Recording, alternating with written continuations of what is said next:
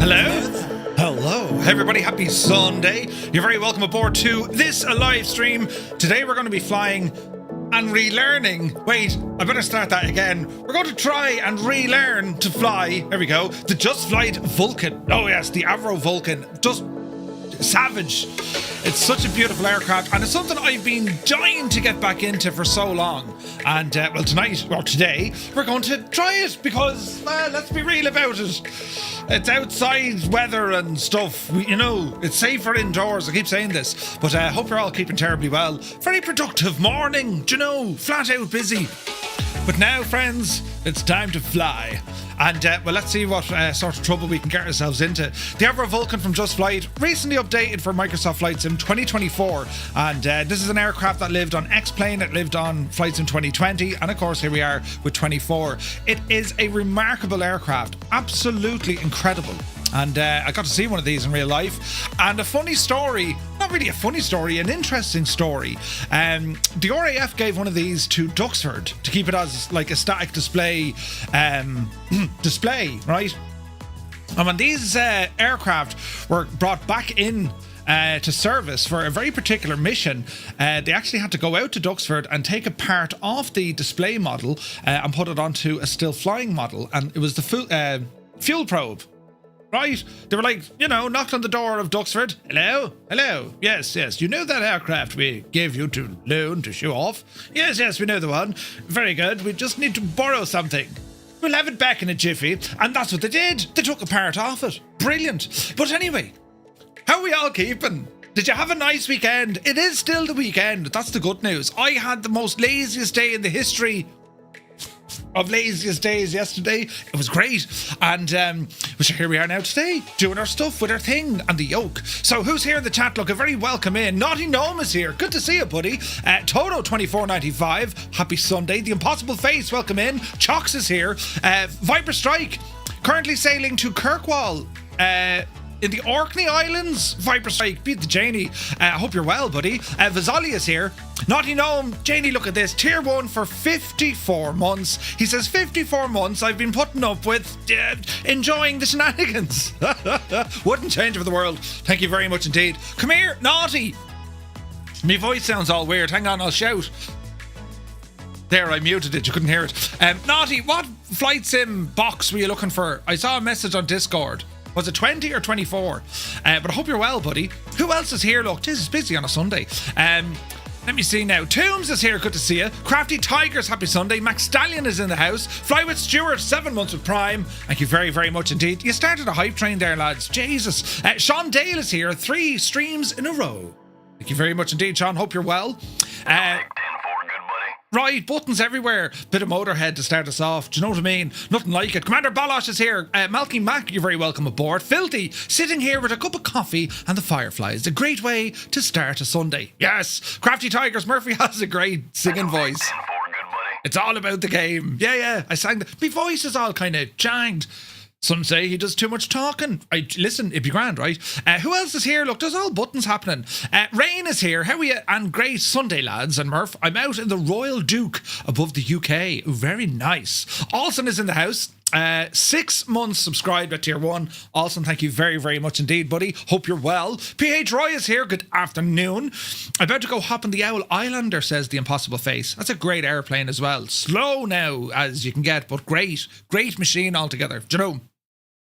Hang on there now. Have I buttons here? Does that work? Oh, it does, look. The things you'd find, right? Look, Jesus. That'll do as a picture on your wall, look. Wouldn't it, like, it's like, that's a picture. Yes, hang it on the wall for all to see. It's only absolutely friggin' gorgeous, right? Beautiful. Anyway, Schutz is here. Hola, amigos. Hope we're all well. Just making some bacon butties. Jesus, Schutz. Do you know what we watched yesterday? We did a lazy day yesterday. It's the first time I think I've ever done like a pure not do much day. And we watched the Bourne movies. Jason Bourne, it was a documentary a bit of myself, we watched all the Jason Bournes, but we didn't watch the other one, that nearly ruined the franchise and they had to get Matt Damon in to fix it again. What were they thinking? But anyway, we watched those yesterday. Liptorius are very welcome in. Mac Vision is here. Northern Aviation, welcome in. Will today's mission be about the Skoda factory? Wait, who? Rain is here. Good to see you. Charlie B, happy Sunday. Hayden UK, top of the afternoon, buddy. Hope you're well. Hey, Crote is here. Welcome aboard, man. Sean Dale, they found a valve being used as an ashtray in the pilot room too. What? Wills, 1985. Happy Sunday to you, buddy. Mr. Dan is here. Murph, sorry if you read this in Discord. I think it would help a lot of people.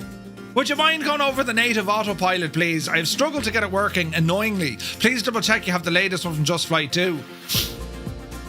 Let's find out together, Mr. Dan. It'll help. It'll help a lot of people. Most notably, Mr. Dan. No problem at all. We'll get you sorted. Captain Norris, good to see you, man. Flying Tonight is here. Welcome in. 2020. Naughty Gnome. Is it one of them you're looking for? Do me a favour, will you? Drop me a message on Discord so it reminds me, and I'll put it in me habersnackle, me backpack, and I'll bring it to Providence with me. You can have this one. I'll leave it out so I know it's for you, right?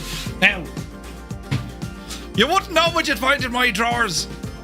Brilliant. Now, anyway, it's the standard box, but sure, that'll do, right? But anyway, is it in German, actually? I got some of these in German. Yeah, it's a German one. Is that alright, Naughty? Ob Lebensschluchen auch gruppenwachend mit einer nächsten Generation der Microsoft Flight Simulator konsigen wirken Lachsburg Flugsibi Sibelstrutten. That wasn't German at all, but if it was, they would be highly offended. But yeah, listen, it's in German, right? But anyway, where are we at now? We're over here. Sean Dale, look at this, 33 months, dude. Thank you very, very much indeed. Prime subscription. Loving being here, Captain. Thanks for all the fun. You're very welcome. Semantic Warrior, good to see you. Death's Angel is in the house. Pilot Peely, good to see you, buddy. Hope you're well. Captain McCoy is here. Welcome in. Kanzui, the man fella who's painting trucks. 40 months with Prime. Kanzui, thank you very, very much indeed, buddy. Hope you're well. Max Stallion is on 110 streams in a row. Yeah, baby. Jesus, then. Now, let me see. Edo is here. Good to see you, buddy. Good evening from Tokyo. My weekend is almost over. Well, hello from Tipperary. You're in the future.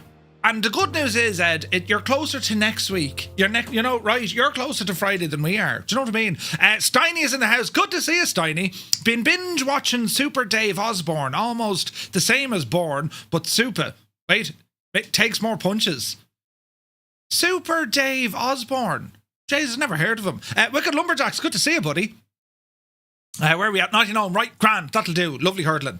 Captain Norris, good to see you. Your drawers, too much info. You wouldn't know, right? Mr. Dan, cheers, fella. Annoyingly, I'll have to rewatch this back because I'm at me dinner. Oh, wait, I am on me data and it's gone. It's going to be vanished if I watch. Gotcha now. Are you still on holidays, Mr. Dan? Crafty Tigers, the Irish also invented all languages. Yes, we did. We saw last night the Ministry of Sound Classics performed at the Royal Albert Hall in London. It was superb, says Pilot Peely. That sounds awesome. Jesus. The Ministry of Sound Classics. Ministry of Sound Classics. What would be a classic now? Filthy, good to see you. We know exactly what we'll find in your drawers. Space things, NASA things, rocket ships. But I do have NASA things, actually, but I don't have, Jesus, then, this is a mad... I have a whole load of glasses wipes.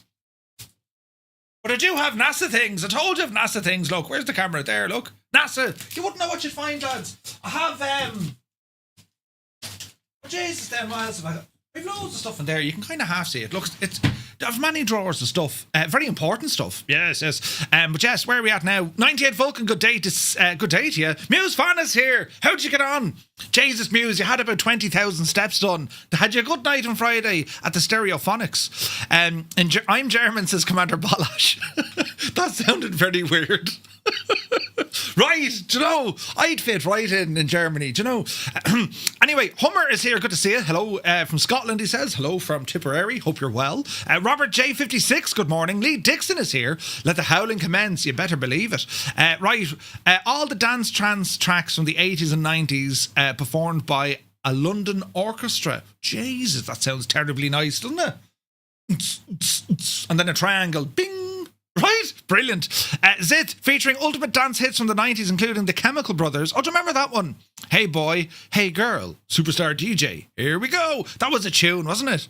Dario G, Fateless, Insomnia. Ah, Jesus, they're all friggin' belters. What's the starting airport on the ground at a place called RAF Marham?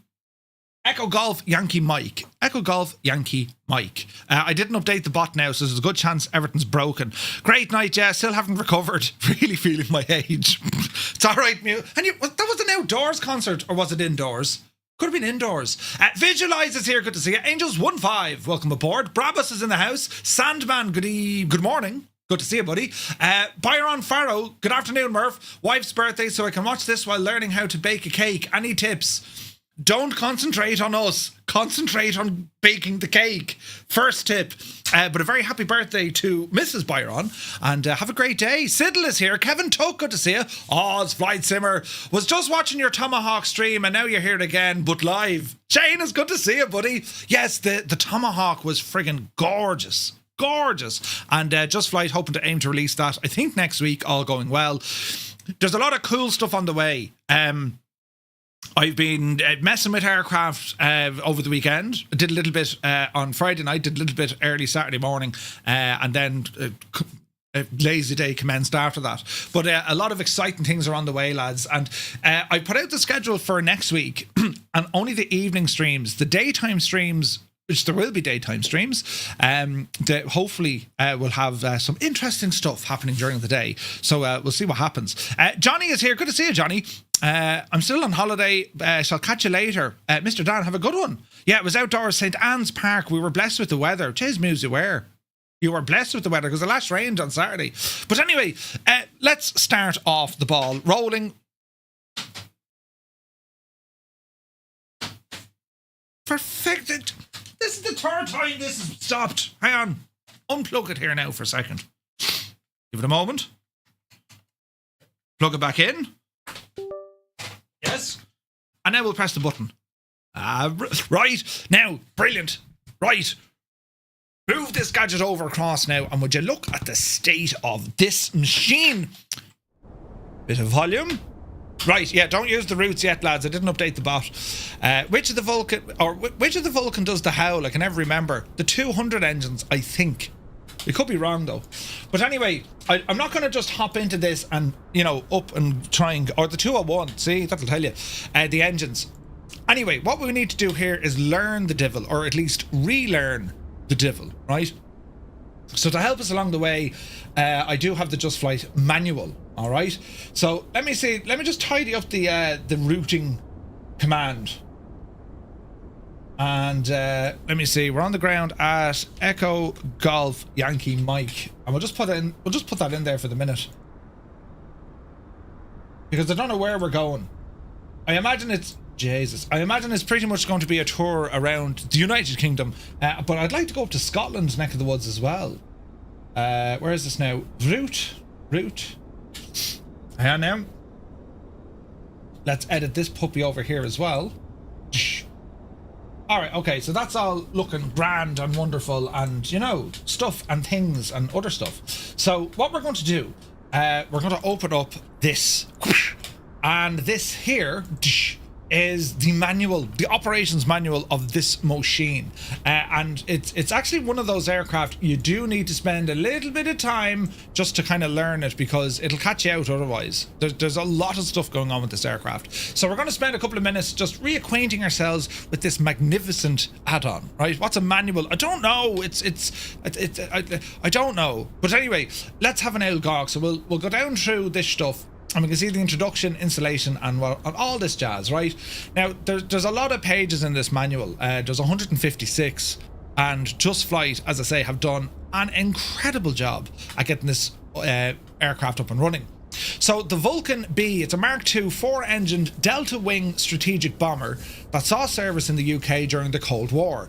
XM655, on which this add-on is based, was the third from last Vulcan to be produced for the Royal Air Force, It was delivered back in 1964 and was part of the UK's nuclear deterrent force throughout the 60s and 70s. It's now being preserved by a team of volunteers at the Wellesbourne airfield. The Vulcan was the second of the V bombers to enter service, preceded by the Vickers Valiant and followed by the Handley Page Victor. The B2 was the successor to the earlier B1, featuring more powerful engines, a larger wing area, and improved systems including electronic countermeasures and also in-flight refueling capabilities. Right? Virtual Flight Diaries, good to see you. The Vulcan gained fame when it took part in Operation Black Book, a series of long-range bombing missions during the Falklands War. It was considered the most technologically advanced of the time of the three V bombers, and it served with the RAF until its official retirement in 1984. They got 20 years out of this machine, right? So some of the dimensions of the aircraft, it's a massive aircraft, right? 106 feet long, 111 feet wide, 27 feet tall from the lowest to the highest point, all right? The engines for Bristol Siddeley Olympus 201 turbojets, or you have the Olympus 301, power each rated at 17,000 pounds of static thrust, giving you 20 pounds of thrust. Like, what? Crazy, right? Fuel capacity of 9,260 gallons and empty weight of about 45 tons. This is a heavy, heavy machine. Maximum speed or level speed was Mach 0.75. Max cruise speed Mach 0.95, had a service ceiling of just shy of 65,000 feet and a range of about 2,000 miles with internal fuel, but of course we knew that these things could operate on a air-to-air refueling, which they flew from England to the Falklands. Need we say any more, right? Something looks terribly weird and wonderful. I better move because we're inside another Vulcan and it looked weird, right? We'll move over here, look. Loads of room, lads, loads of room. And we'll do one of those. Right, that looks a little bit safer and better. Here we are now. Yes, all is looking a little bit better, right? So we continue on, right? Couple of paint schemes. There's 19 different paint schemes that Just Fly have included. The white one is gorgeous, and we have a lot of options here. So insulation, that's all grand. Accessing, that's all grand. Regular updates, systems guide. So the Vulcan Delta Wing all-metal aircraft powered by 4 Olympus 301 engines, each with 20,000 pounds of static thrust. The aircraft is capable of air-to-air refueling, and it's also fitted with a ram air turbine and an airborne auxiliary power plant for emergency electrical supplies. An airborne APU, right?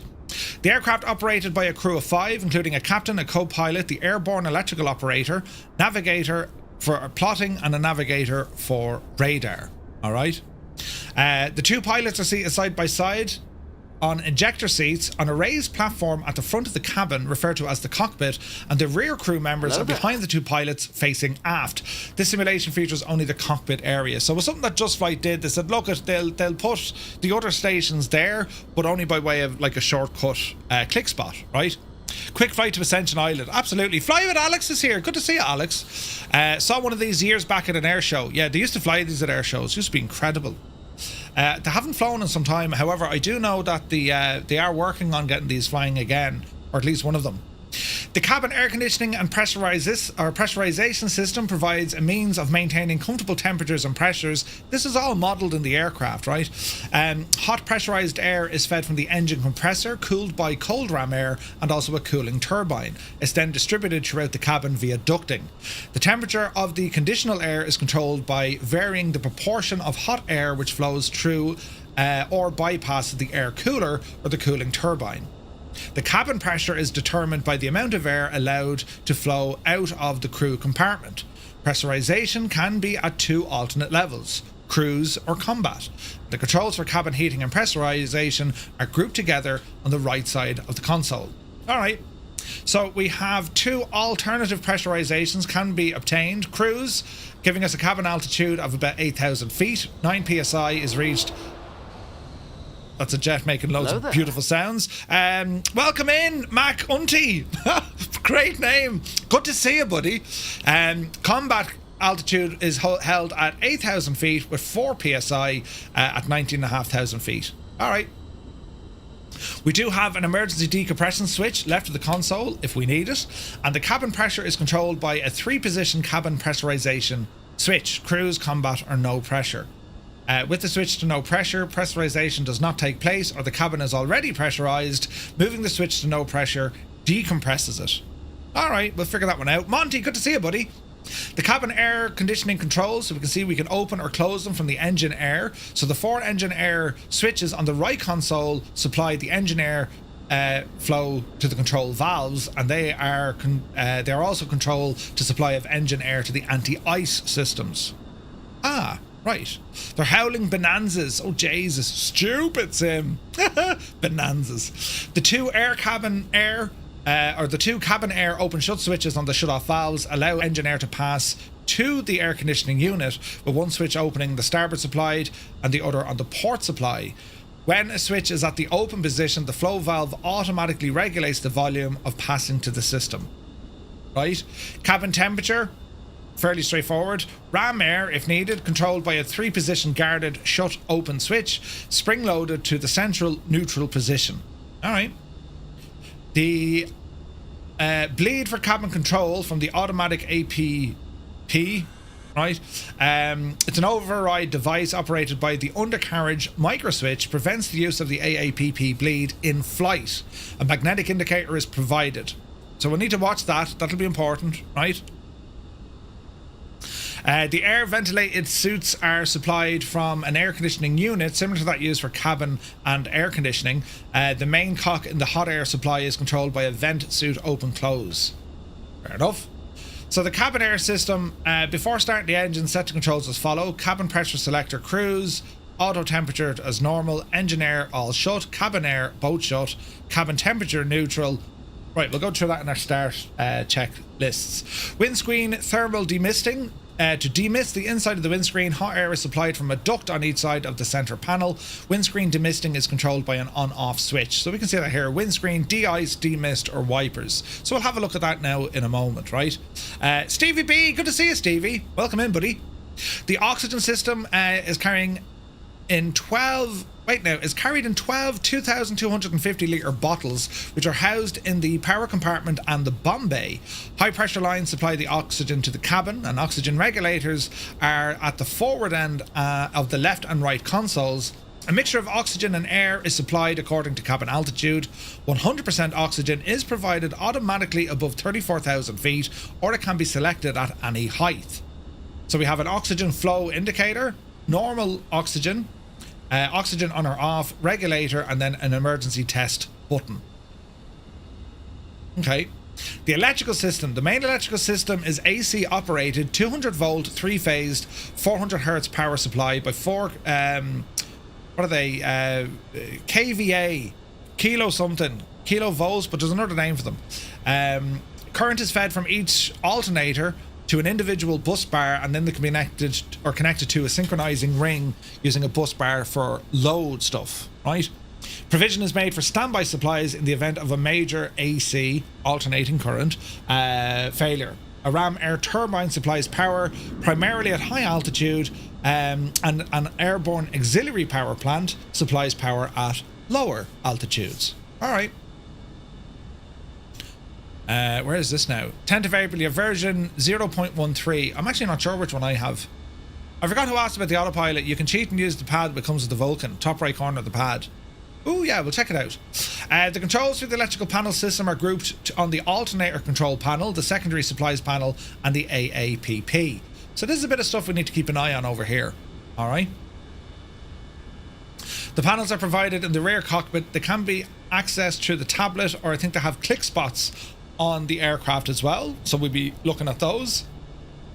EFB camera positions, again, we can have a look at these. First pilot, second pilot, the AEO, or the navigator. Lovely. Each alternator provides 200 volt 3-phase 400 hertz power. Alternator supplies are controlled by 2 circuit breakers. With an alternator breaker closed, the alternator feeds its own bus bar. When the synchronizing breaker and the A breaker is closed, the alternator supplies its own bus bar and the synchronizing bus bar.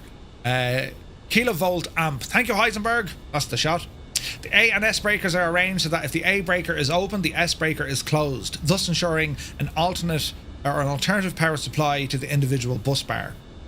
Each load bus bar supplies approximately a quarter of the total load. Okay. Our voltmeter and frequency meter for the selected incoming alternator. We can see that. RAT and AAPP test buttons. Alternator selection switch. Extra supplies trip. Push button used to trip any extra supply. Ram air turbine and so on. Ground supply would be there as well. Mimic diagram of the 200 volt system. The diagram incorporates a voltmeter and a frequency meter. Magnetic indicators for the ram air turbine show continuity when they are connected.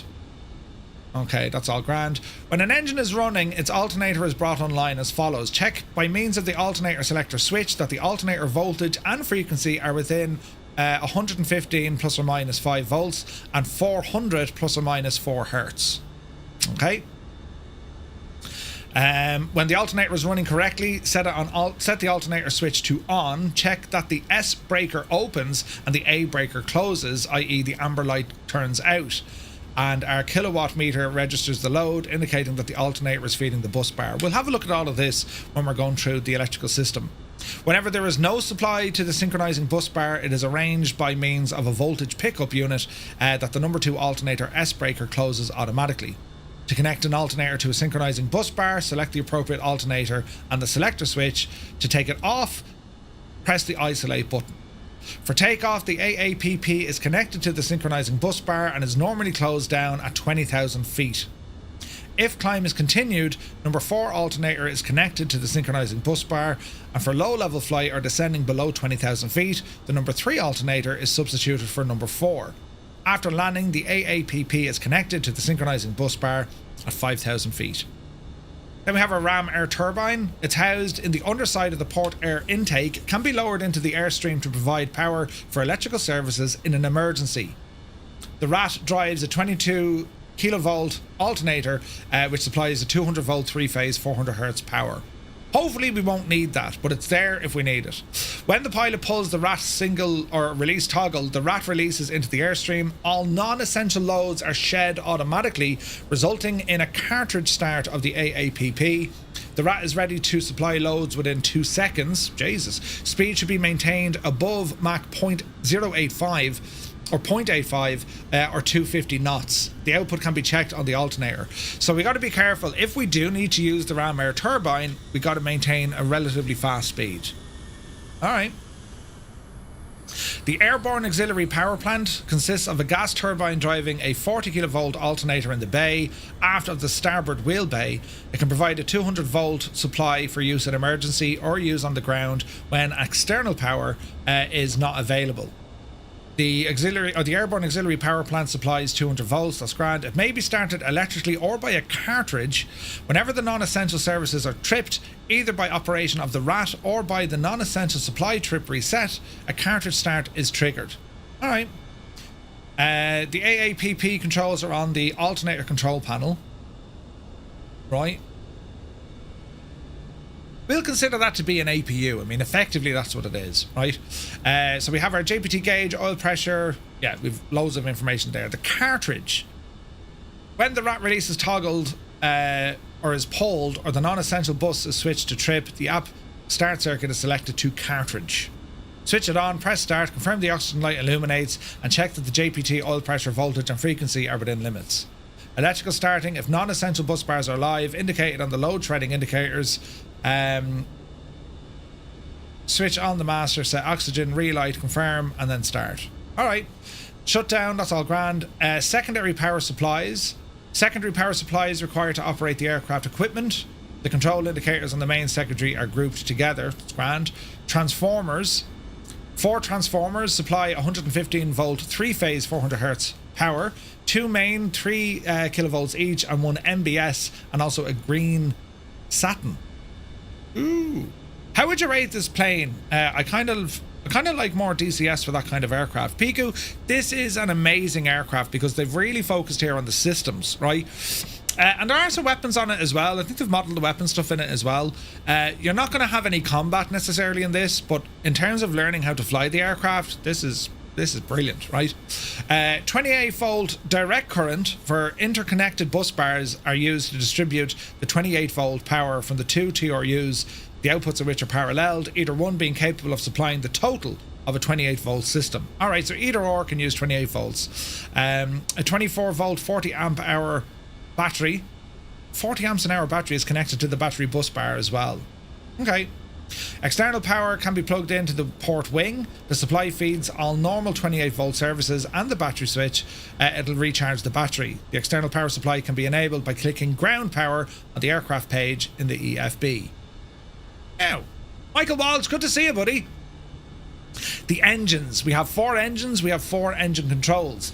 The aircraft simulated is powered by the Olympus Mark 301. Engine control is provided by a combined throttle and HP cock. Limitations on engine output are controlled by the position of the takeoff cruise switch, and a jet pipe temperature limiter is installed which controls the engine speed to prevent the jet pipe temperature limit being exceeded. So we have our throttle and our HP cock controls. The 4 throttle levers, which also control the HP cocks, are forward of the retractable center console in a quadrant marked open idling. The quadrant is gated at the idling position. Okay, so we need to ungate them and put them into their position. Grand. Left click on the base respective to move it forward. So we have a little click spot on the base of the throttles. That's what unlocks them. Although the Vulcan aircraft is fitted with an auto throttle control, these were inoperative. Ooh. So auto throttle was actually inoperative on the aircraft. Each engine RPM governor has a double datum selector, allowing it to control RPM on takeoff. So this is like a manual governor. The JPT limiter works on the to prevent the jet pipe temperature JPT limit being exceeded. It's controlled by the on-off switch. Alright, with the switch on, jet pipe temperatures are controlled automatically. With the switch off, the limiter is overridden. The JPTs must be controlled by throttle movement. Tima, good to see you. Engine start and system. So we have an engine start control system. Now we can do on this aircraft single engine start, or we can do what's called a rapid engine start. Effectively all 4 engines activating at one click of a button. And the real aircraft was capable of doing that. All right. 4 push buttons for individual. We have a gyro hold off push button, rapid start push button for starting all engines, normal or rapid lock toggle selector, ignition on or off, air crossfeed, 3-position magnetic identifier, and then we have the on-off master switch.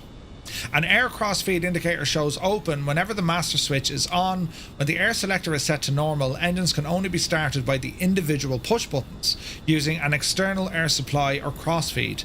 When the air selector is set to rapid and the master switch is on, all engines can be started simultaneously by using the rapid start. Ooh. A relight button on each throttle lever provides a means of relighting the engines in flight. When one of the buttons is pressed, 28-volt vital bus bar power energizes the igniter plugs regardless of the throttle position or switch selections. Alright, so it'll reignite the engine if we do have an engine out, right? But just be careful of the throttle position. With the ignition switch on, master switch on, and air selector to normal, pressing the starter button energizes the solenoid circuit, the engine ignition, and also is it Paulusta air bleed valve? Alright. With the ignition on for rapid start, the rapid start facility uses a mixture of bottled air and fuel from the booster pumps. When the mixture is ignited, the resulting hot gases turn the starter turbine. Okay. Engine instruments, we have our jet-powered temperature gauges, or probe, 4 fuel pressure magnetic indicators, RPM, engine oil, and engine control magnetic indicator, which is INOP. Fire protection system, 4 guarded fire extinguisher push buttons for each flight. Lovely. Flying controls. So the powered flying controls, these are interesting because this is what catches a lot of people out. They try and move the flight controls and nothing happens, right? The flying controls in the cockpit are conventional in operation. Dual interconnected control columns and rudder pedals are provided, operating powered controls through a series of linkages. The controls for the powered flying controls, artificial feel, auto stabilizers, and also a Mach trimmer are grouped together on the left side console. The elevator and aileron trim and field relief switches are duplicated on the two control columns. Those for the rudder and the fuel contents panel, or on the fuel contents panel. The emergency trim is connected. Alright, so elevons. Control of the aircraft in the pitch and roll axes is achieved by 8 elevons hinged into the wing trailing edge, 4 on each side. Each group of 4 is divided into 2 outboard and 2 inboard. Now my understanding is if we had these powers turned off, it's extremely difficult to maneuver the aircraft. But anyway, each surface is operated by a separate electric hydraulic powered flying control unit. If the control column is moved fore or aft, all 8 elevons move down or up. Okay, and then we have trims for that then as well. The rudder, single rudder controlled by 2 powered flying control units, 1 main and 1 auxiliary. Normal control by the main unit with the auxiliary unit idling. Alright. Each PFC unit consists of electronically driven hydraulic pump, a servo valve and also a hydraulic jack to move the control surface. Movement of the cockpit control operates the assembly to supply fluid to the appropriate side of the jack, thus moving the control surface. When the control surface position coincides with the new position of the cockpit control, jack movement ceases and the control surface remains in the selected position until further control movements are made. Right? Incorporated into the assembly is a surface lock valve. As long as servo pressure is available, the valve is held open to allow fluid to pass to either side. If the pressure is not available, the valve closes under a spring load and no further fluid can pass to or from either side. This triggers the illumination of a warning light on the instrument panel and control surface lock valves from the ground lock for the aircraft surfaces. Artificial feel units. As the flying control system is irreversible, aerodynamic loads are not transmitted to the pilot's control. This is effectively like a fly-by-wire kind of system, right? To compensate for this lack of feel, artificial feel units are provided in the elevator, aileron and rudder control system. Elevator and rudder feel can be reduced to a minimum by the use of a feel relief switch, also allow a full range of control movement. Interesting. That's mad, isn't it? Hey B. Carlo, good to see you. Corn Wolf is here. So basically, there is no natural feel from the ailerons against the wind or any of that jazz, right? So they use this artificial system. That's kind of mad. To prevent possible feel unit runaway while at low speeds greater than 250 knots, a locking facility is provided for all 3 channels and it's controlled by a single switch. Jesus! Shuts, you absolute mad lad! 5 gifted tier 1 subs. Thank you very, very much indeed, Shuts. What a legend, man! Jesus! Lads, if you just got a tier 1 sub with thanks to Shuts, do be sure to say thank you. What an absolute ledge. Cheers, buddy. Be great with an AB9 to see if that system works, Murph. John, yeah, must test that actually with the Moza gear. 100%. Trimmers, that's grand. We'll have trim for those. Yaw dampener system is duplicated with the circuit in use. Mac trimmer system is duplicated. That's all grand. Controls and indicators. We'll see all those. That's okay. We have 10 push-off spring-loaded stop buttons for the individual PFC. And then we have different start switches. A, or, and E. A signifies the outboard elevons and ailerons, or is the rudder, E is the elevator. A, or, and E. Ailerons, rudder, elevator. Makes sense? Let me see. Yaw dampeners, number 1 off and number 2 switch. Okay. Reset, comparator, spring-loaded push button for pitch dampeners at Mac trim. Our pitch dampeners push off, pull on. Alright. And then auto trim. Rudder trim is there. Rudder artificial field relief. So there's a button for that, right? Is the Vulcan 2024 native now? It is, Schutz, it is. Lonzy, good to see it. British engineering at its finest. This thing was an absolute marvel of technology of the day. Like 6 knots. Murph is reading the manual. Must be an impossible. Right. But I want to relearn this because, like, I read quite a bit of this when the Vulcan first came out some time ago. The center instrument panel has the following indicator.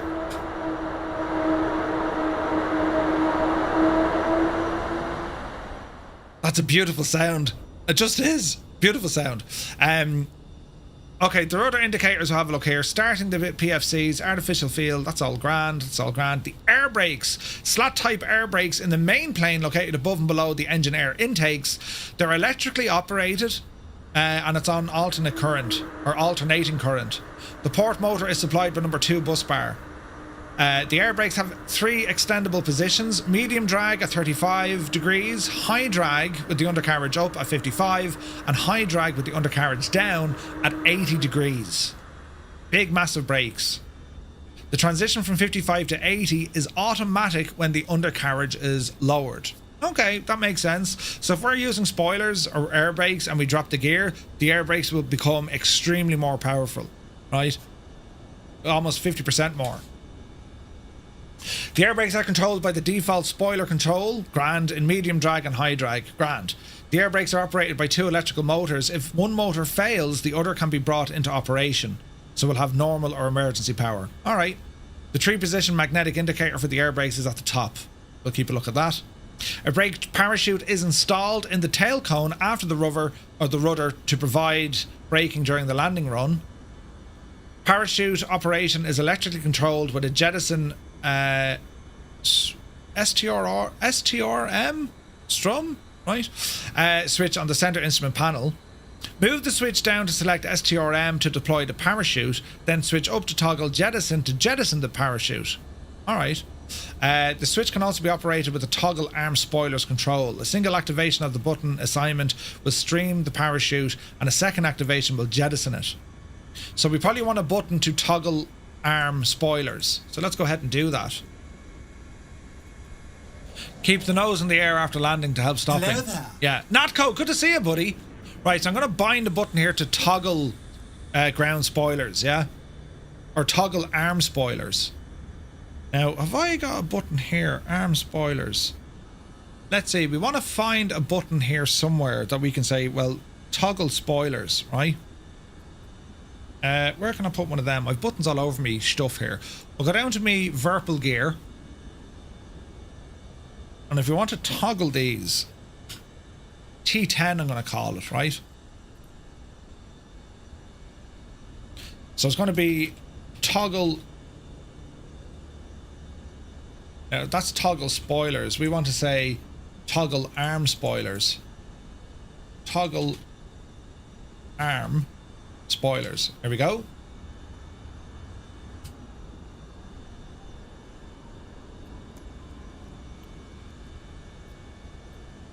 That'll do. I have a button now for that. And we continue on here for a moment. So you press it once, out comes the parachute, press it again, it'll jettison the parachute. We are aware of an animation issue preventing the parachute from opening completely. That's okay, don't worry about that. The fuel system, this thing is going to be nuts. There are 14 pressurized tanks on the Vulcan. 14, right? This thing crazy, right? 5 in each wing and 4 in the fuselage, above and to the rear of the nose wheel bay. The tanks are divided into 4 groups, each group normally feeding its own engine, and a cross-feed system enables the various groups to be interconnected, right? Automatic fuel proportioning is normally used to control the fuel center of gravity position. 14 fuel tanks, lads. And that's all done here. We can see it on the main fuel console, right? Air-to-air refueling controls are also on the starboard console. Air-to-air refueling is fitting. The nose probe is in the nose and pipes from it join the normal refueling lines. So you can see where the nose is. See the red lines, refuel or defuel, right? You can see the way these red lines are feeding all the tanks, all of them, all 14 tanks. So that's pretty mad. Like when we can shut down various tanks with this aircraft when we're refueling. And I imagine then it has its own internal leveling valves, or what are they called? A leveling valve, effectively. It'll know basically these tanks are full, go to the next one. Other aircraft, for example, Indy builds, you know that T-33, it didn't have that logic. It didn't know when the fuel tanks were full. So what could happen is during refueling, or when you're transferring fuel in from a tank into the fuselage, it would overflow and you'd lose fuel, literally lose fuel out the back of the aircraft. Thankfully, the Vulcan doesn't suffer from that headache. That's quite impressive, though. Tanks on each side of the aircraft are numbered 1 to 7. Number 1 and number 2 are fuselage tanks, and the remainder are wing tanks. The tank numbers correspond to the CG position. Okay. All our quantities, that's grand. Retractable console. The fuel panel shows a mimic diagram of the system, including that of the Bombay tanks, or the Bombay tanks. So we can see roughly if we're going to be nose heavy or tail heavy, right? So we can get all that through it, right? That's pretty cool. Cross feeds are there if we need them. Bombay diagram has 2 Bombay made switches, 2 on-off pump switches for each tank, and a pressurization switch. Main or Bombay. Off, on-off, all pump switches. We'll have a master switch here as well. All right, starboard console is for air-to-air refueling, probe lighting, nitrogen purge, tank pressures, master switches, and then we can see what tanks full, lights out. See that? So that's for our air-to-air refueling.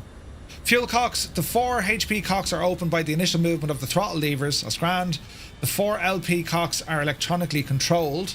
So they're basically your fuel open or close switches, yeah? Then we can go into the crossfeed stuff. Fuel pumps. Each wing tank contains both a booster and auxiliary pump. Jesus, they had redundancy built into just about everything, didn't they?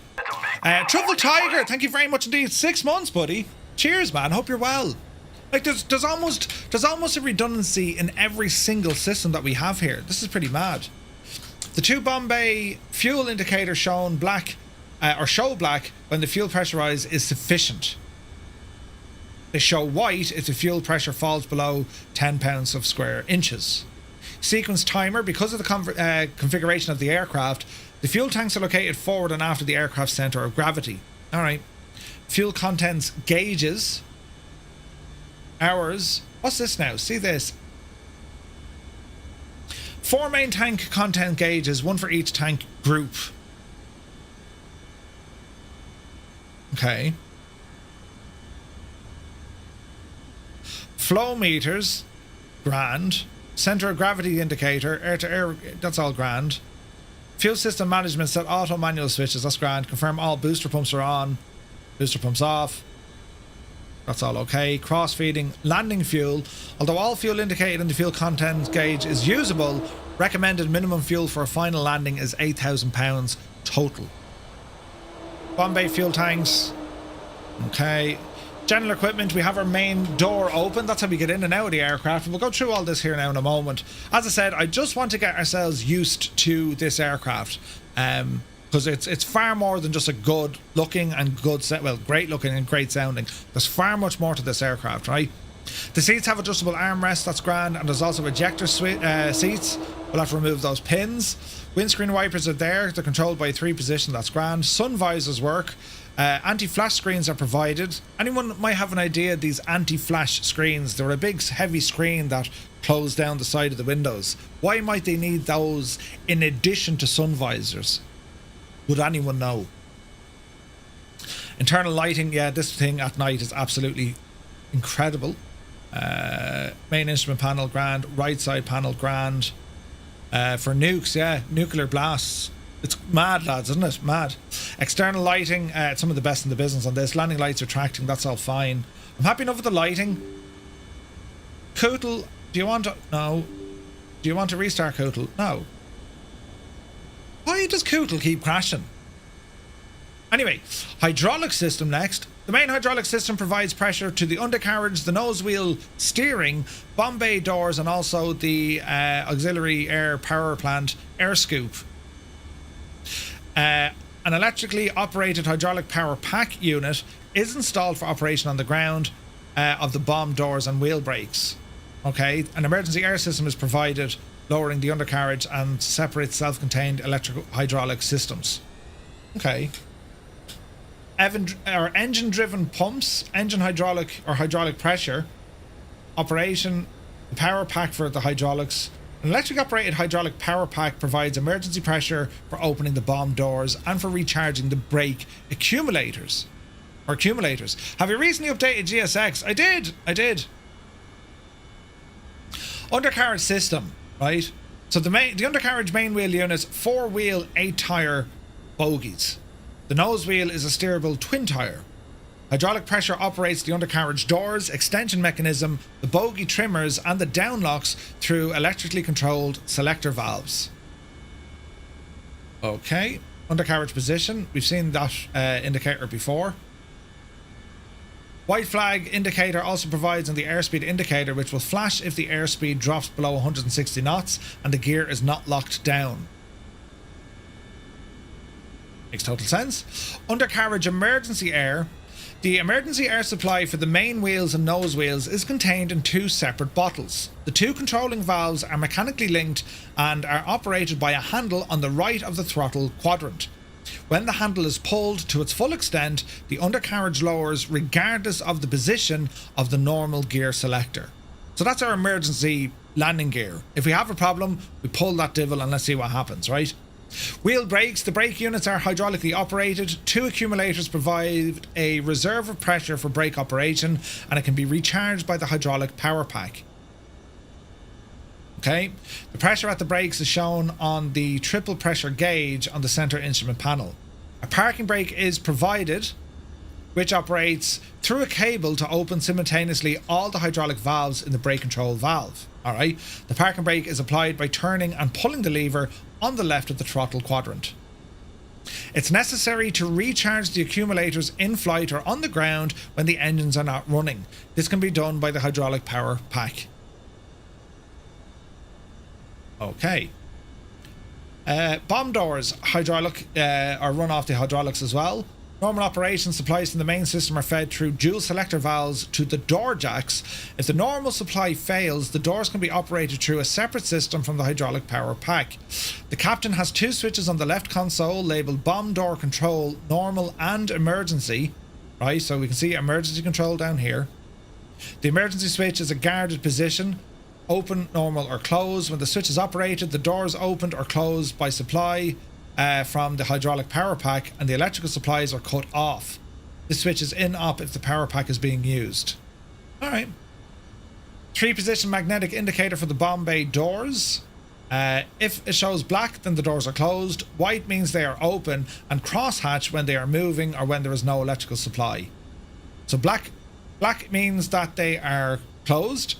White and black, they're moving. White, they're open. Icing protection.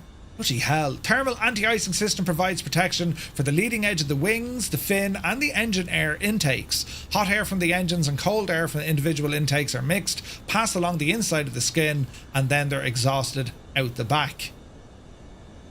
Alright. Port and wing anti-ice, pitot heats, manual heat controls, that's all cool. High, medium, low, that's all grand. Flight instruments, so we have military flight systems. Military flight systems consist of twin aircraft attitude systems, twin compass systems, and the autopilot. Alright. ILS signals can be fed into the system with the ILS localizer information being presented on the beam compass and the ILS glide path on the director horizon. Alright, we'll have a look at that. Our director horizon. So we have the attitude failure flag, beam and glide path, so beam, glide path, and then we have a pitch indicator. The pitch scale, grand. You have your glide path pointer, horizon bar pitch pointer, azimuth director pointer, bank right sight pointer and bank scale. Anyone else confused yet? I am. My phone's hopping. Stop hopping. Roll signals are fed into the horizon. Okay, so looking at this thing for the ILS, this will roll in the direction that we need to interact with, or at least intercept. That's what I think. Each beam compass is driven by the gyromagnetic compass. It acts as a heading monitor for the autopilot, acts as the heading selector for both director horizons, shows displacement from a selected radio beam, and it can provide digital gyro information. We're going to test all this stuff when we're flying, right? Hey, Mystic is here, good to see you. We'll test out all this stuff when we're flying, because I'm very interested on the autopilot and navigation with this aircraft. Yes, we can cheat, we can use the EFB, and we can just say, right, follow this heading and head away there. But let's look at the actual native autopilot with this aircraft, right? Right, that's all grand. Compass for DG or slave, that's grand. This military stuff, provided the center instrument panel has the following. navigational selector, pitch, height, approach, datum. Okay, we've localizer over here. Bomb, this setting can be used as a heading mode when the track knob is pulled up. Remote setting can be used as a GPS mode if a flight plan is loaded. Sweet. Central, normal, this setting can be used to nav mode and tack hands when track knob is pulled up. LOC, this setting can be used for nav mode to track VORs. We'll be using that when the track knob is pulled up on the autopilot controller. This setting can also be used to track the localizer if an active frequency is inputted into the nav1 radio. And then GP, this setting is identical to LOC, but with the addition of glide path signals fed into the system. So GP is kind of like your LS system in an Airbus, in terms of make sure you have it on that switch and it's going to follow the glide path and pitch position and all this, right? Stu says, I'm currently nursing an injury from curling of all things. Jesus. Stu, look after yourself. Phil the Fridge, good to see you, buddy. Jeff Johnson, welcome in. And Os FF89, good to see you. Demand Chief is here as well, good to see you. If you do a bomb run on Port Stanley, I will feel so nostalgic. Isn't it mad that they flew this, what's it like, 8,000 miles or something? Like, what? Crazy stuff, lads, crazy. Do you know? But let's see what the crack is up here now. The pitch selector controls servo-driven functions. Mac, height, central, approach, datum, non-functional. Power supplies, that's all okay. Autopilot. A Mark 10 autopilot is installed as part of the military flight system. The autopilot uses 115 volt alternating current along with 28 volts of direct current. Power to the autopilot is controlled by a spring-loaded switch on the right console, and if the autopilot has been disengaged by either pilot's instinctive cut-out switch on the rear of the control columns, the 28 volt supply will be cut off and the engage and power buttons will release. The power button will no longer hold up won't be held in its position up until you reset it. Okay. The autopilot control panel is located at the rear of the retractable console. Power, glide, track, if it's ready. Bomb, indicated airspeed, altitude, a couple of buttons up on top. Track, the two-position push-pull switch can be operated using a left click and then move between off, which is in the down position, or on, which is in the up position. With the autopilot engaged and track switched pulled up, the aircraft will track the heading set by the heading index or the ILS localizer. That's your heading switch or track. Glide, this option, two-position push-pull, can be operated using the left-click mouse, grand. With the autopilot engaged and glide switch pulled, the aircraft will alter the pitch in accordance with the glide path beam. So that's, I don't want to say vertical speed, but certainly the attitude of the aircraft, right? Power, two-position, power is going to be on or off, and you have to wait until the white light comes on to say it's ready. Then we have an engage switch, two-position push-pull switch. When the engage switch is pulled on, the autopilot will couple to the control surfaces. This is indicated by the in magnetic indicator changing from black to white. So that'll turn on. Bomb non-functional. IAS and Alt three-position pull-push switch can be operated using a mouse wheel. Grand. When Alt is selected, the autopilot will level off and maintain the current altitude. When IAS is selected, the autopilot will pitch the aircraft to maintain a specific airspeed. The autopilot power and engage switches must also be pulled on before attitude lock or altitude lock will function. Okay. Rudder, aileron and elevator channel switches. These two-position switches can be operated. These switches control whether a particular surface of the aircraft is coupled to the autopilot. Or AE. Rudder, aileron, elevator. That makes sense. It's very rudimentary. Like we can kind of half figure it out. We just need to be careful that there's going to be certain timings when we're trying to make sure when this is working. Yeah? Alright. Alright, okay. The turn and pitch controls are at the forward end of the retractable console. A rotary switch turn covers. So we have this one, automatic pilot controller type A, climb or dive, and then these are degrees of a climb or a dive. Yeah. Autopilot elevator servo load, the trim indicator, artificial field switch, pressure heads. Two pressure heads, pitot heads, are located on the either side of the nose, electrically heated. Okay, so they're pitot. Pitot heater, magnetic light, that'll come on to say that the pitot heat is on. Alright. Let me see. Boise, good to see you. On beta with both, this has given me time to have a spring clean of all my folder structures. The stream is making a mundane task more enjoyable. Once done, I'll be able to hopefully join you. Sweet! Going back to standard builds. Yes, the betas are grand, but standards should be better. Pressurized operated instruments. That's okay. That's using all the air pressure, airspeed, Mach, vertical speed, altimeter. That's grand. Miscellaneous equipment, an accelerometer for G speeds. Each pilot has a bubble slip indicator for the instrument panel. Hinged arm is fitted underneath with clearance lights, tail clearance lights. The radios are going to be important. We have an ultra high frequency radio. That's COM1. It's also been repurposed as a VHF radio, which controls COM and nav. Okay, but watch that. A tooltip will appear when you mouse cursor anything over there. So let me see. Channel, nav. Okay, so that's nav. Fair enough. Or we can do it from in here, the EFB. We'll look at both, because I want to do a little bit of VOR planning here.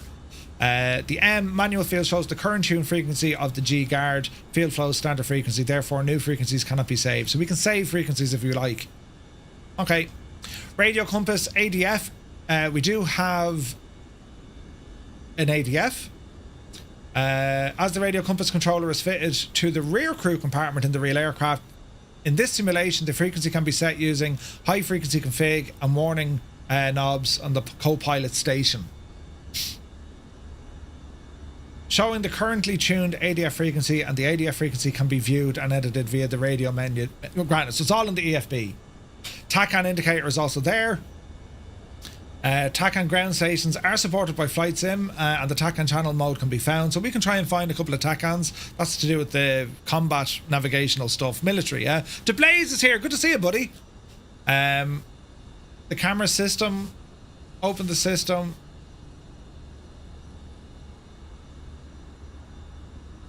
Okay, that's just looking at radios. That's fine. Panel screws. So we have a couple of buttons here to find the stuff. We'll check that out inside the aircraft. Radio altimeter, that's all grand. Console switches. So the rest is just showing us where everything is. And that's enough of a little bit of an introduction to see what we're doing. The rest of it is going to be hilarious, because no doubt we'll crash and die, you know. But that's good enough for me. Right, airplane, let's go in and start having a now look at you, shall we? So, yes, what an absolute beautiful specimen of an aircraft. So, it's absolutely huge, isn't it? This ginormous delta wing aircraft, but it looks absolutely stunning. Absolutely stunning. The details Just Flight have put into this aircraft, they're staggering. They really, really are. We've a lot of the kind of ground controls disconnected here. We'll have to go ahead and turn them all on. Here's one of our main landing lights. So they're actually flush with the wing. We have to extend those. Looking at the back of the engines here now, all the removed before flight stuff has been vaminosed. Or vaminosed. We'll go in and have a look at that. Look at the actual size of the friggin' bomb bays. Like, you'd fit a car in this. You'd fit 2 cars in this. And look at the detail they've gone into, lads. Isn't that quite amazing? The size of the bomb bay doors. The ram air turbine. Is that fella there? It kind of just drops out. I'd say that's off the ram air turbine there.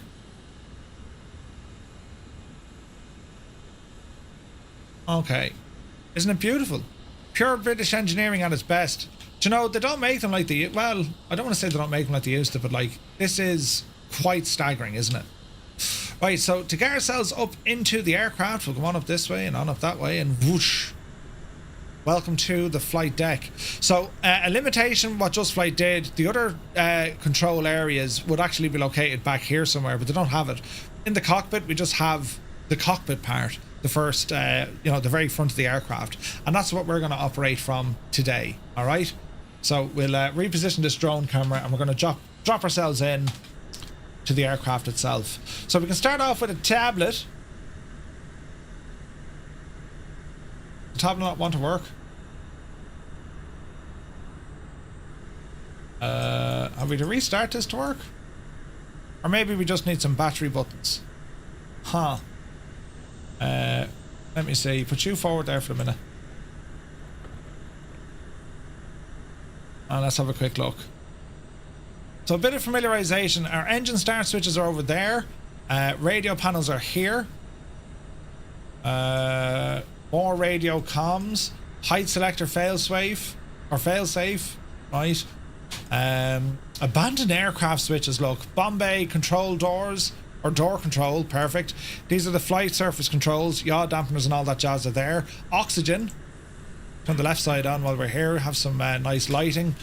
Moving across, this is for our compass, and we can see oxygen is moving by our oxygen indicator. We have all our speeds, windscreen wiper. Then we have all these awesome looking controls, avionics, the whole lot. That's light switches. What else we have? Jettisons. We have all our trims. We have all our fuel gauges here. Look, the cocks, right? We'll go back to those in a moment. Height, approach, remote. This is all to do with our autopilot system. See the way even the you know, the engine RPM stuff, it's all on the side. Oh no, not the temperatures are all on their side. That's pretty cool. Hey, Frankie's here. Good to see you, buddy. Dan 1878. Good to see you, Dan. Strap is here as well. Good to see you guys. Here, like in Egypt, trying to figure out the Vulcan. It'll be fun. Over on the right side then, this is where we have our air-to-air refueling. That's all part of the fuel system. And we also have our anti-ice controls, and we have our cabin and pressurized controls, which is over here.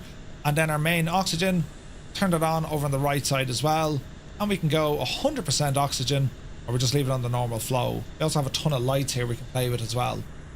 Coming on down here then, we will bring out our center console, and this is our main fuel control system.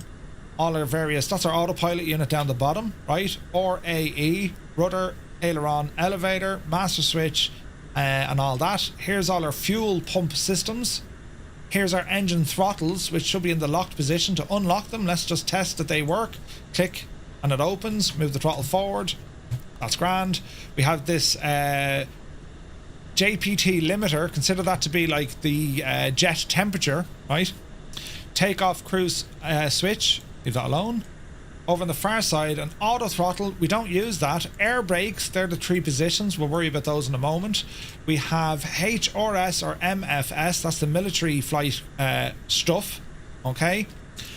Here is showing us our fuel quantities. And remember that these are looking at the different groups of the fuel, not all 14 tanks. And then we have a rudder artificial fuel relief, and we have some trims here as well. Looking down, this is if we're nose heavy or tail heavy. We can check the center of gravity. Probably need electrical power for this. Hydraulic power pack, landing gear, gear indicator, hydraulic pressure indicator, and we might have to recharge that. Engine controls, that's all fine. They're all fine. De-icer, demist, and wipers. We have the same over the far side. That works, which is interesting. Don't know what she does, but we'll figure it out. Fire fighting stuff. We have a ram air turbine release. Up on the very top then, we have some options here, so we can close the window blinds. That's us. We can actually grab these big dudes here as well, look. So they're the window shades. And then here's the actual big, heavy friggin', let's call them the nuke doors, right? Isn't that absolutely mad, isn't it? Jesus, imagine being in a situation that you needed to use that. You know what I mean? Frightening stuff. Okay, that's as high as that goes. Now we do have some hidden click spots according to the manual. The EFB is dead, so I need to figure out how we do that. So we have 2 click spots here, and we also have click spots down at the bottom. So let's look at these guys here. Was that there I was looking at? No, the autopilot? No. Mode, standby, emergency, or push.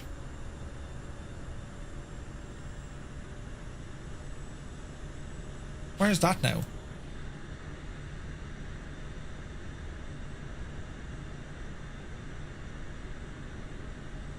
Have they changed? Oh, here's a click spot there and there. No? That's definitely those, isn't it? No. Where's that now? Let's have a look. We'll find that switch now in a second. Is it on this side?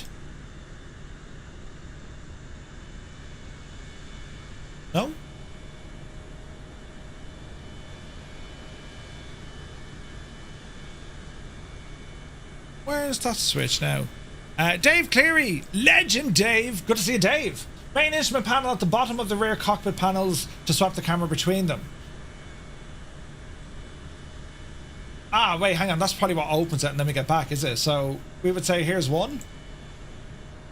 Yeah. All right, okay. So what have we got here? This is transponder. This is electrical. Extra supplies, isolate. Battery isolator. Get the battery on. That'll at least give us power into our tablet. There we go. Ground power, yes. Chocks put them on. Covers put them on for the moment. Crew door is already open.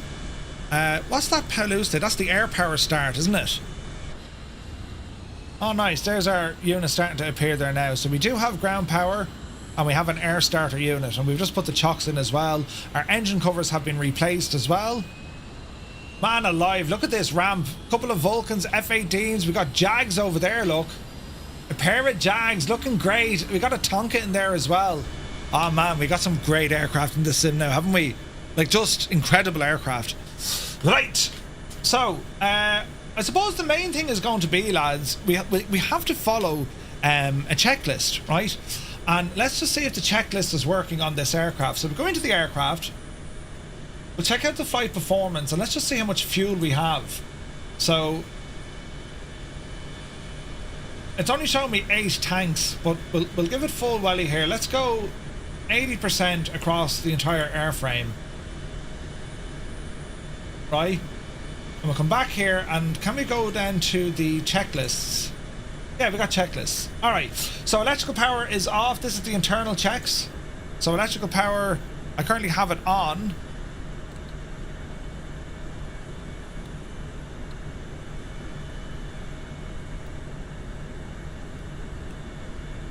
We'll turn it off.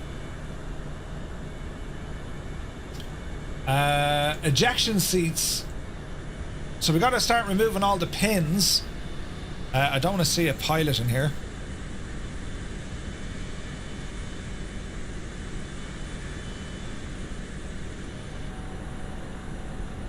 Is there a way that we don't need to show that pilot, I wonder? Or is that maybe from our load?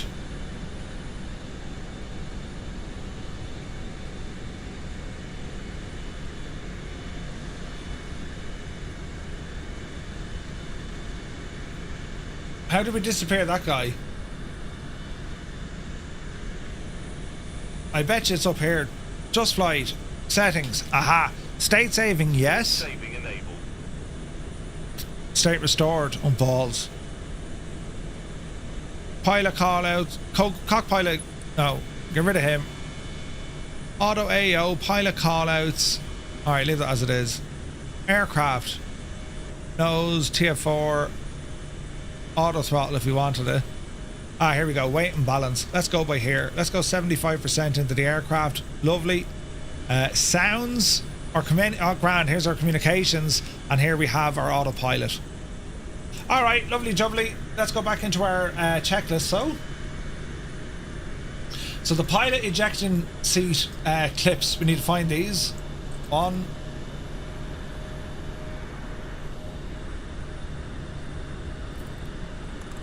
Wait, did I just put them back? Yeah. So I think if you click on one, it removes them all. Wouldn't that make sense? Yeah. Alright, they're done. Oxygen, we've turned on both sides. They're on. Battery, on for 30 seconds. Make sure you have 24 volts. She's reading 24 volts. We'll leave it on, make sure it's sitting there. That's looking good. External, if using EFB, connect the ground power unit. That's in.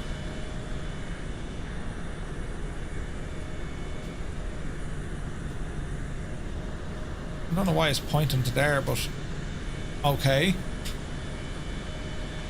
The air start is a bit near to it, yeah. Let's see here now. So the air start unit is already in. That's what we wanted. Now, can we run directly off? Can we run directly off that ground power? Let's have a look. So here's our DC stuff. Battery. Pitos. Non-essential.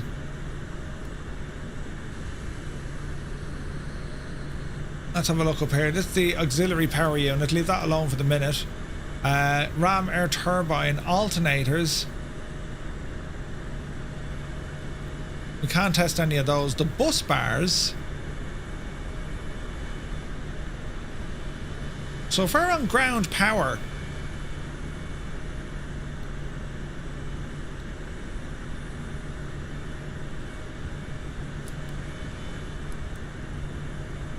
so here's power coming in.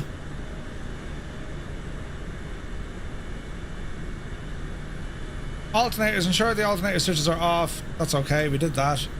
That's off, did that. Fire warning test for the rat. Fire test works. Auxiliary face off. Auxiliary blower master switches are set to off. Yeah. And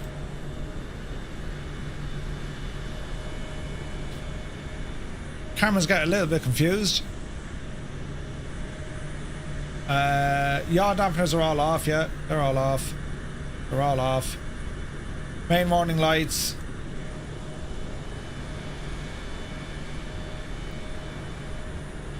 Alternator failed, that's okay. Reminder mill. Bomb release safety lock guards. They're all intact. Bomb doors emergency. Ensure the bomb doors emergency switch is in the normal position with the guard closed. Normal position, the guard is closed. Bomb bay door safety lock is in. Green light, grand. Well, the door is open, so we know that. Ensure the TF4 power switch supply is off. Supply is off. Director horizons, confirm the attitude failure flags are out.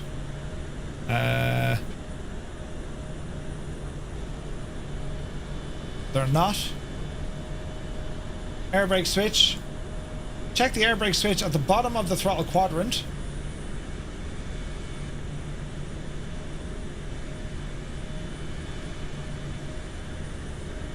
There should be. You should be in the up position. The ice lead switch is off. That's all okay. Confirm supply powering the aircraft can be external power or not. Where is this now? Confirm the 200 volt supply is powering the aircraft. This can be via, so the 200 master switch, but that's with that top unit. Close that. Pitos, non-essential. The air star cart is a bit near to the wing. Yeah. Where is this one now for our...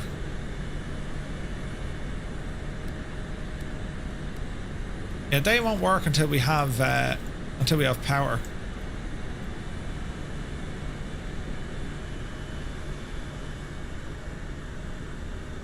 Incoming alternator.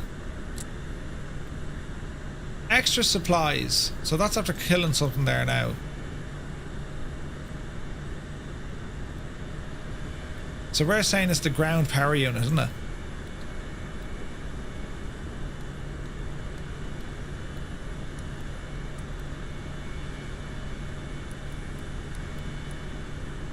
Okay, leave the alternators off here for a minute. We had power. The bus bars. Confirm that the supply is powering the aircraft. So 200 volt supply.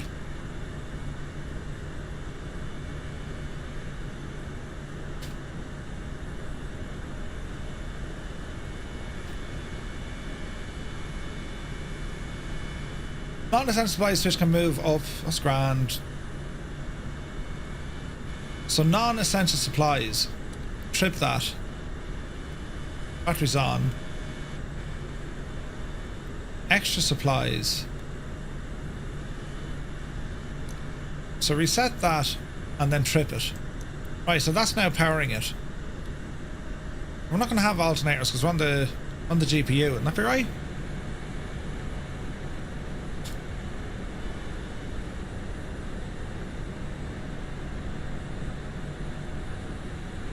Yes. The aircraft is now ready to be supplied. We can do this one of two ways, either via the ground power unit or via the APP. When we know what's on, return to the AO position, the rear cockpit, put the AAPP master switch on, and then we'll go for the start. Okay, there's the master switch.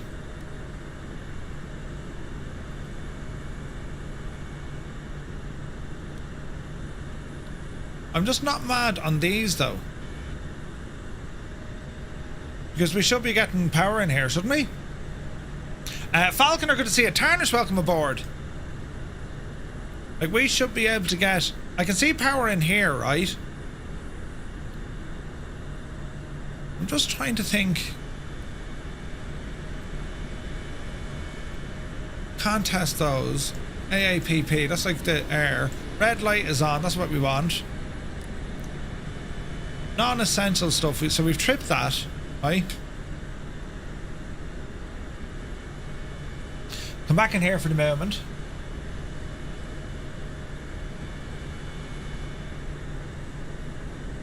Once the TGT has stabilised... Okay, that's putting power in though, let me see.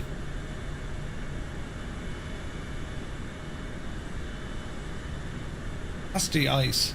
The aircraft is now ready to be supplied with power, so hang on. Come back up here. Getting started. Oxygen is on, we've done that.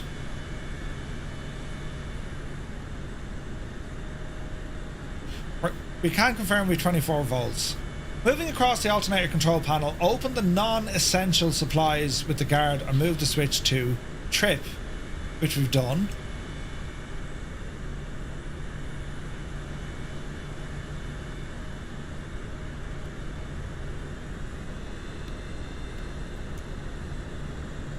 So the non-essential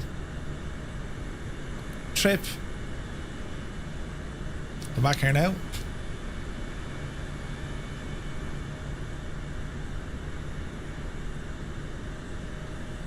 Reset and close. We can now return to the front cockpit by clicking on the bezel. Connect the ground equipment, ground power. Swapping briefly to exterior camera should confirm that they're in. Returning back inside the aircraft to the rear cockpit, we should see an increased voltage on the voltmeter with the ground power units turned on, which we have, right? Which is there. We can now prepare the airborne auxiliary power plant and panel. Okay, so the LP cock goes to open.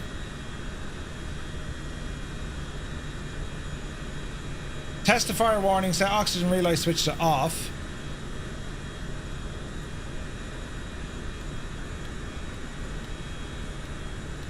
It's either on or off.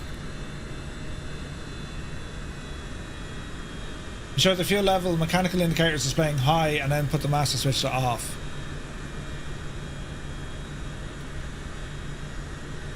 Okay, let's continue on with this. Master switch now comes on. On. Start button. Move the slider and press the for 3 seconds. There's 3 seconds.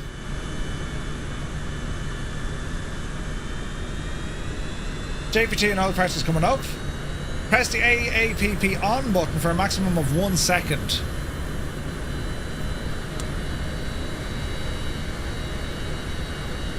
Okay, for a maximum of 3 seconds.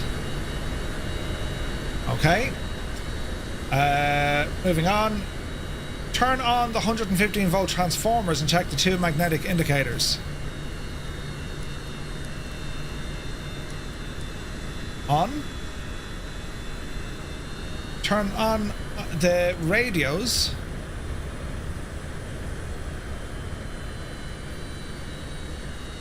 Okay, they're on. Bomb bay door. Confirm the bomb bay normal control corresponds with the bay position. Open, which it is. While we're here, we best remove the chocks and covers, right? APU unit is running.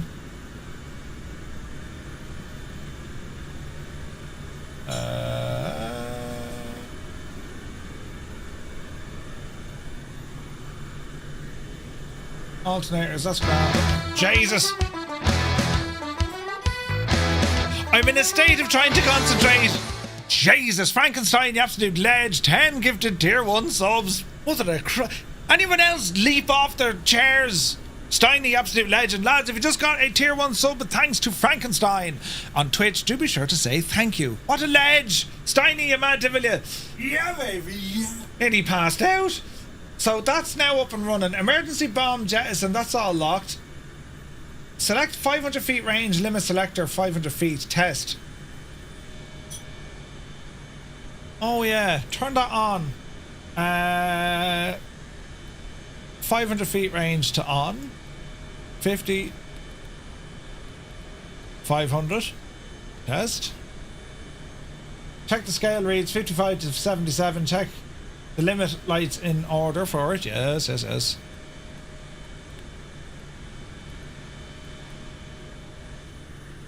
Easy now. Yes. Yes.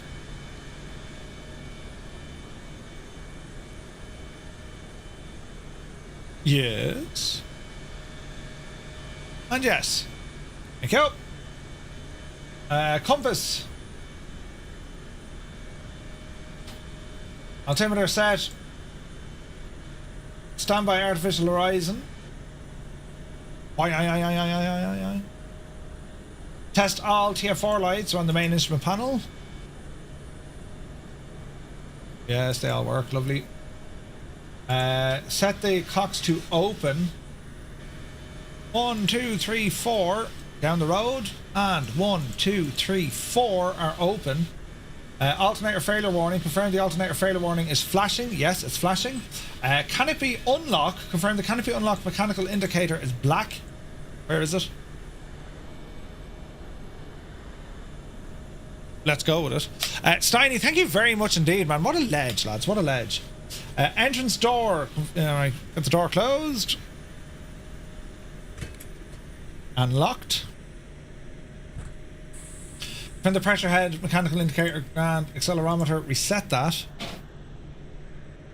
Push to reset. Thank you. See the way he was reading? That's interesting. Undercarriage emergency override horizontal is in the down position. Yes. Yes. And yes. Brakes accumulator. Start accumulating. There's a hydraulic pressure coming. That's awesome, isn't it? Our center of gravity. We're looking good in the level. Anti-dazzle lighting. Check the condition operating of the anti-dazzle lighting. Lovely.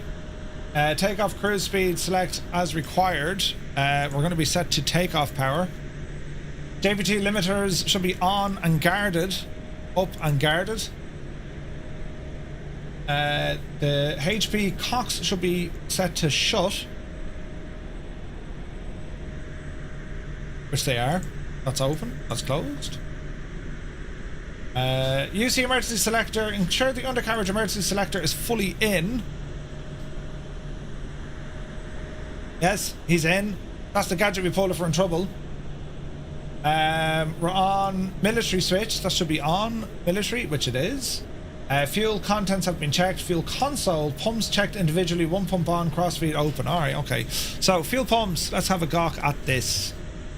So, pumps. 1, 2, 3, 4, 5, 6, 8, 9, 10, 11, 12, 13, 14. Crossfeeds. Open. Checked. Test. Good. And good. Forward pumps. Aft pumps.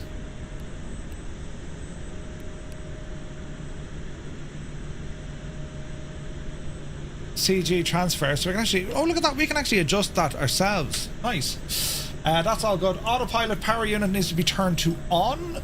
Power on. Let's see what happens. Any idea why I see it was a small prop? Dave? No ideas, Dave. We don't know. Autopilot ensure all 3 autopilot channels are in. Reset switch to reset.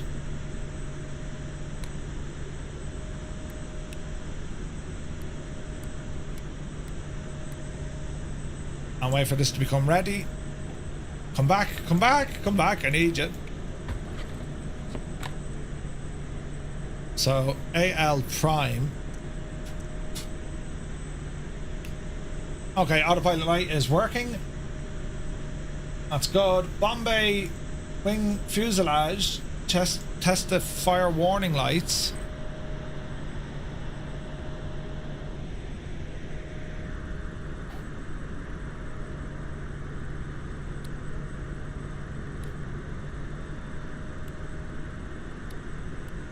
Autopilot master switch. Pressure head heaters. There are landing lights. We'll worry about those once we get our up and running. Windscreen demister is set to off. Oh, hear the sound! That's class. Throttle dedent isolator has been put in. Throttle dedent isolation is in. Pressure selector, set cruise pressure selector cruise. Pressure selector cruise. Cabin air switches shut. Ram air valve shut. Temperature selector is on cold. Manual auto.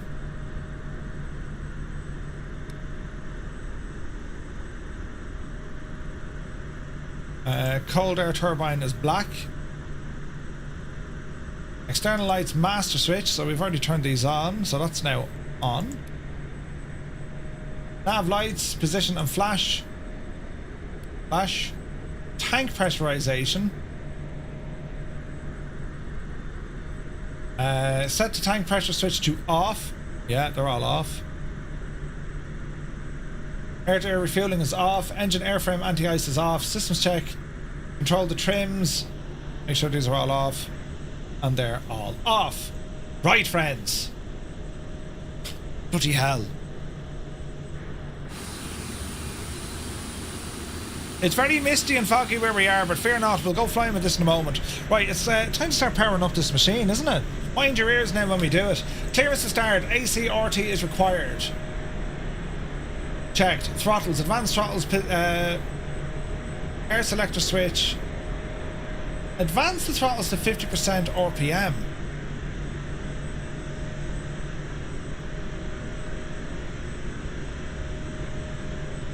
Well, that's if we're doing rapid start.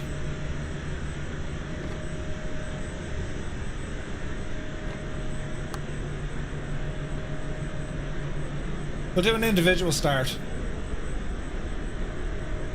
Air selector switch. Air selector switch goes to in the up position normal, right? Turn that off. Ignition switch to the on position.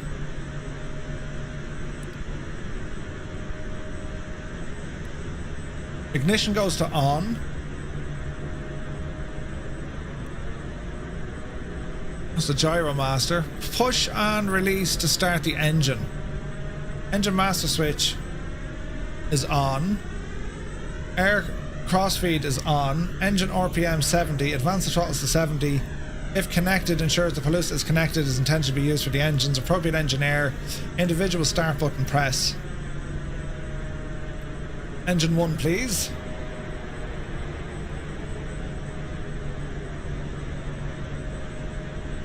There's RPM coming up. Give it a mo. 10%. Fuel in.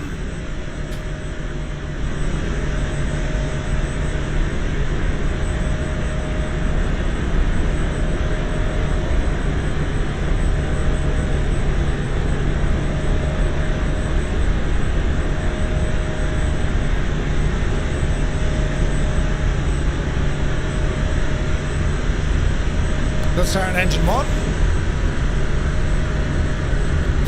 Engine 2.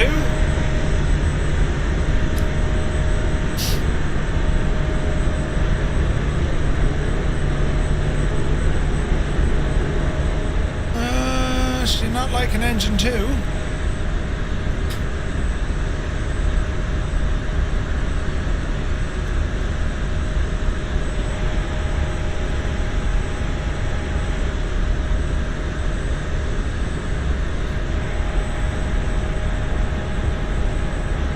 Interesting. I'll keep the throttle up.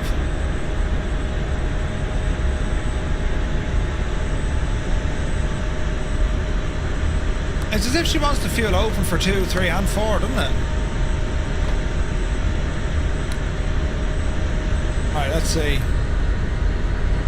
Engine 2, so fire.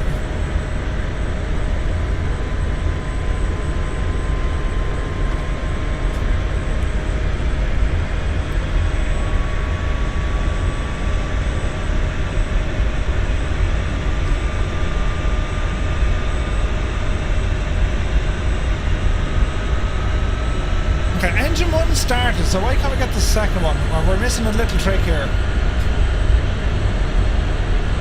Return the throttle to idle once the engine is stabilised.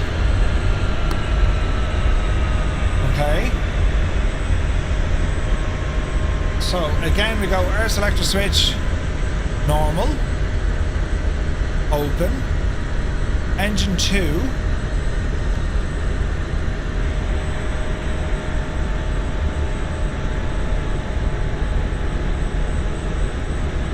We have fuel in it.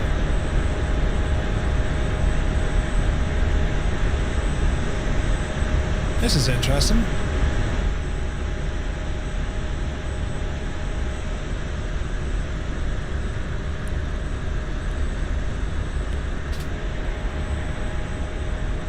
So why isn't 2 firing up?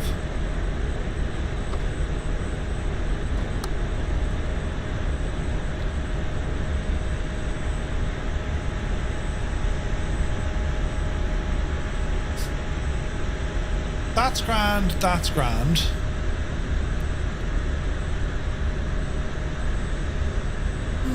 Is there an air switch open for 2? The air switch says it's open.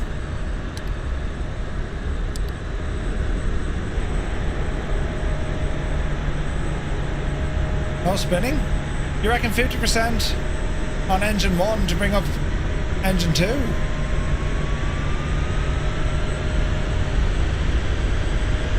Easing out. Let's see here.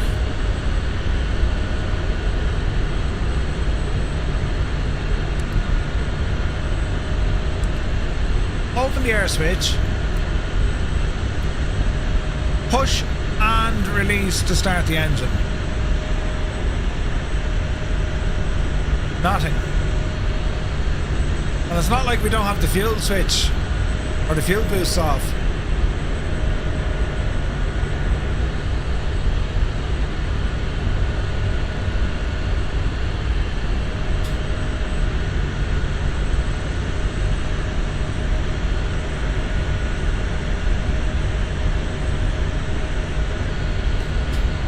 Uno momento.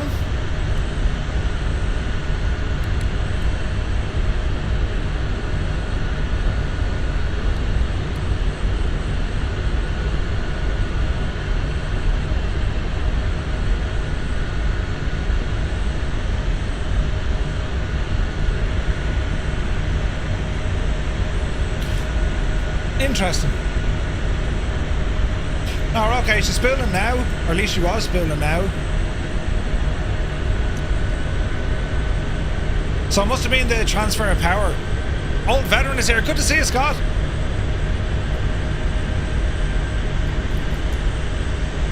Okay, 2 is spooling. It must have been to do with the the sound. Must have been to do with the power, I'd say.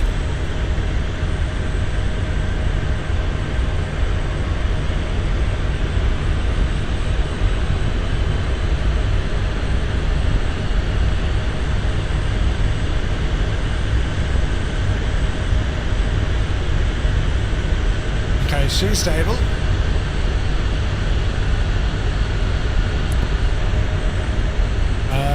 Bring me back to here. We now have alternator. What else? She says 3.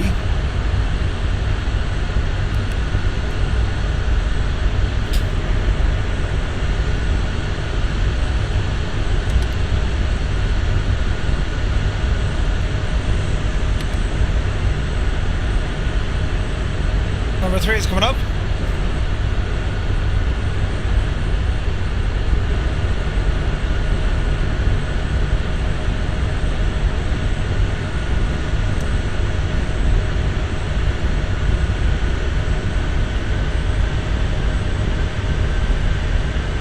That loud machine, isn't it?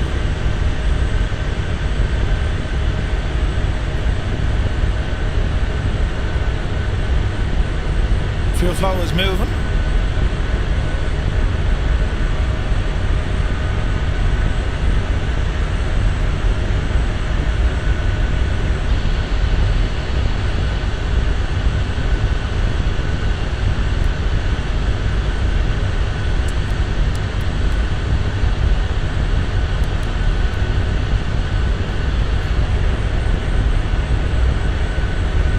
Okay, tree's alive.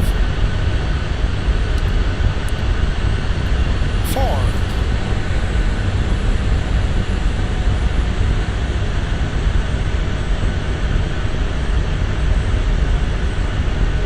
Four's coming up. Isn't it a machine altogether?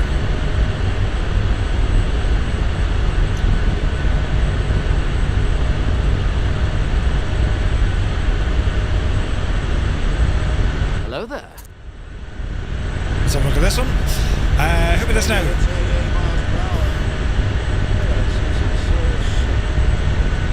Fly Girl Ali, welcome in. Michael Castler, good to see you.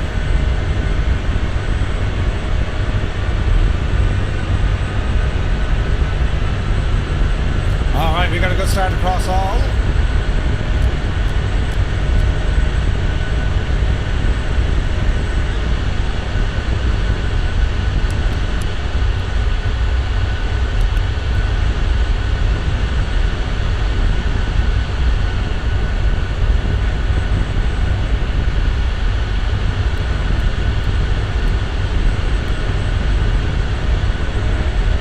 Some very loud aircraft outside. Has some lights turned on here for us. Okay.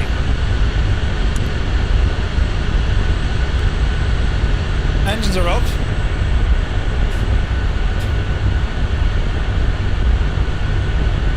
And idle. Check steering engine start, that's all done. After start, so alternators, all 4 switches are on, which they are.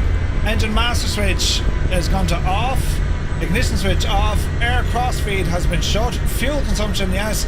Idle is done. Engine air switches need to be in the shut position. Yes. Cabin air switches are shut. Engine anti-ice not required. Air brakes need to be tested.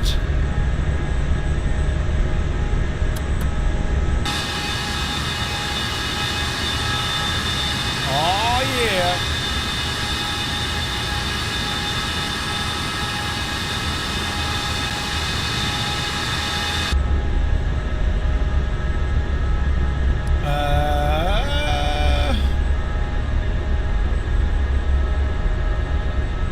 Hydraulic pressure, check hydraulic pressure.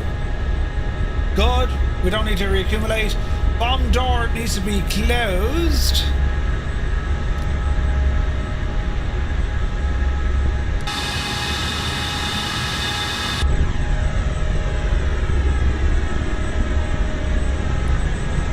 Closed.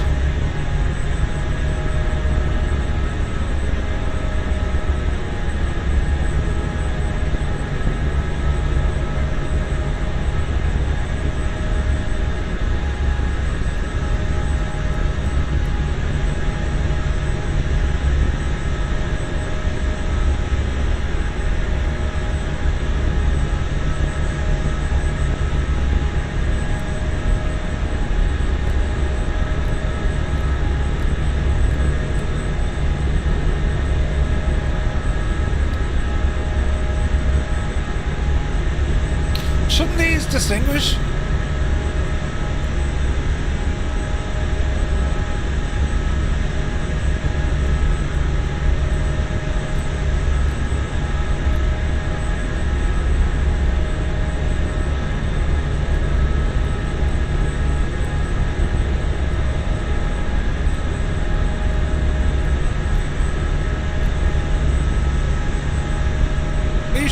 There we go. Right, what else? Tail lock is on. Reminder MI. Yes, they're all black. Warning lights out. Yes. Systems check. Controls grand. Volts. Yeah.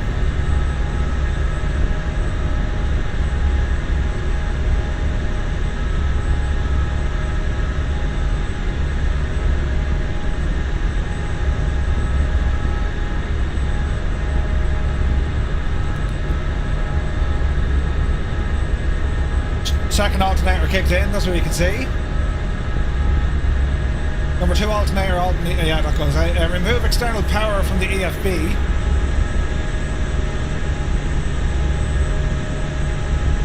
Alternator, synchronize all alternators. 1, 2, 3, and 4.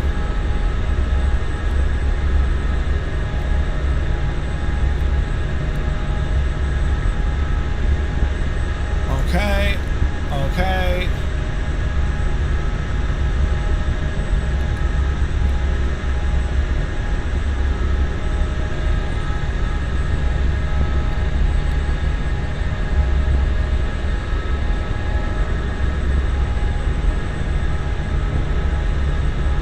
They're all on. They're now on. Does that guy not be turned off?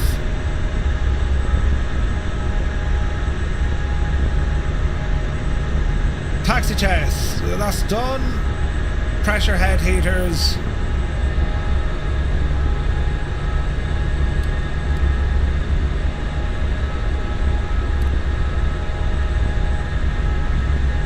Switch them on.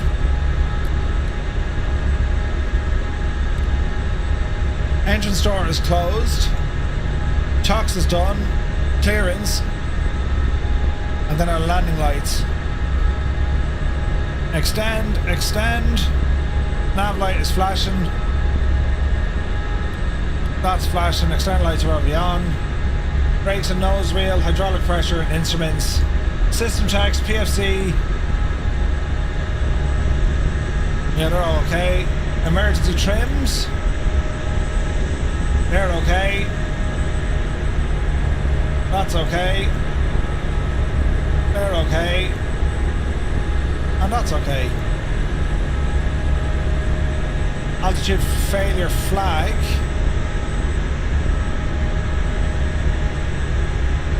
Nav and pitch selectors. Compass switches. They're grand. Radio switches up. Yes. Starboard beam. Check the heading displacement on a 2-to-1 scale. Heading is synced. That's okay, that's okay. That's okay. Nav selector, that's okay. Autopilot. Power ready. Engage buttons.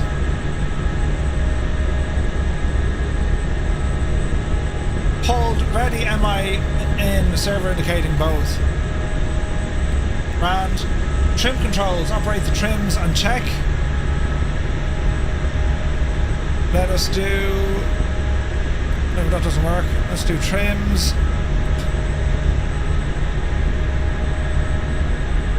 They're good.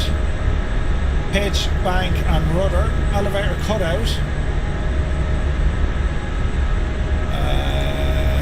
Press the comparator button. Make sure all normal indications. Pilot cutout switch. Set the autopilot power switch to off. Reset the control surfaces. Okay. Pre-takeoff. Alright. How long will it... Don't worry about all that.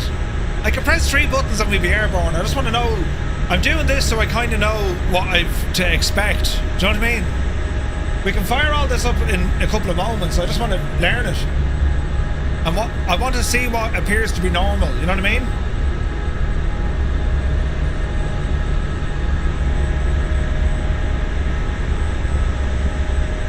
transfer switches.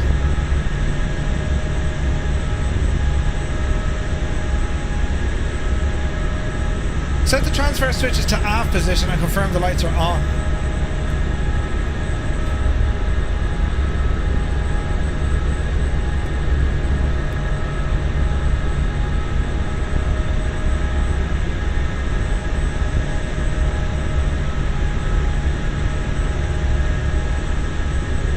Auto manual, yes.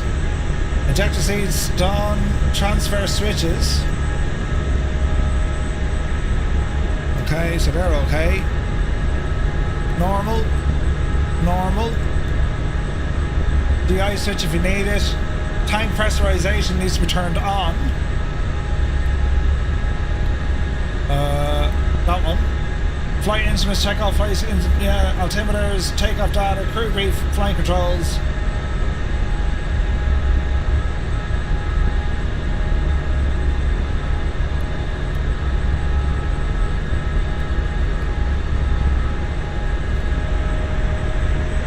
Right, I dare say we're ready to rock.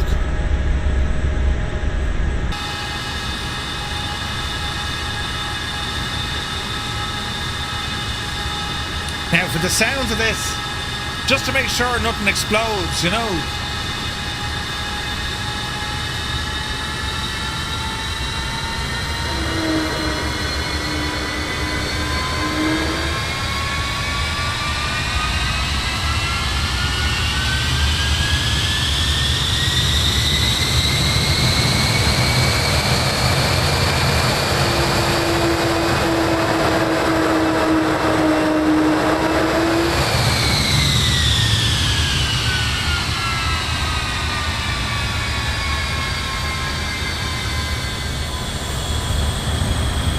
Jesus.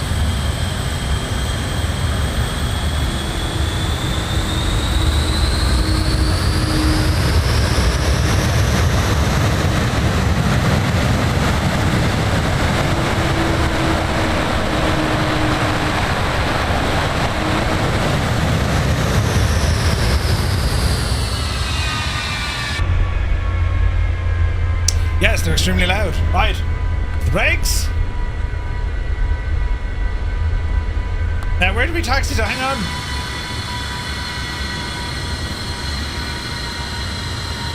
Out to the left. Right, lads. Let's see what happens. Scott, have a great day.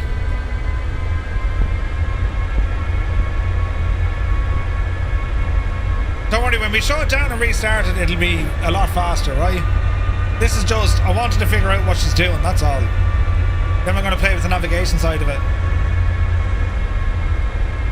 So many aircraft here, this is friggin' nuts.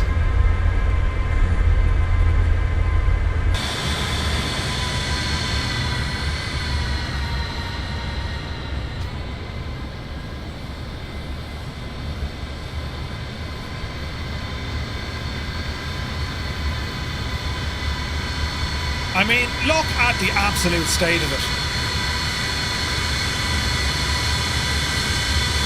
Isn't it savage?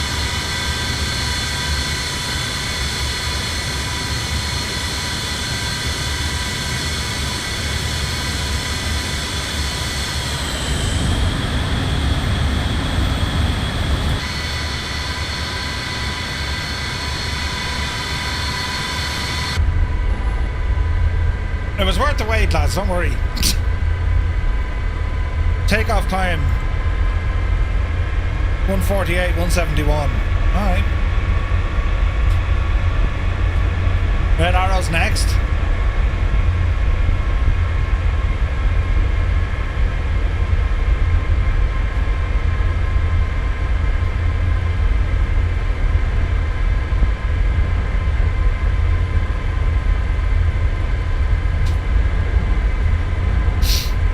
Wipers work.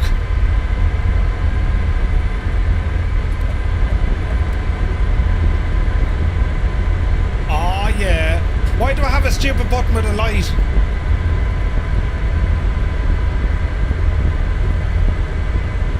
Ah, deadly.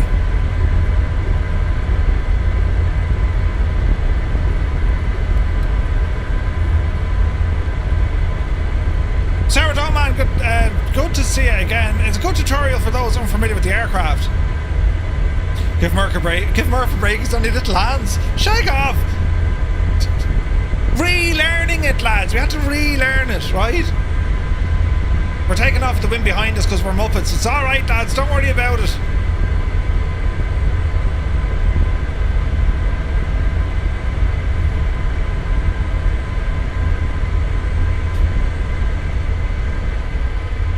Right. And it's raining up there. This is going to be deadly. Look at the Jags go, man. Look at that. I'll go try and Goofy. It looks brilliant. Right. Let's start bringing this power in, shall we? Are we ready?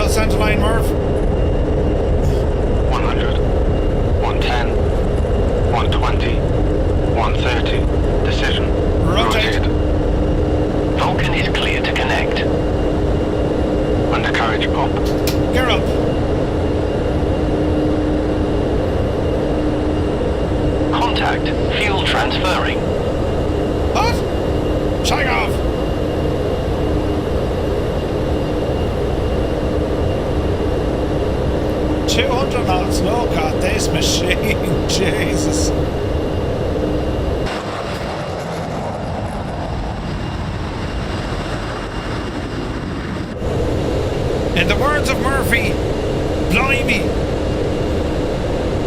Turn on all the stuff, Murphy, Jesus.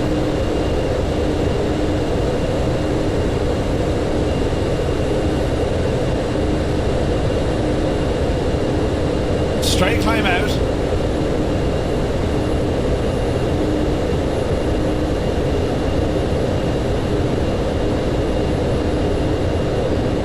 Head out towards Norwich.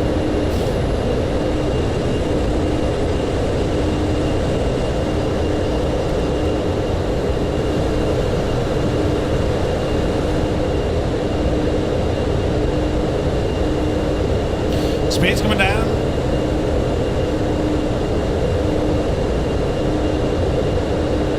Let's see, can we start leveling off now?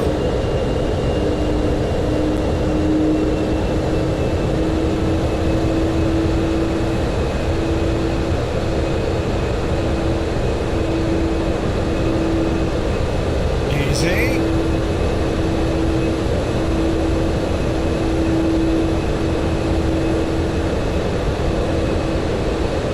Autopilot ready. Track.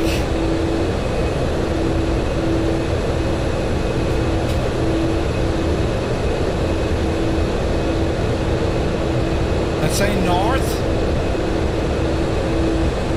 Engage. So if we want to try some heading,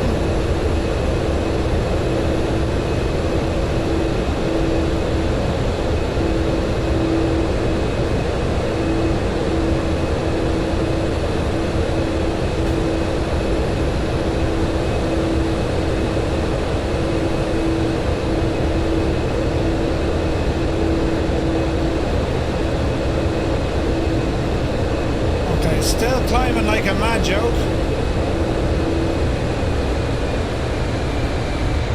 Now let's see.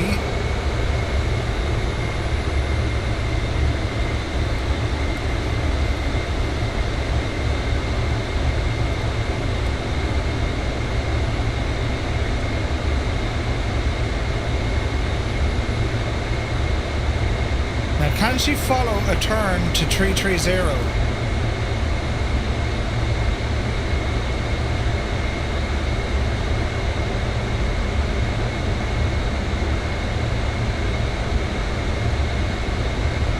Easy.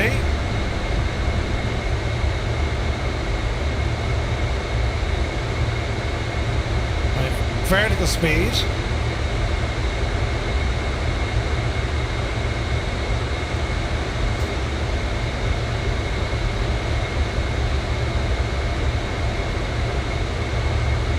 Okay, how do we get heading?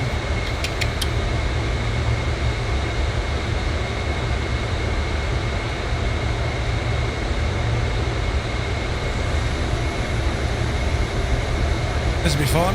The old Tim Triangle, right? The sound of some of the jets are bleeding in. Nothing we can do.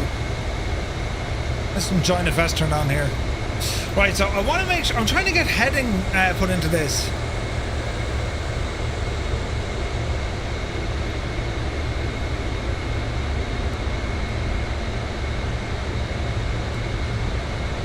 So we'll call that 330, right? That's all. Oh, hang on. Is there an autopilot master switch?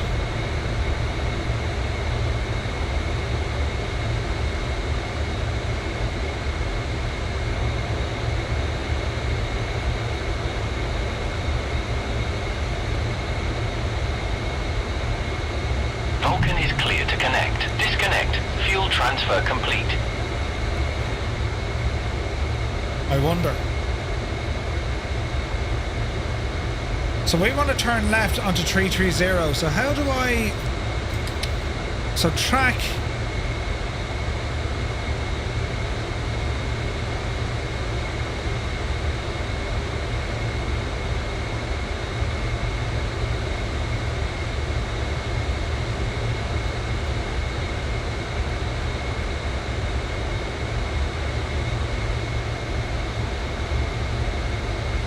Let's see here now.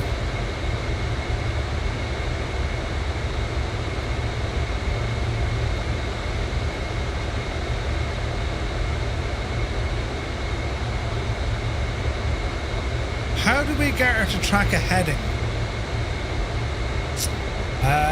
We'll go back into this in a moment.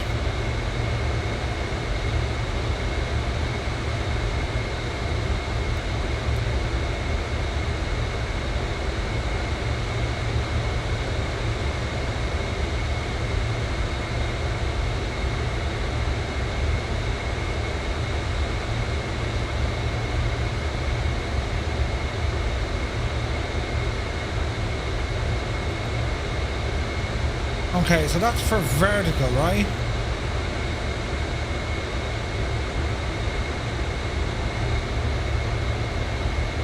So we have level flight.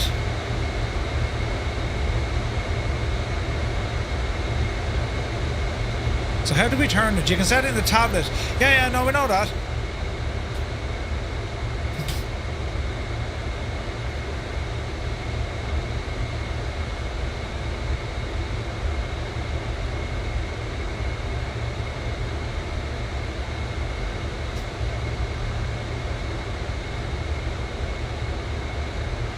The Vulcan is a joy to fly by hand under visual flight rules, or we can use the autopilot. I just want to follow a heading. Engage the switch, confirm that the in magnetic indicator is set. Autopilot will now hold the selected track.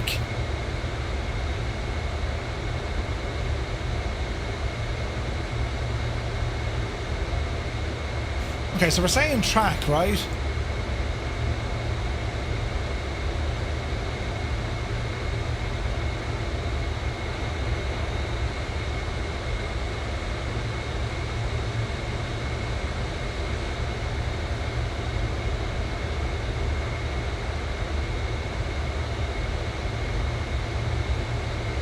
There we go.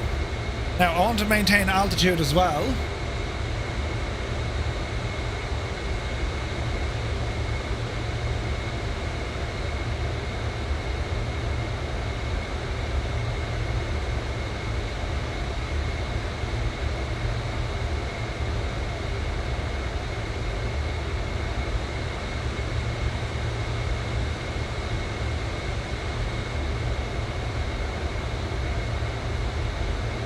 So we want to go over to 330, and then I want to keep my altitude locked.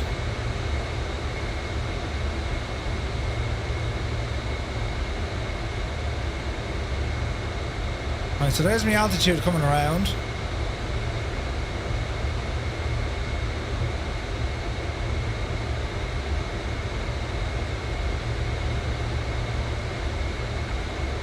And then our heading.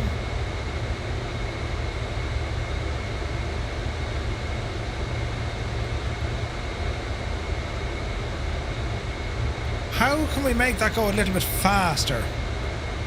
Can more of us join the vests, please? I can only see Murph. Uh-oh. Hang on there now.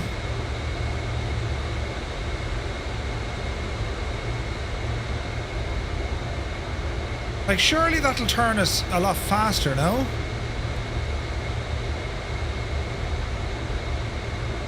There she's rolling.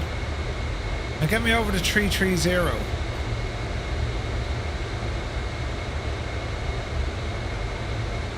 So if I want 330, that's my main compass here, but she just doesn't.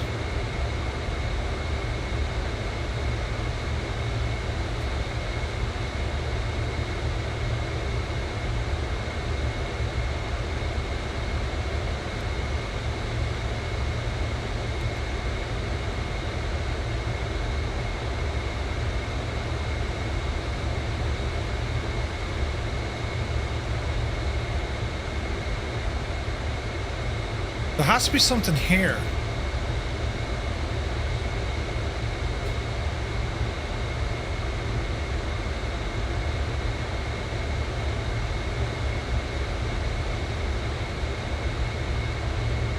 Right. What else can this do? 330.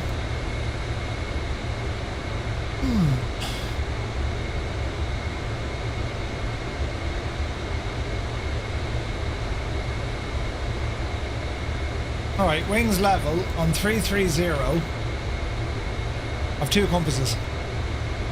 So 330. Right, okay, so we got heading rather done, and altitude. Okay. So far so good, I think. Let's throw in an additional heading now of... Stop messing with that, Murph. We want to go to 300 degrees.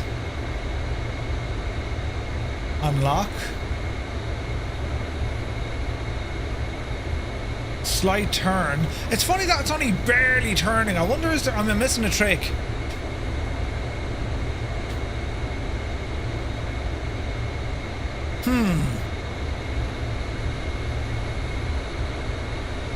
I wonder, is there something here that I'm missing?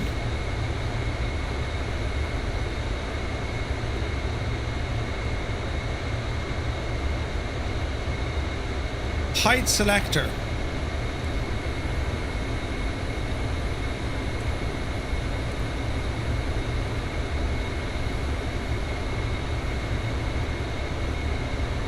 Six by 600. Transfer failed. Yeah, I'm not trying to transfer anything.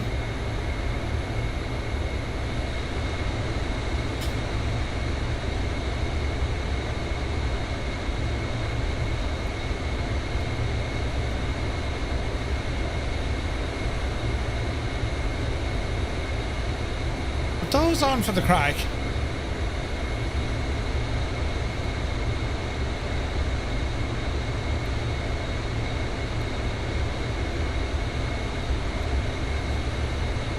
Okay, so that's your heat control, right, grand.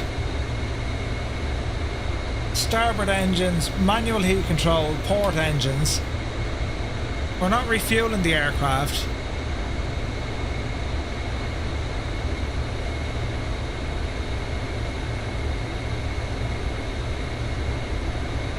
Pressure head heaters. Right now, what was that one that says standby? Nav lighting is okay. So if I'm looking at this right, we're on a heading now of 300 degrees, right? Which would be right. Compass to verify. Yeah, okay, so that's the autopilot. So what you need to do, you turn on the autopilot, right? That's your master switch. Wait for that to go white. Then you engage it and you select either your altitude or IAS. IAS is going to hold a certain pitch attitude depending on your current speed. Tracking is technically your heading. So when you turn on track, you can then adjust your heading using this little fella down here. Make sure it's pulled back. That'll allow you to move it. And then you can press it in to lock it. Now that's the first bit of the jigsaw. The next bit is, how do I start getting VOR stuff to show up? Because that's going to be fun. So let's find an LVOR station. Otteringham 113.9er, right? So where's my radio? 113.9. I imagine it has to be down here, is it? 113.9? Oh, Jesus. 113.9. Right, but let's use the 113.9.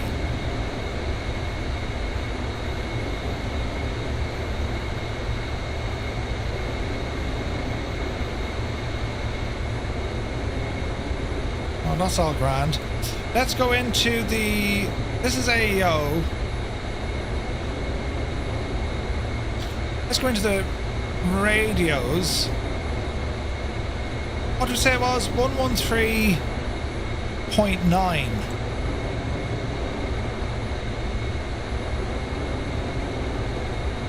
Okay. Now where do we get that reading?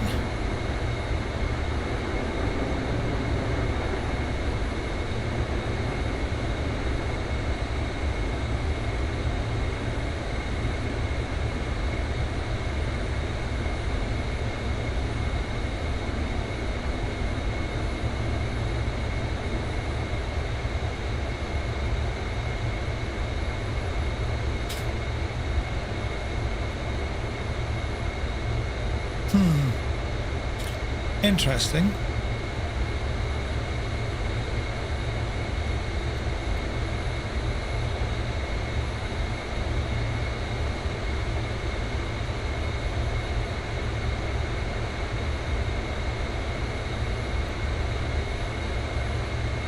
So how do we see where we're tracking to?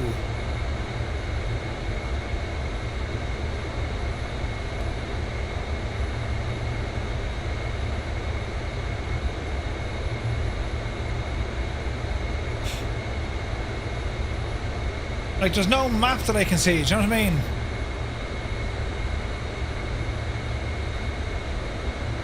So if we're on 1139, right, how do we then... It has to be down here, doesn't it? Channel.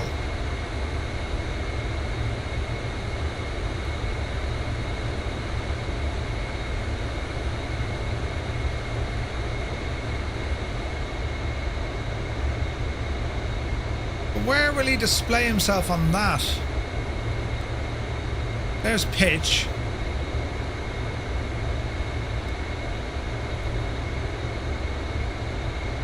So we would need it to appear here somewhere. Right.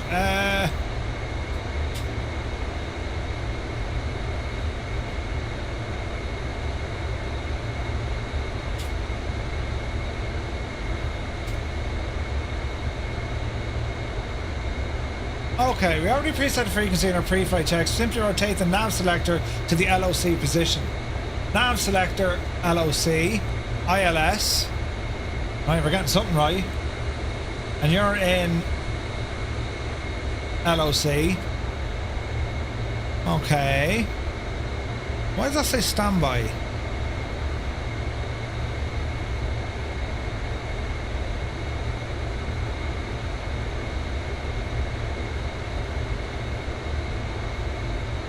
So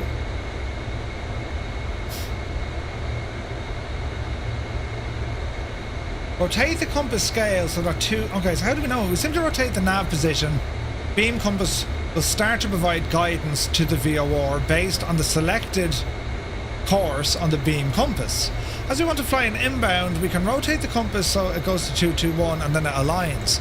Right, so if this is now on aircraft heading, but I'm not getting the reading in, look.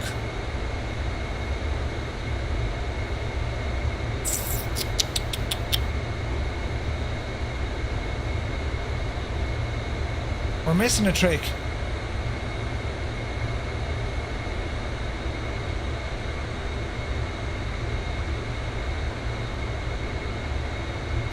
It is track and glide, right?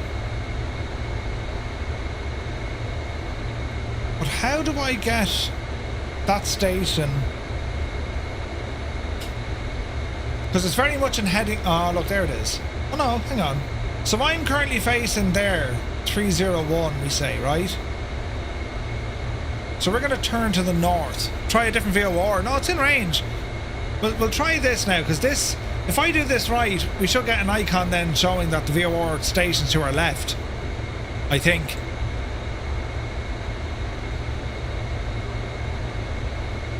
Because we should have a direct line there, right?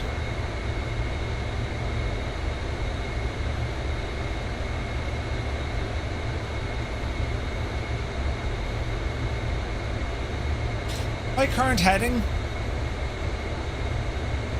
We're coming up on 330 degrees, right?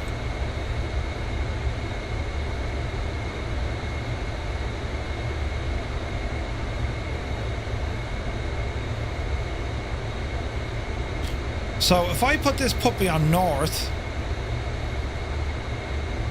right? And then put this guy, I want to fly in the direction of north.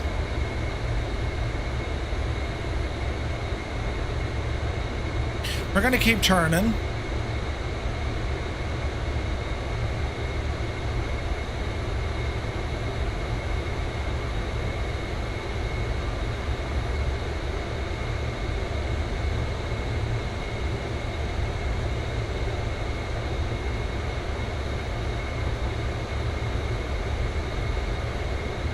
So we should now be flying 360 degrees. Which we are. Pretty much, right?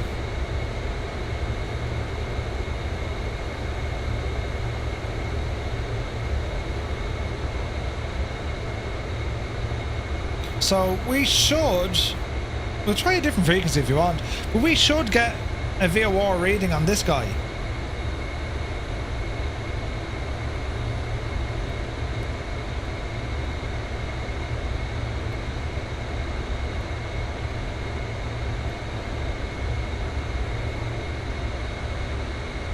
Is there an ADF close by? 366.5. Oh, that's going to be a pain in the ass moving that.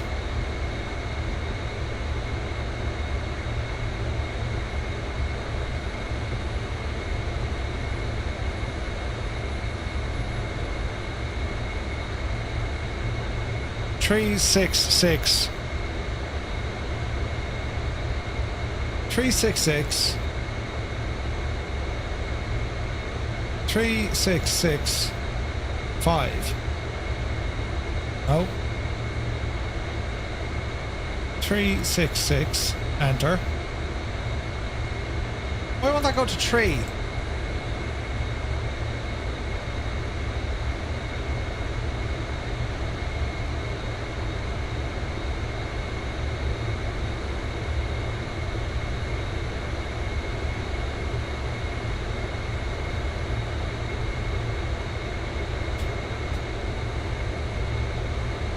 That's an ADF that literally just has gone behind us, right?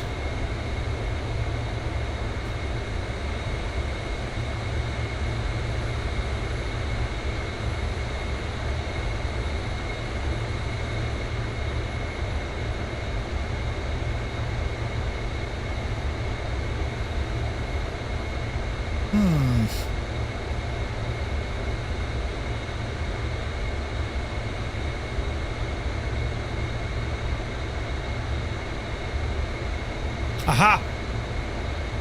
Okay, so the VOR, if I now turn this, will this line up? Yes, it does. Look, yes! So that's where it is. So turn me now on that heading to intercept. which is that.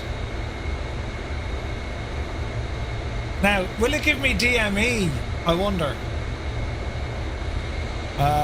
Let's see here now. So that's the VOR dialed in. But will it give me distance? I wonder. Where might I see that information?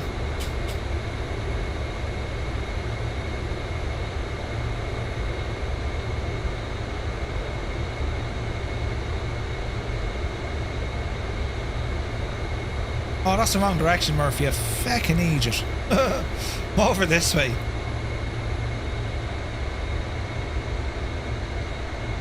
I want to fly to that, which is going to be there.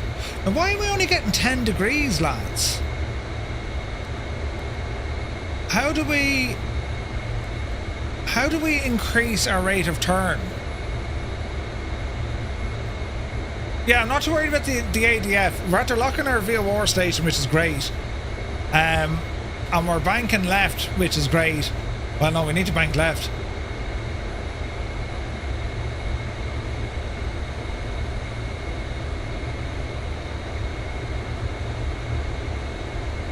We're heading back to north.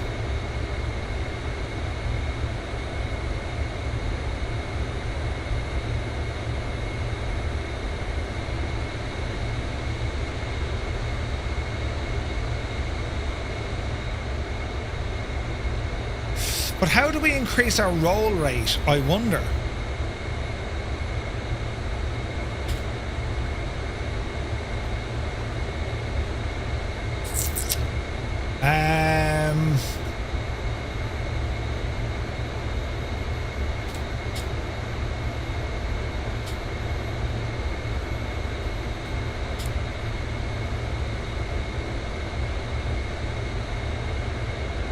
How do we turn the devil?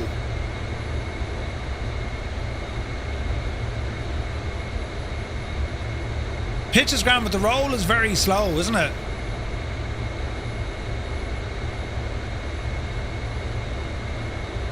Okay, this VOR station.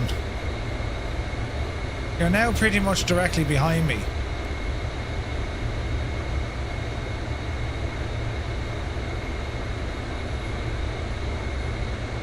So we're going to say it's 2...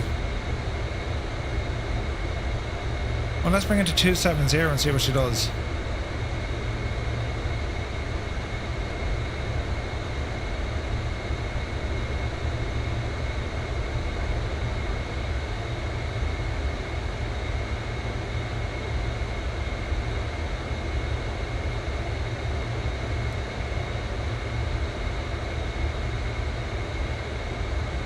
Which we will say it'll be roughly there. And just, there has to be a way we can increase the turn on this guy. Do you know what I mean? What speed are we doing? Oh, we're very fast. Bring it back a little bit. About 350 knots indicated. But the rate... Oh wait, now what if we slow it down? Good call. Let's slow it right down. With a bit of speed brake. Will that increase my turn radius? I don't think so. No, still the same. Casey Wingboy, good to see you, buddy. Thank you very much indeed. Look at that, 20 months, man. Cheers. Yours is rolling at around 30 degrees. Jesus, Muse.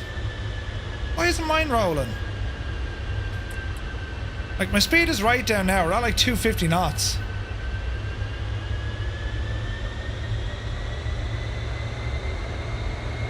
Is it to do with the lock? No?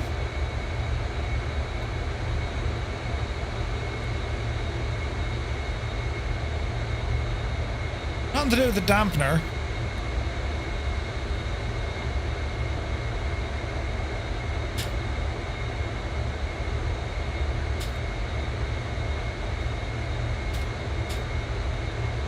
Is there a servo or a booster pump you need to turn on?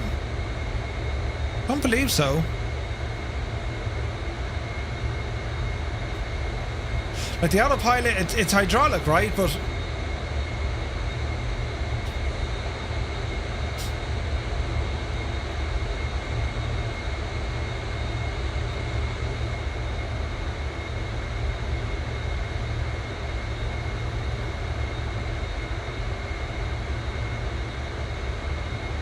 everything there seems to be correct. This is an interesting one. What's the simulation depth? Very, very good. Is the DME the dial bottom right of the CDI?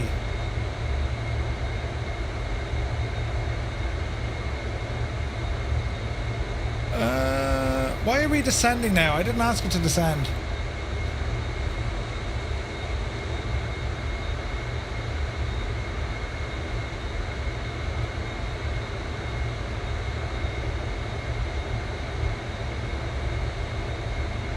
Okay, the autopilot needs a bit of work, from what you can see.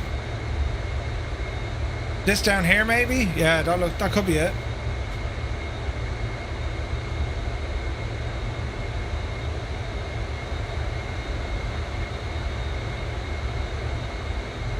Maybe.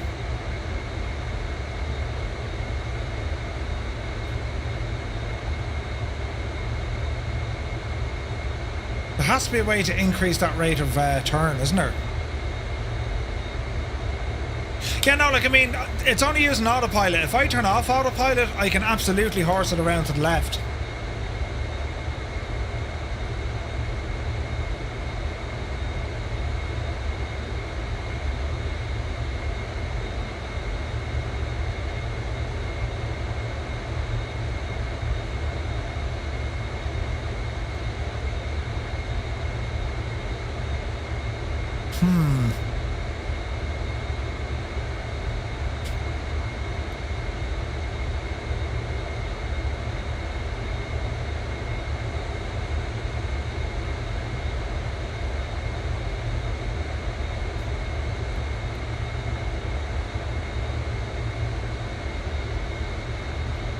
Let's try that again. Localizer, height.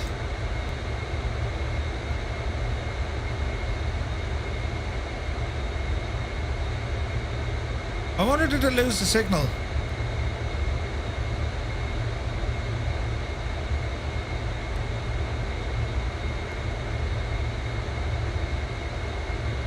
Yeah, it's not getting any signal now, look. 113.9.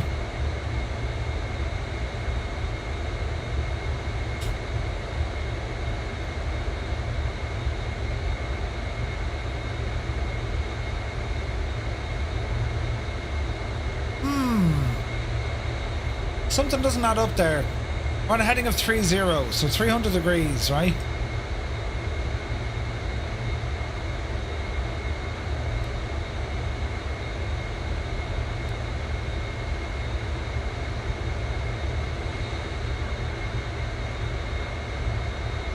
Come back the road. Right, so we're going to say track, engage. And now I want us to roll left.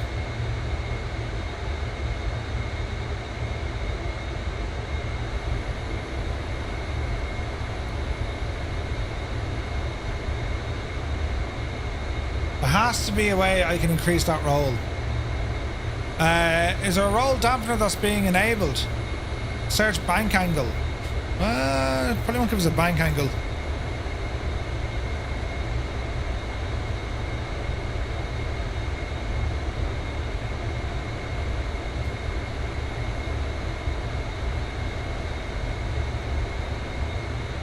So the bank ring sight pointer, how do we adjust it?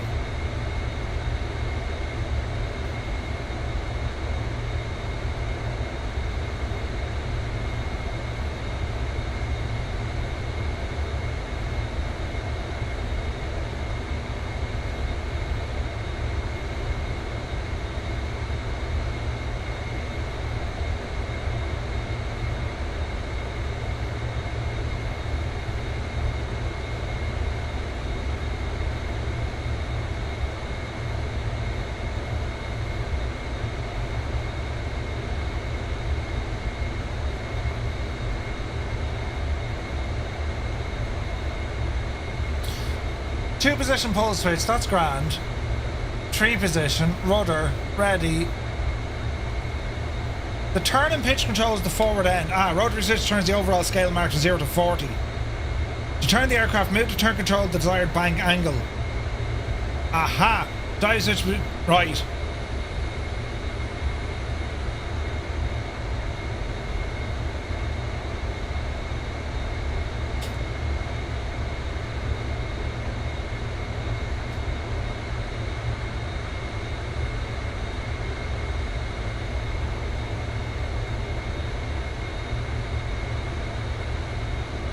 Why won't you turn, machine?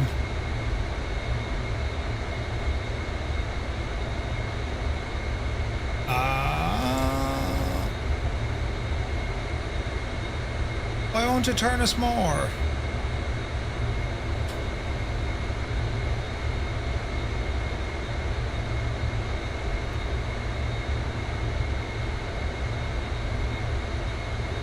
Doesn't seem to do it, does it?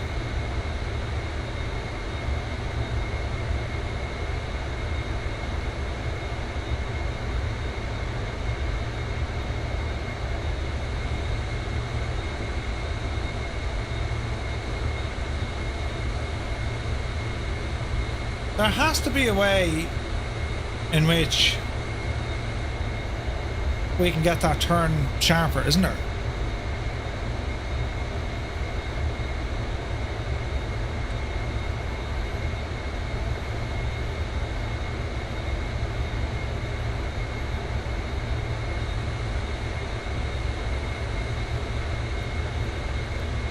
Okay, that's shagged it.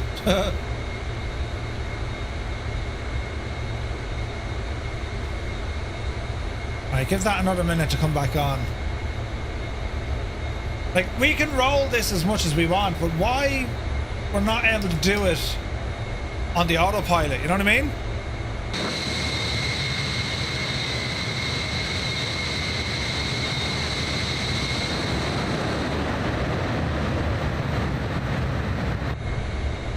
We're just trying to figure it all out. Right, carousel's leveled here. What's our engine power? 80%?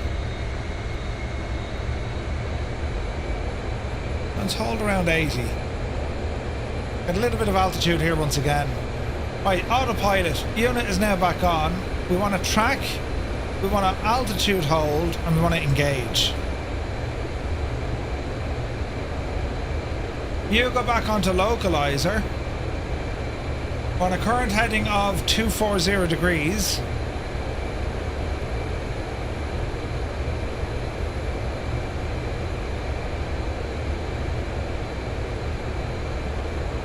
So I now, there we go.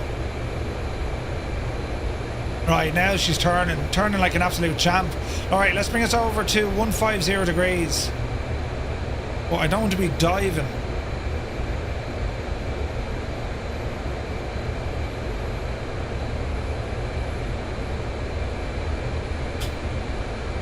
Can we climb?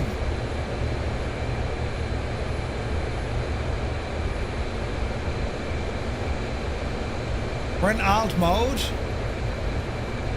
Now she's level. Let's see, can we climb it then? Alright, there's a climb coming in. Alright, that's better. So we should be at what? 150 degrees? Oh, why did she stop turning?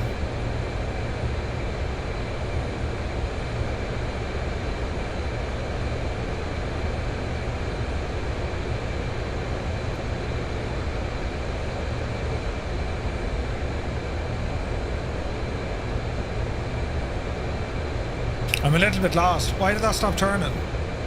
150 degrees.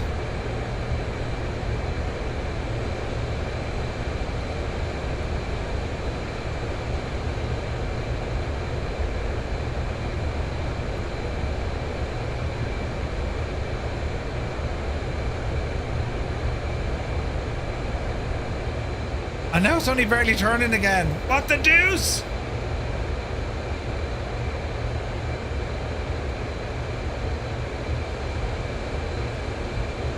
Track it. We're engaged. Localizer. There you go.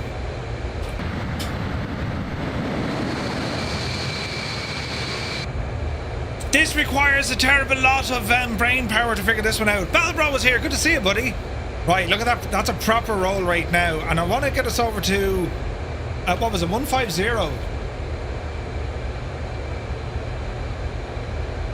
She's going the long way around. Why are you rolling out there? Let's fix this.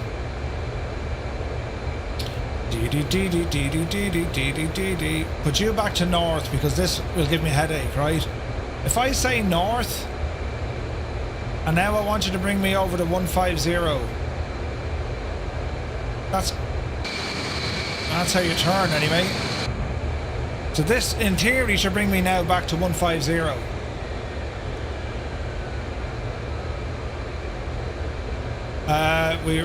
What?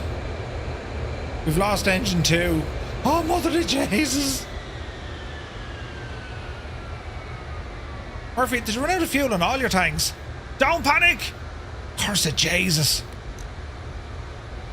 There's a relighter for these. It's alright. Valo, good to see you. Mind of our own today. I'm trying to learn it. There's far easier ways of figuring it out, but it should be grand.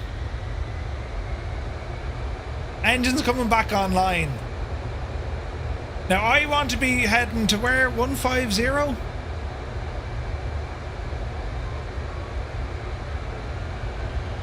Now did autopilot disengage? No.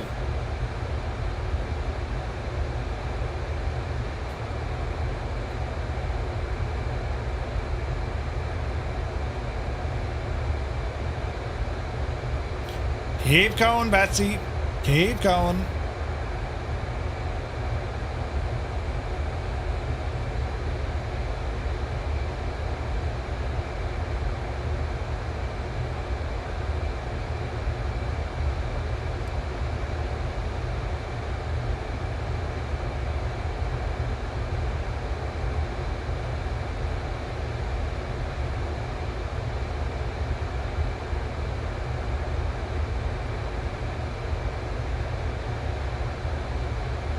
Easy now.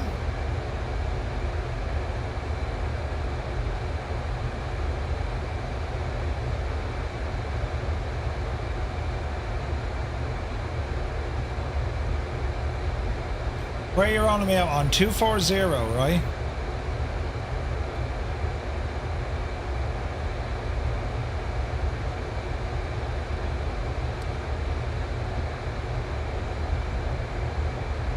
Keep it going.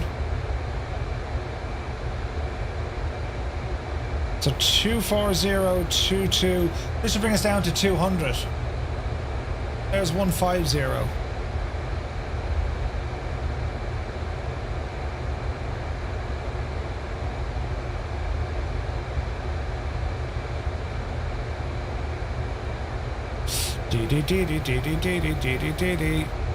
Down there now. Easy now.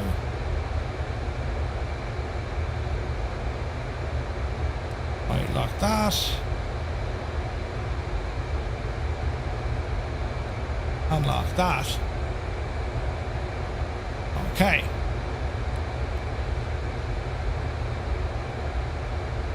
Roller in this way. There's 2-4.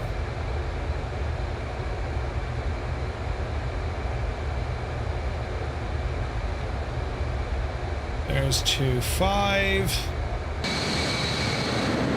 Jeez, look at the weather, lads. Savage, isn't it? Loads of fuel. Loads of fuel. We're okay for the moment. Here's the wet stuff hitting us. Keep her coming.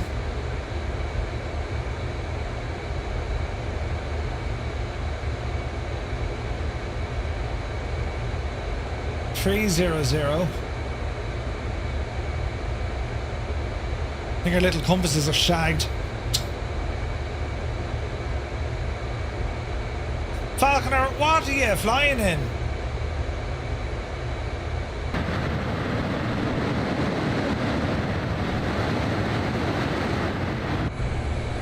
And now. Keep her coming. 330.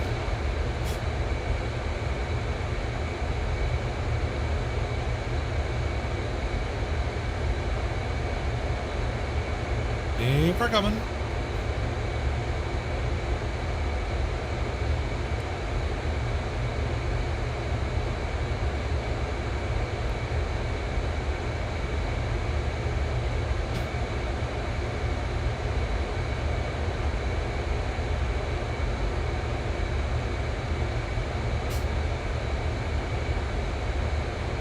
Easy now, slightly off north.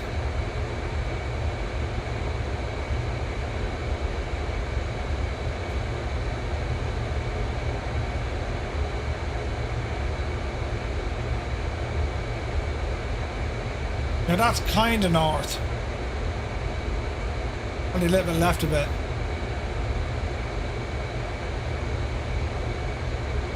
Right, that's definitely north. Right.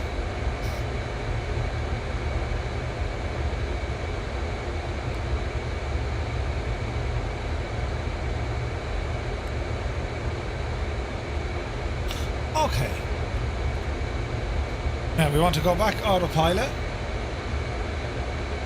We want alt. We'll bring up track again, but we're going to keep it on heading.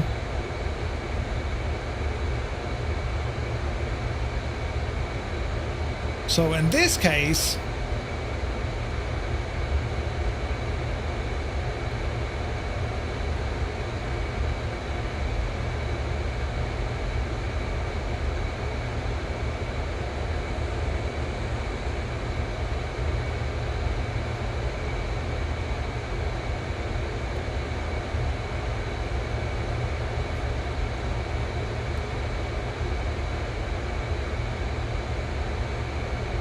the other way, the other way, the other way. We need to go this way.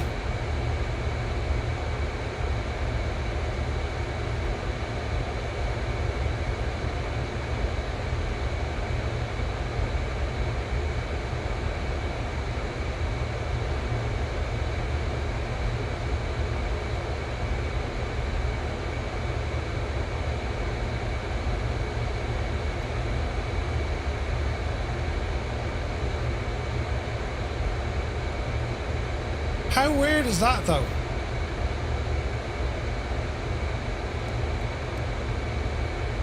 So we don't need pitch. We need 0.5. Right, into 0.5.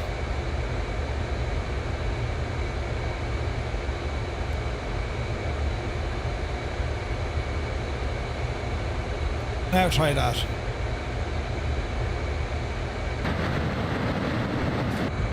It seems to be opposite of what I'm trying to get it to do. And it's based on trying to pick up that frequency of 1139er. Right? Because that's technically behind us.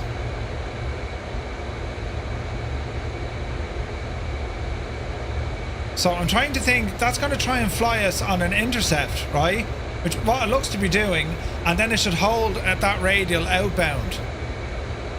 That makes sense? Creo, good to see you, buddy. Yeah, we're like burning lots of fuel on this. I'm trying to figure out the just the nav mode.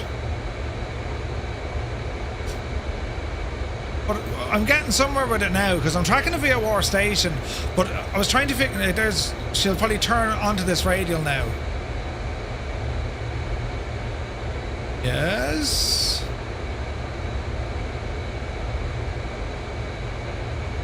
In actual fact, I want to be north on that radial. The 360 radial of that frequency. So let's see what this does. So basically when this little needle comes all the way into the center, that's us on that radial. And then DME is I can't change this down here, and I'm not actually sure if that is DME. I imagine it is. But we're now outbound on that radial, right?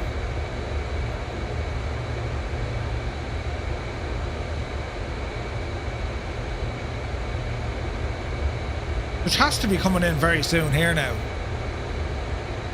Oh, Thomas, absolutely, man. Friggin' gorgeous, right? But soon, that's coming very soon.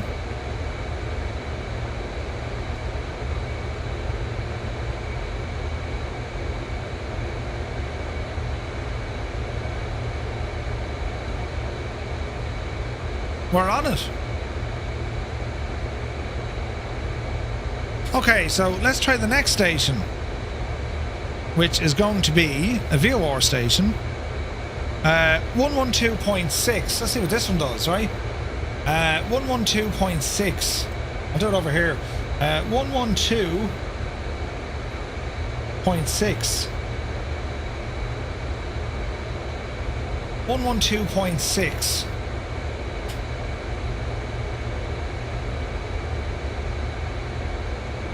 Which is Leeming. Now we're possibly very far out from there.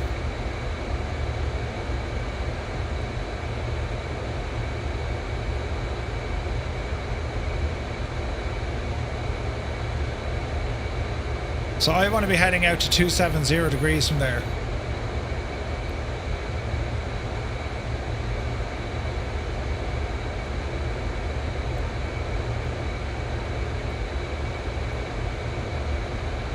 How can I get heading?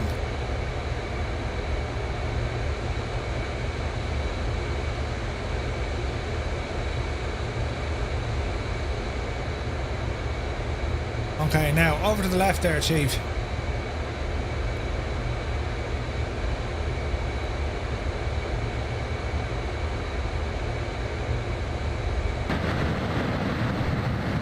There's Olsen. Hey, Simon 20, good to see you, buddy.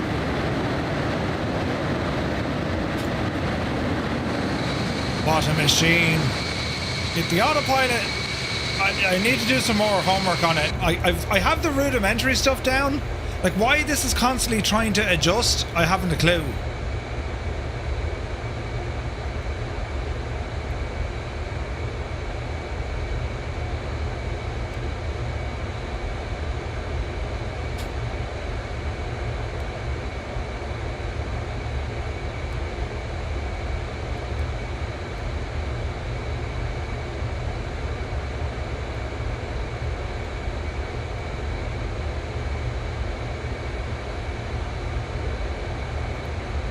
I don't understand it enough to be doing that. Do you know what I mean?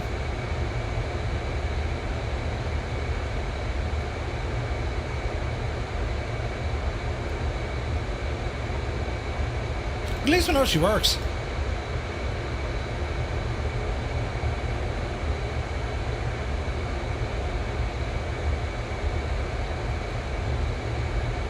Okay.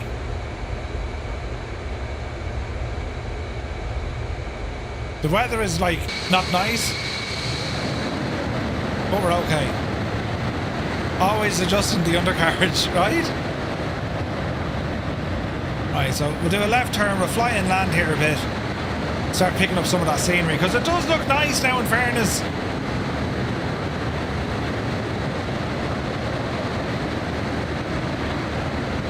Jesus, what a machine.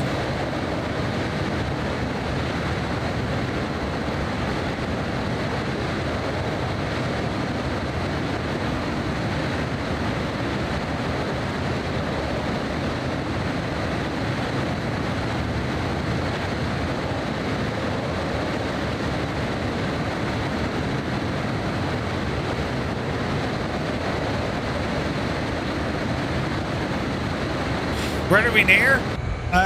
We're not too far from... We were looking for the Teesside via War, so we're not too far from Newcastle. We're going to come up the coast here and go up to Newcastle and then see what the crack is.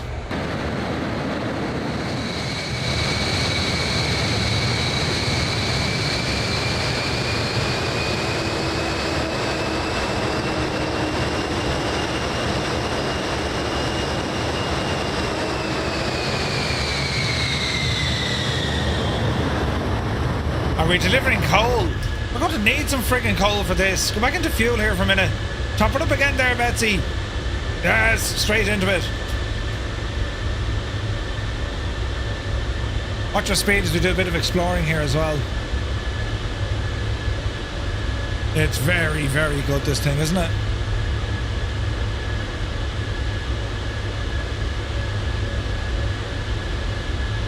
That wasn't a bloody Welsh accent.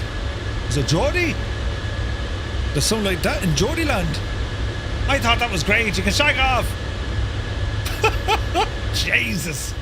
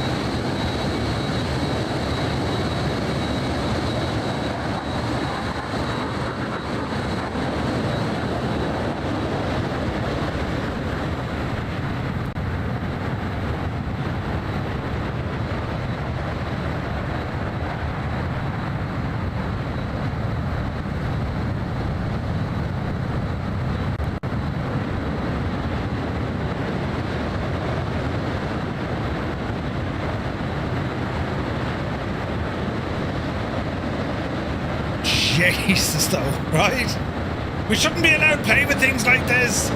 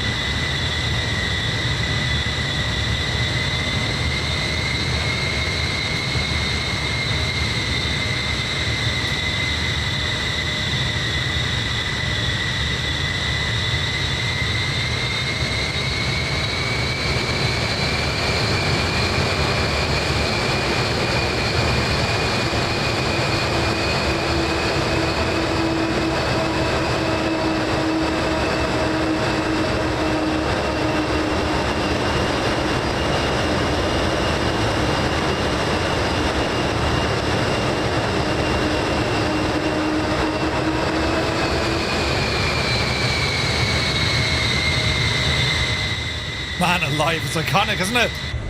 The howl, Jesus. Right, where am I going to now? Up to Newcastle. Right, we'll see can we land first of all, then we'll see how quickly we can put it into action. We're up to Newcastle now. Ah, great bunch of lads up there. Not exactly a stealth plane, absolutely not. Although in saying that, didn't they manage to sneak into the Americans? Ah, so there's Muse right behind us, look. Man, Muse! The howl is just biblical. Yeah, it's so well done, isn't it? Like, from this angle, you know, and you just listen, you know.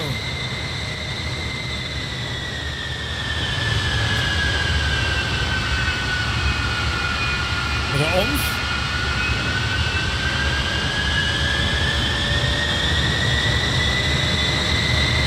A little bit more oomph.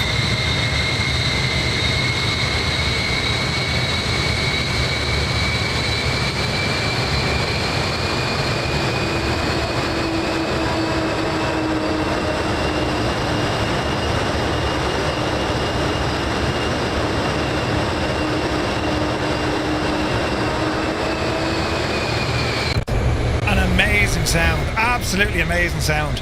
Right, let me see. Up this way. To the right.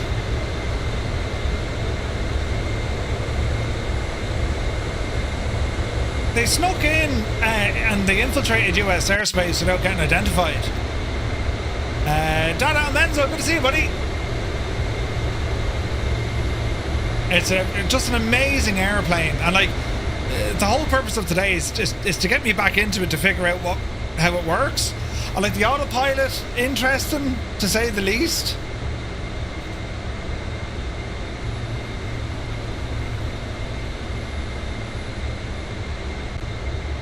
Just need to figure out.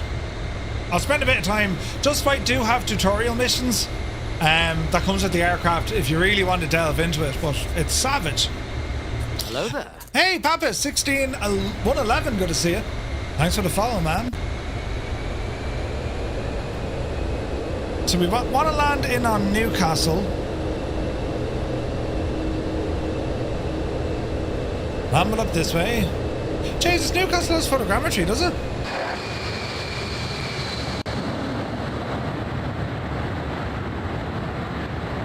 That's awesome.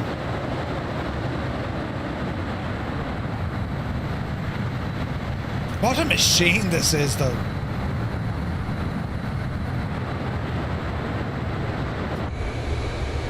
Okay. So, to prepare for a now landing, which is over there, we'll ramble out this way, drop the power a little bit. There's the lighthouse, we'll spin in by that. Was it Timeth or something? Wasn't that the name of the one up here? No? We're sitting on about 300 knots. It's your first time flying it in 24. Forgot how good it was. Oh, dude, it's so good. So good.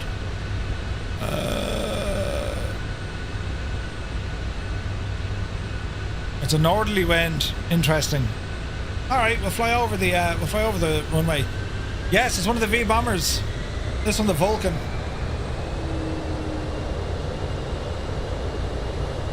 Timeth, yes, that's where you're at, is it? That's the lighthouse. Deadly. Easy now.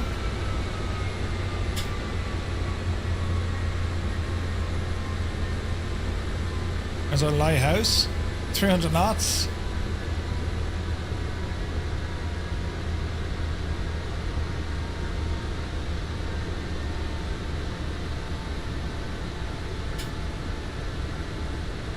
Zero altitude. That's so cool looking, isn't it?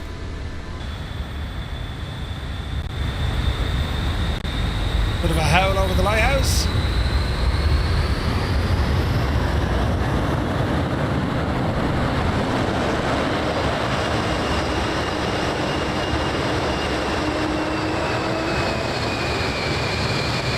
Beautiful.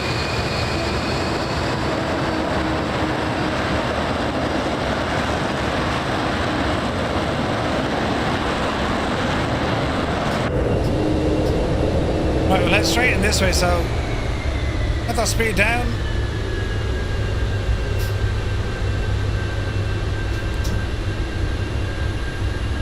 Lighthouse keeper just built his tea.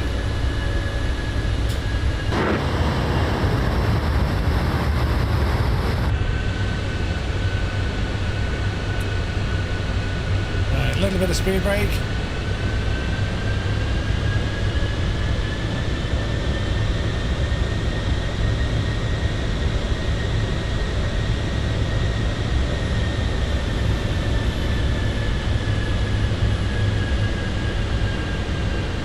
Easy.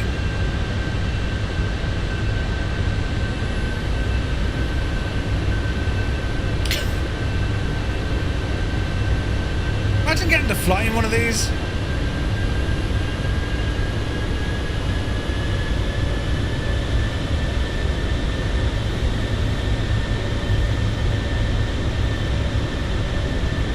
Easy.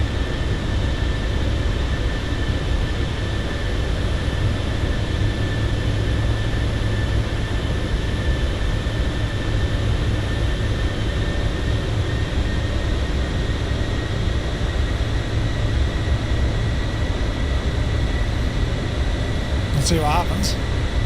There's a Vulcan at Carlisle Airport, 60 miles west of there. Oh, nice, Petrolhead.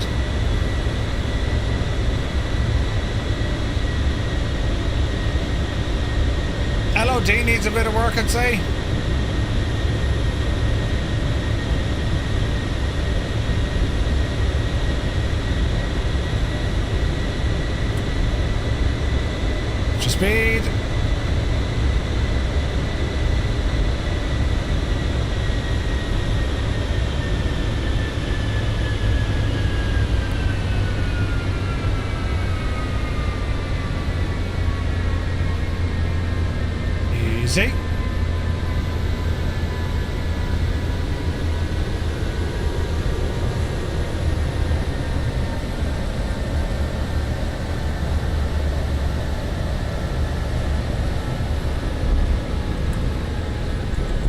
Let's see if we can get them parachutes out.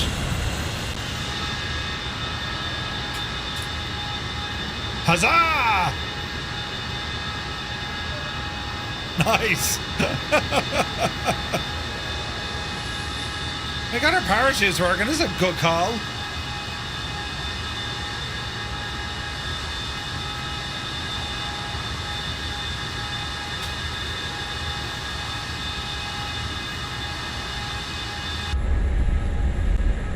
All right, speed brakes in.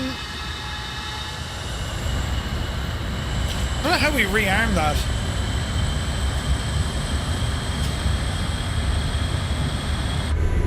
We'll find out. The shields don't show a multiplayer. Makes sense.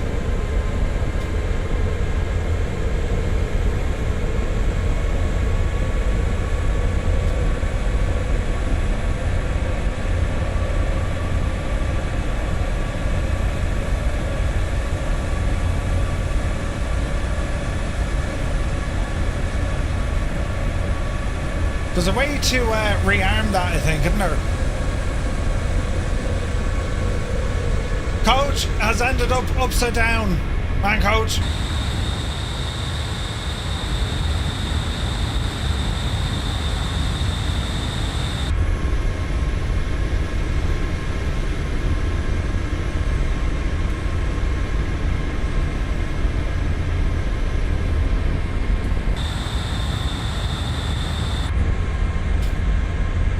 Okay.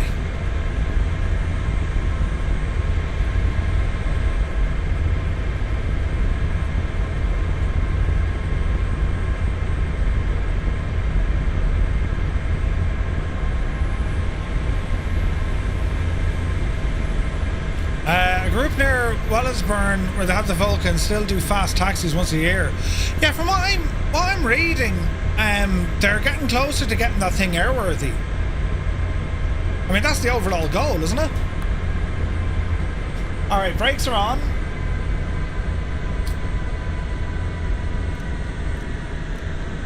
Bring her offline.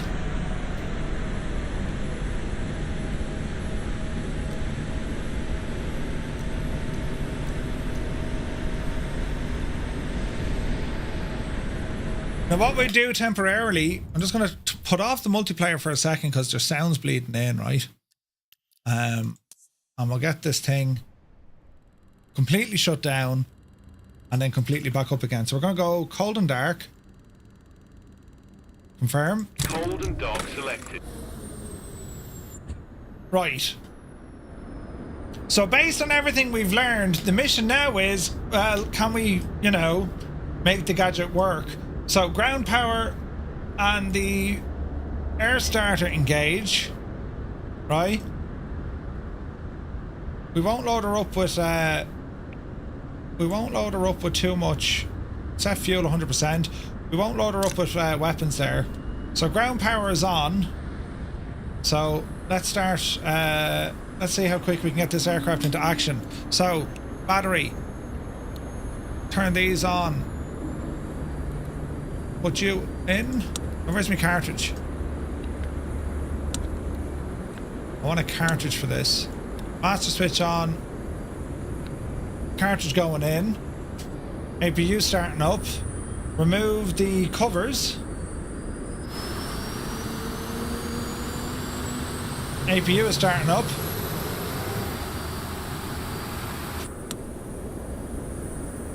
That's our APU in play. Come down to you. And we're saying all on.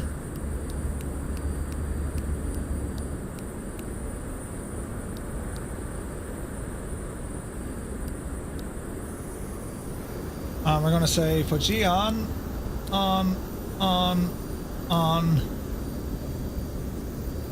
Grand. On down here. We're going to say rapid on open start.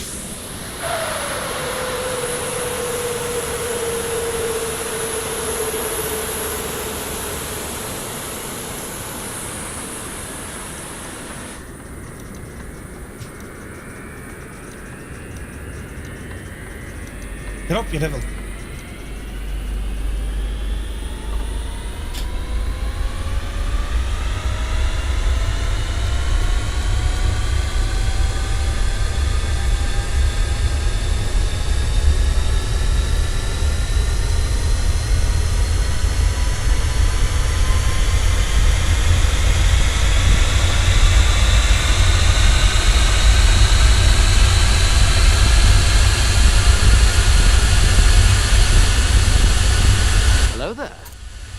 Good start's coming up.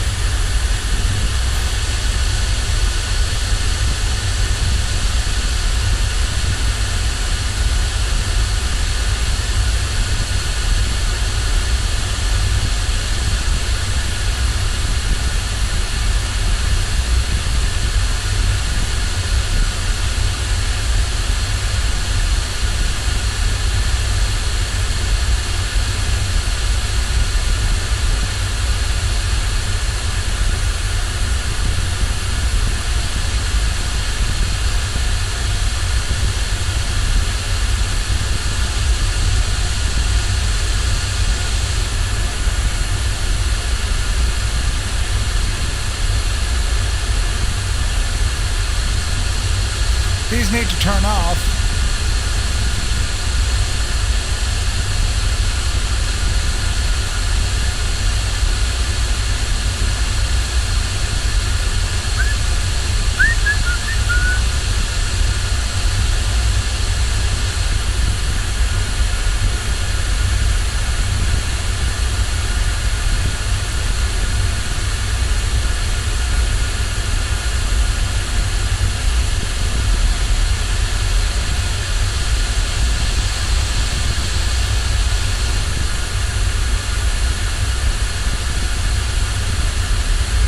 Right, that's all okay.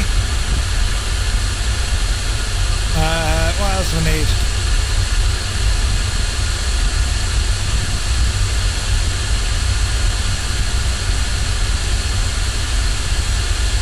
We need the alternators next.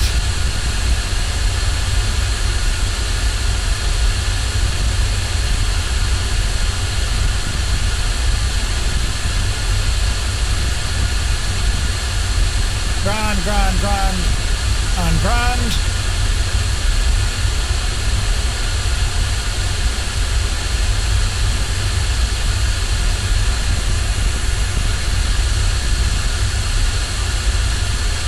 Is that light on or off? There we go. And then these guys, off, and off.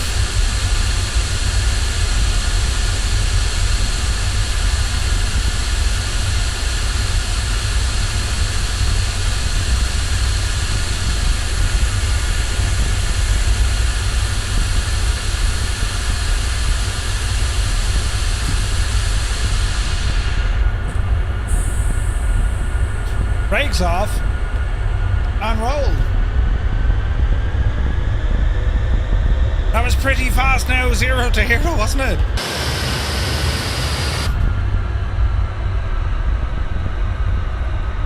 We have to wait for them to disappear. Don't go and fly with them. Disconnect the shagging things quick. Nearly done, nearly done.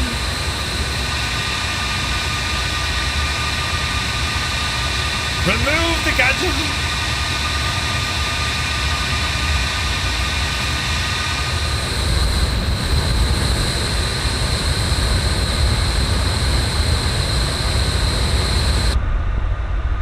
Okay, internal lighting. Get it all up there now, please. Thank you. And over here. Flash. Right.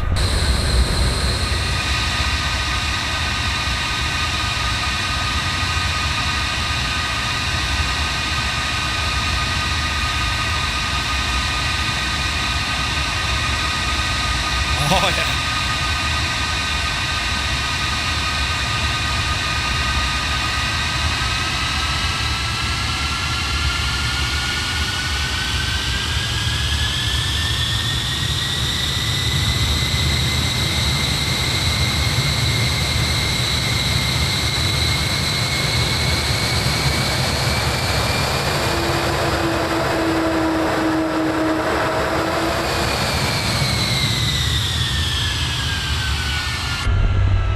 Absolutely gorgeous.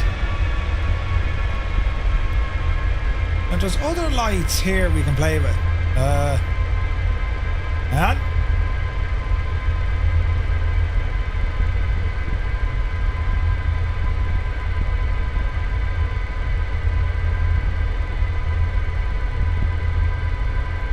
I want the green light lights on.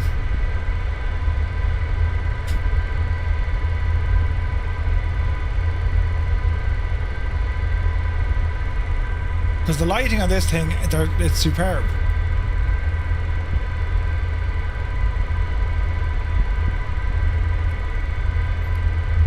Oh yeah. Oh yeah.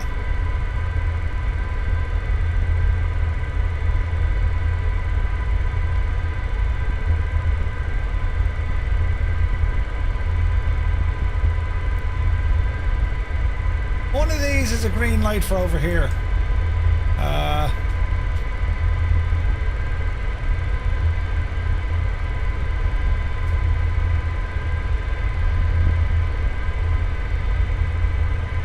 Then again, that does look pretty good, doesn't it? Jesus. That noise. Epic Phil, good to see you, buddy.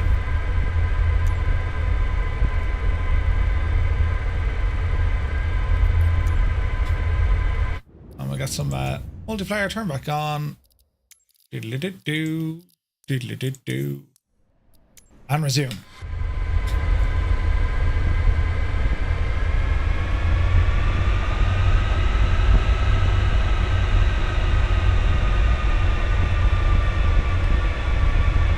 That rapid start is impressive to say the least, isn't it?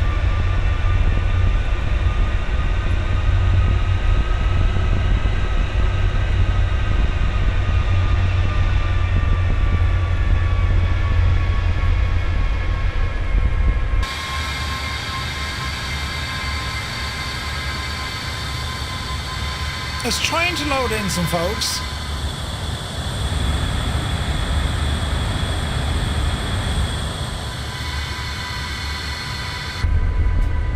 Sometimes it works, sometimes it doesn't work.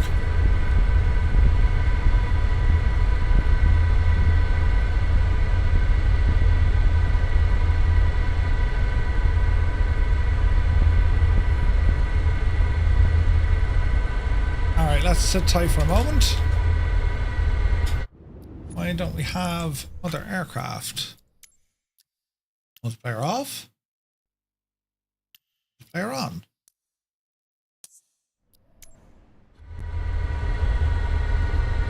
Let's give it a moment. I don't have it installed, Muse. No, it's Orbex scenery. I don't know why I don't have it installed.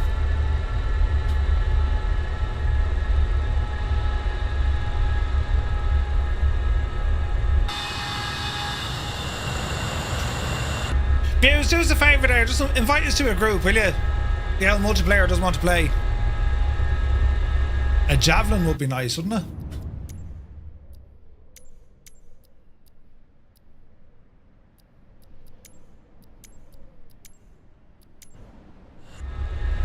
There's double textures on the ground. I want double textures on the ground. That can't be good. Huzzah! Group invitation.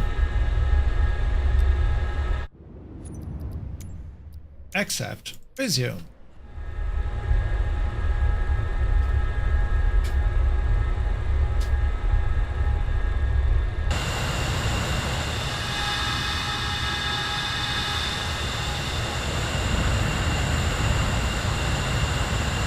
It's not showing multiplayer. Ah, there's Muse now. Good man yourself. Right. Now this should work if I do it this way. Leave group. Yes. Zoom.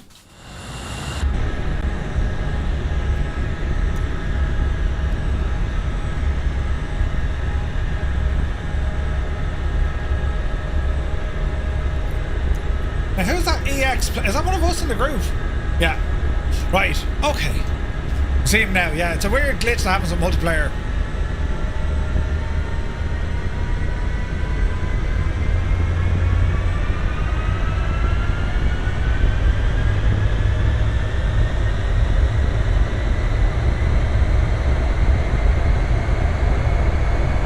There's 80%.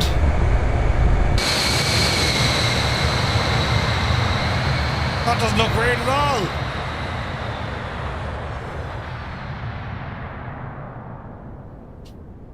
Wait for it now. If we time this right, it might work. You know, if we time it right. Jesus, we need chase plane. We just need chase plane. Right, do one of them.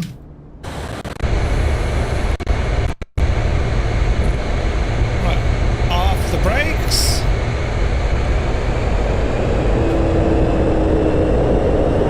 Power checked. She's roaring. 60 checked.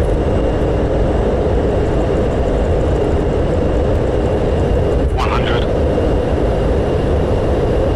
120. 130. 140. Decision. Rotate. Rotate.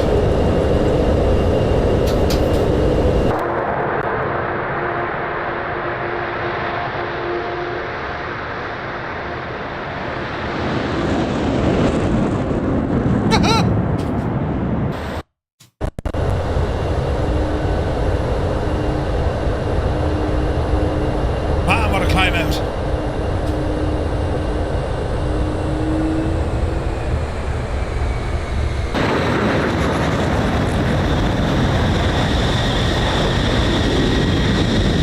What a machine though, right?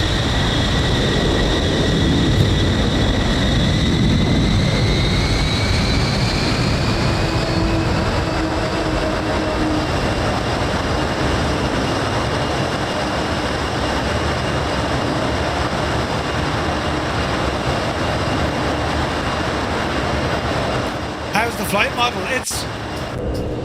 It's pretty much what you would expect it to be. I mean, it's a heavy aircraft. You know, it's not. There's no like fighter jet maneuverability in it. It handles really well though. Lower speeds it prefers, but it's still a cracker of a machine, isn't it? It's very, very nice.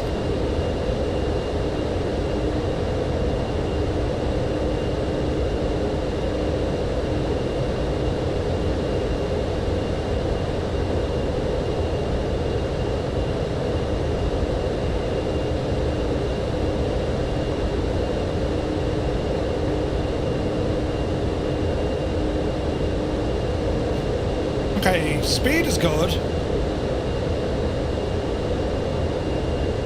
4,300.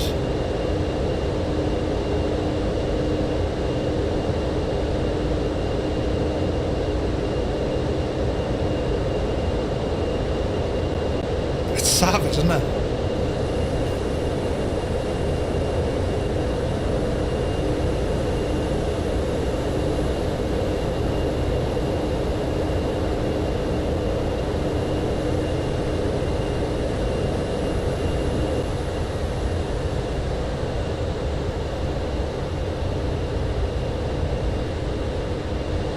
They need to fix that because they still have the reflections coming in from the sun.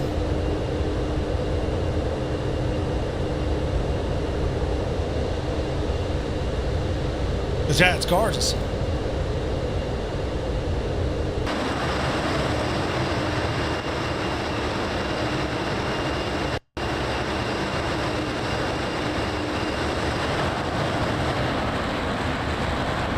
Savage, man. Absolutely savage.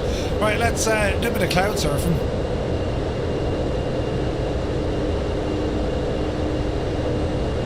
I remember flying this in VR once and it was just like unbelievable. Do you know what I mean?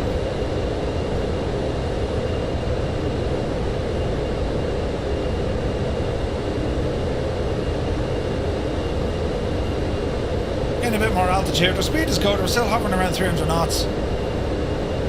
Just over 10,000 feet now.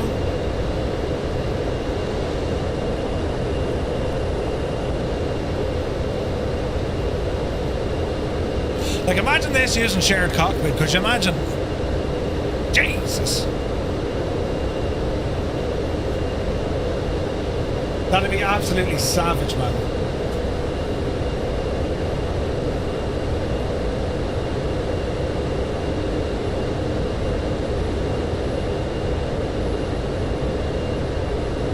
Again, a little bit.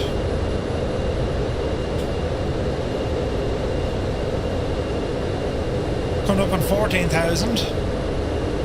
Speed is still good.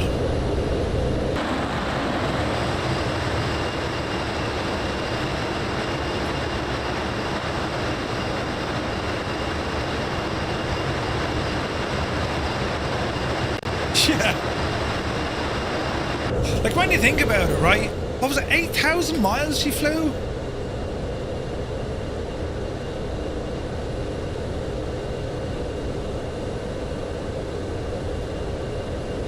Operation Black Book. So they flew from London to Ascension Island, and then, well, I say London, the Greater London area, down to Ascension Island, and then from Ascension all the way down to the Falklands. 6,300 kilometers, like, Jesus. There's the Victor.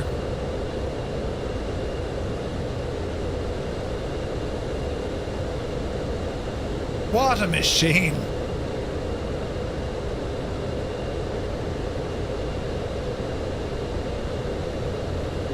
Like, refuel after refuel after refuel. Friggin' nuts, man.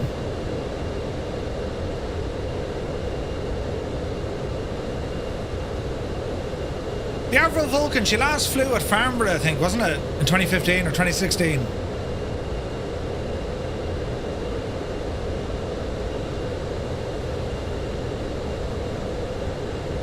Early concept of Vulcan. Man, look at that.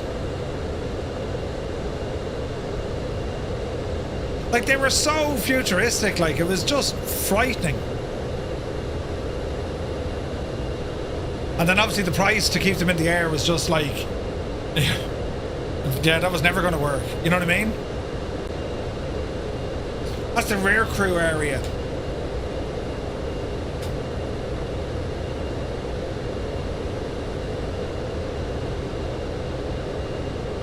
What a machine, though. You saw it fly in September. No way. No worries, visualize.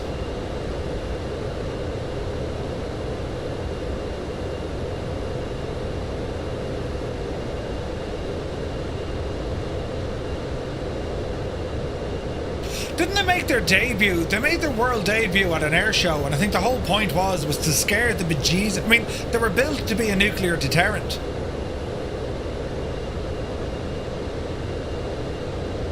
Man alive. Wouldn't it be great to see this flying again?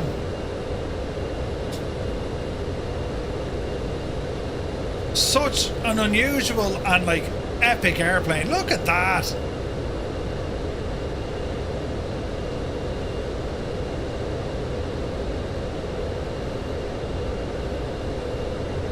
What a machine, lads. What a machine. Also, look at the state of our view. What are we at now? 24,000? Beautiful. Good to see you, Airwolf. You saw it fly in September. Nice.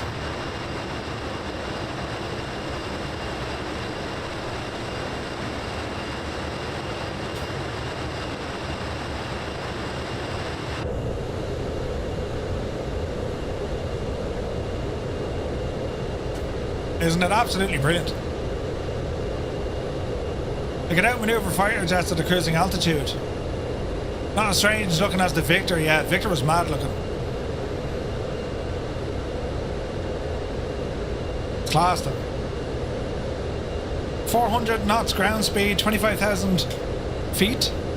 If that flies over my country, I would be deterred. Oh, it's class looking.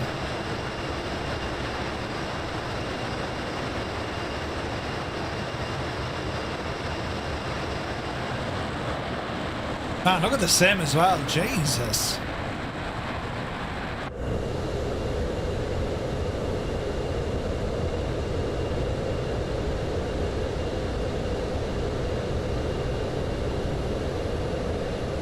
Not a bother to it. And like, it's an aircraft I just haven't flown much at all in 24.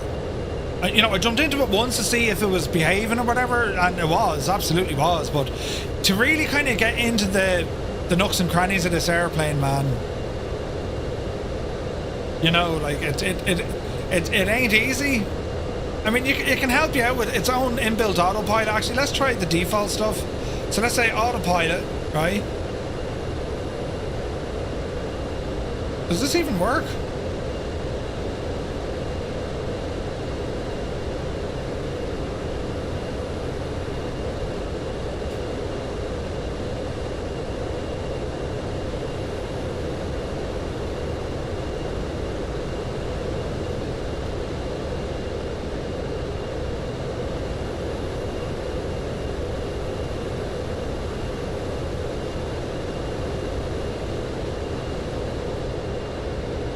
There we go. Alt hold, right? Track hold.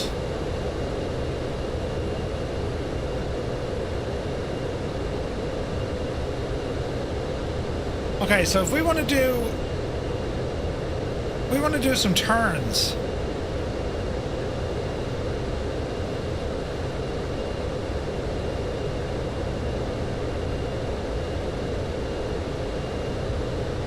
So we're currently facing west, or very close to west, right?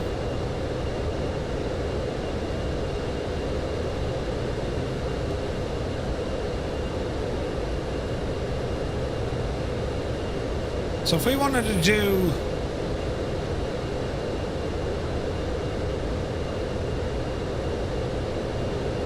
That's a bank hold. What about a track? Mode, VLOC, LOC.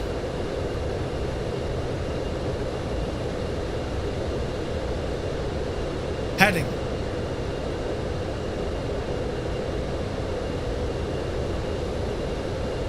And here's a left turn. Interesting. Yeah, so it actually works way better using the tablet.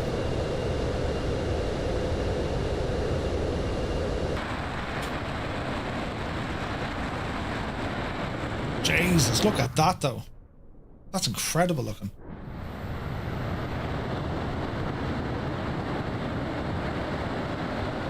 Look at the state of that. Jesus.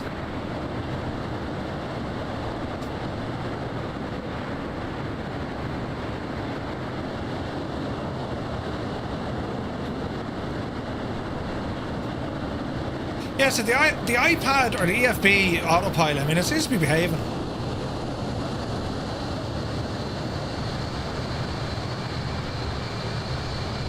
That is quite the sight, lads, isn't it?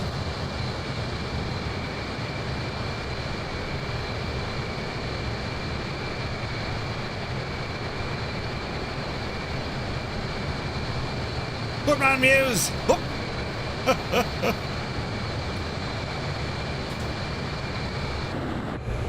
Okay, let's change heading. 270 degrees.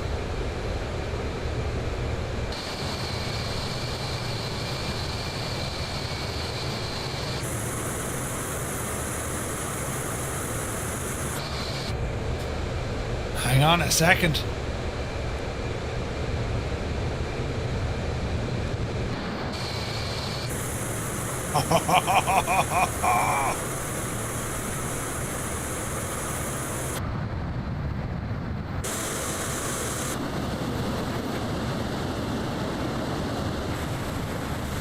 It's just beautiful. It is a beautiful looking machine.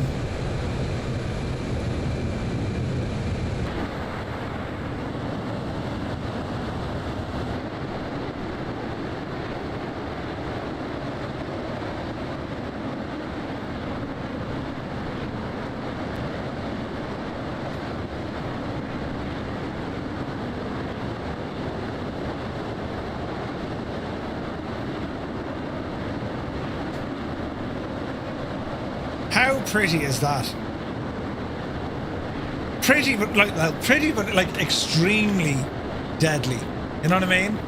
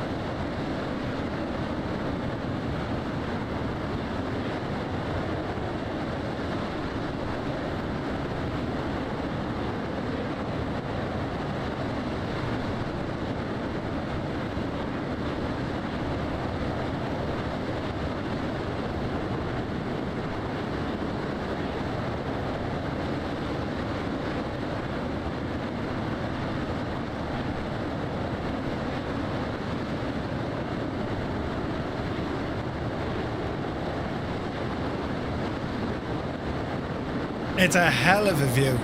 It's absolutely stunning, isn't it? Jesus.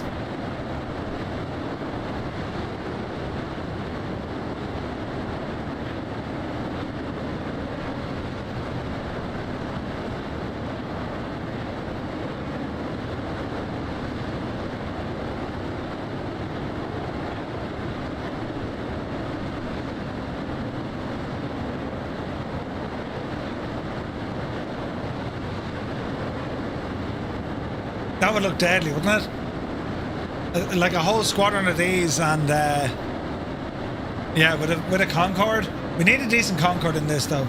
Jesus. Where's this now?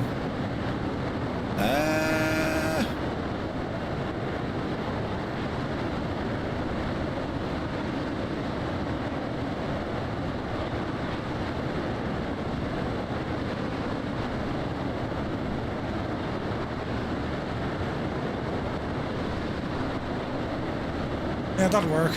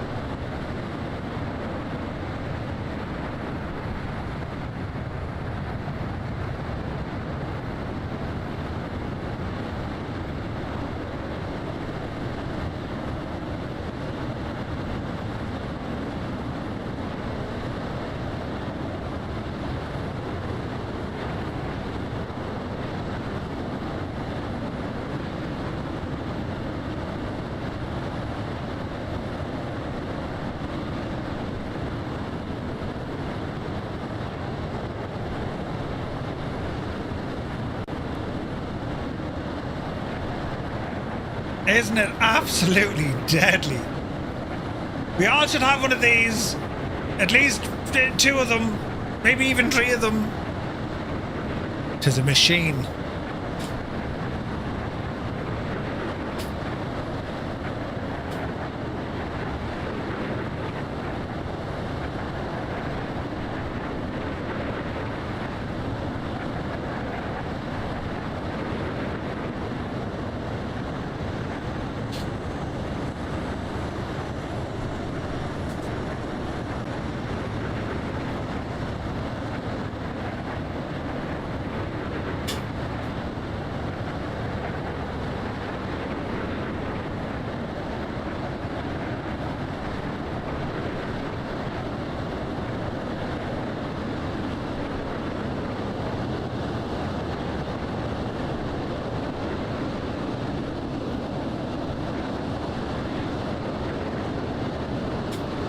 We just need more of these in our lives. Absolutely savage.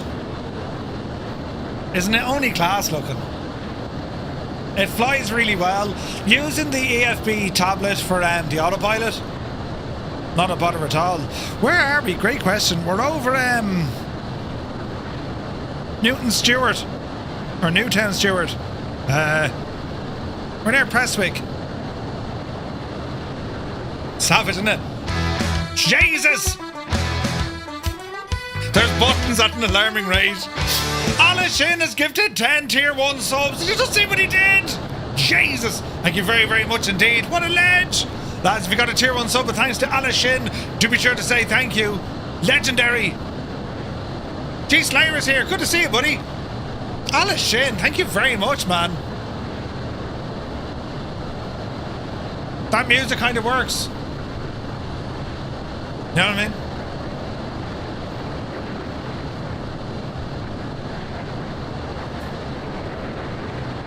Doesn't it look incredible? Look at the cut of it.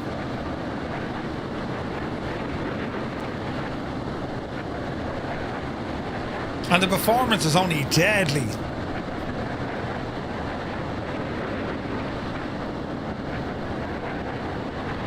Like, imagine being on the crew of one of these. You know what I mean?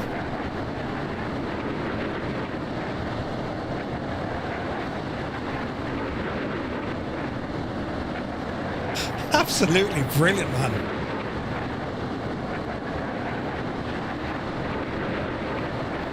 Usually not into military aircraft. This looks amazing. This looks absolutely amazing. It really does.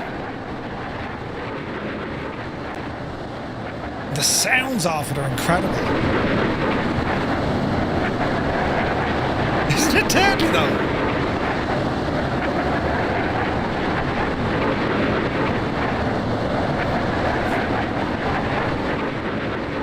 That music works better.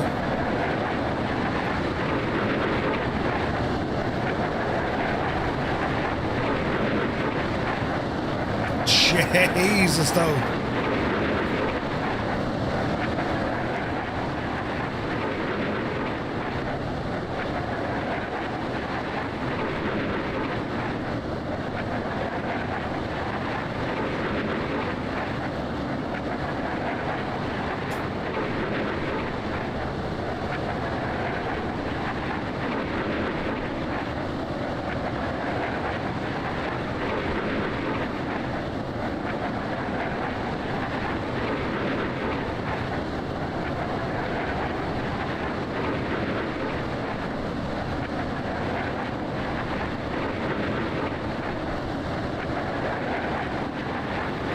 I said before, you wouldn't know what to be hiding in my playlist.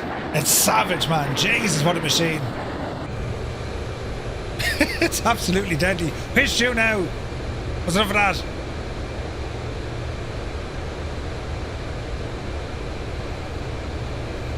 Man, look at that Tonka out there, look. Kilburn! So, yeah, look at the autopilot on the EFB is working very, very well. Like, if we wanted to either increase... I wonder now, can we change that? Yeah, you can, look.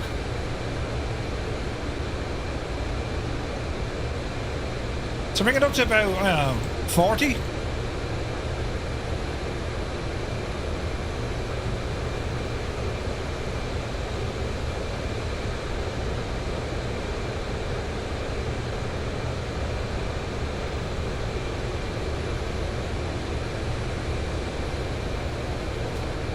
Off she goes, looking for 40,000. Look at that. Jesus. Stone Cold next. Like, I'd have that sort of music here, you know what I mean? Thuro, good to see you from Ireland, my good dude. Oh, the sounds.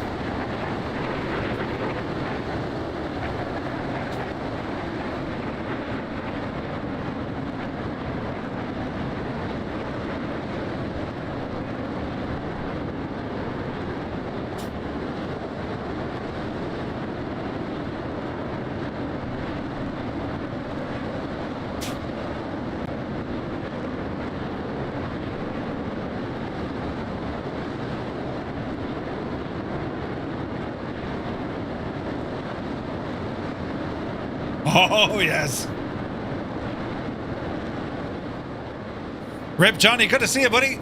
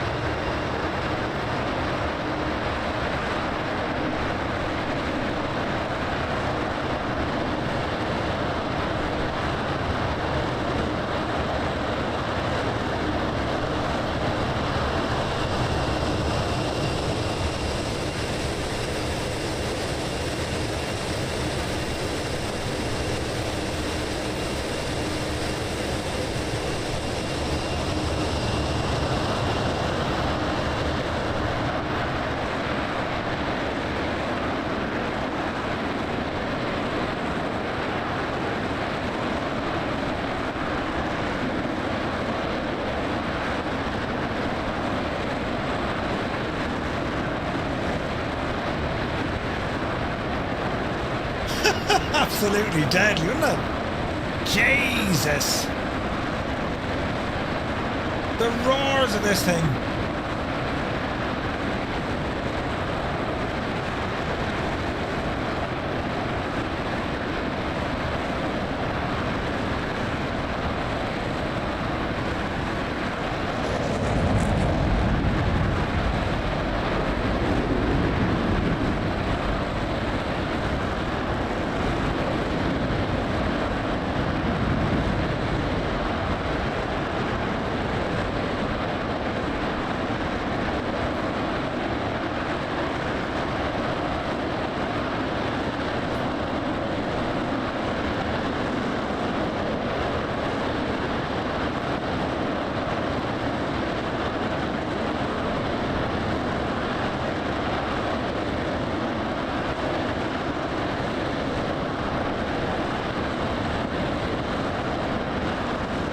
To be fair though, right, you know, if a plane did have its own theme song, I mean, it's up there somewhere, isn't it? Jesus, though.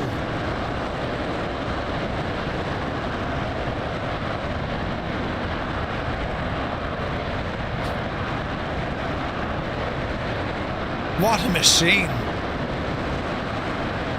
Can we get one for everyone, please?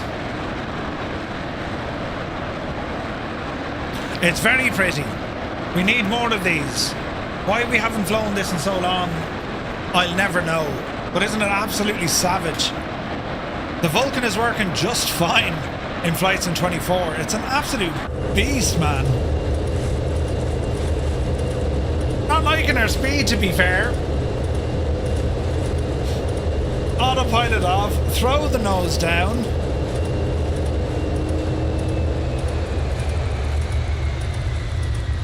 Let's get that speed back here for a minute.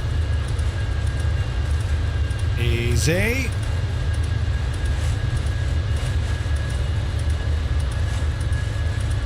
Nose down.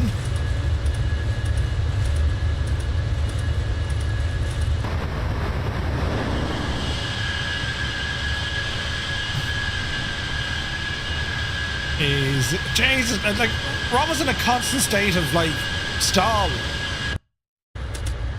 Alright, here's the speed coming up. Up you go, you big Jesse. Right, let it all calm for a minute. So that was the undercarriage warning, right?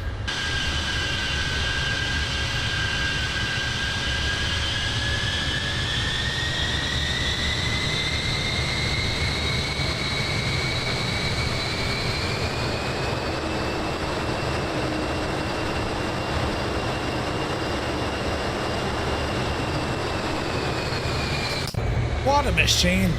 Can't get the trim right. Hang on. Not a little bit.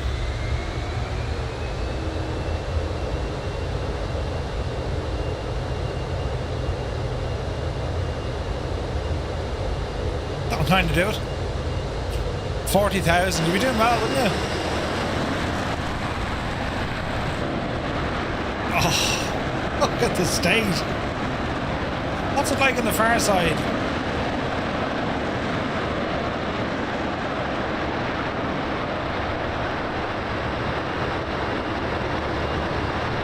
Where's that moon gonna end up, look?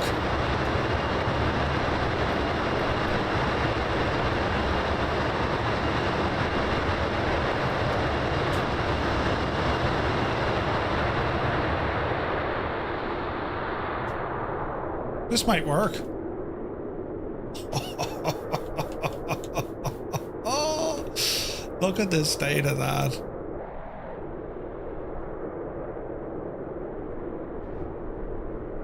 Hang on.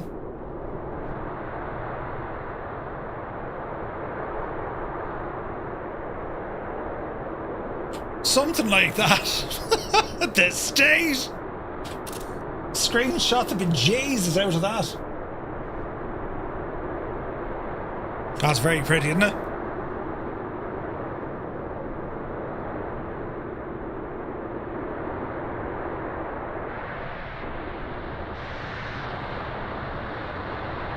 Like, imagine seeing this thing coming at you.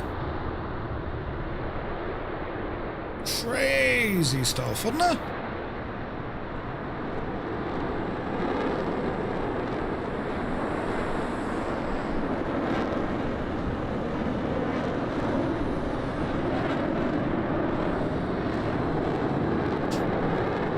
And then, like, do you know, the refueling capability, or the air-to-air refueling, you know?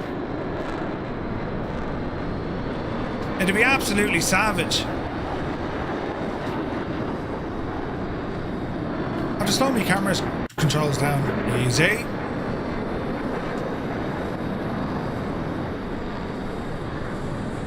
Isn't it deadly, isn't it? Like, that's something straight out of a movie, isn't it?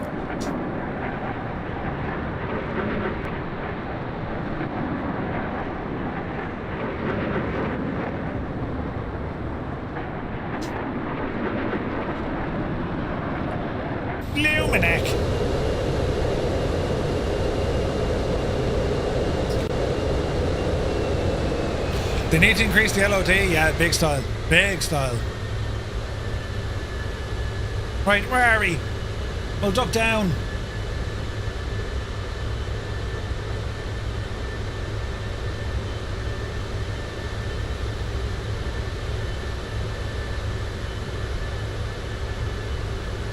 There's an Edinburgh down here.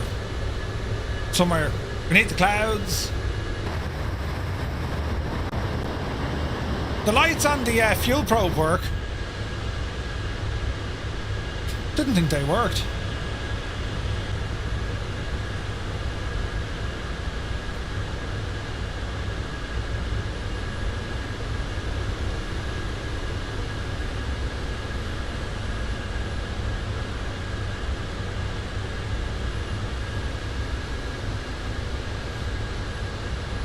Jeez, look at the lighting over here though. Isn't that incredible lighting? Make it a little bit darker. Oh, I know you've messed me lights.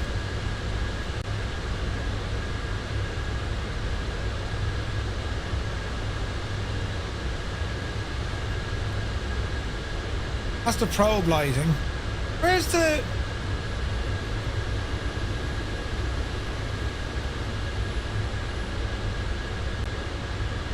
Where's that UV lighting gone? It was working.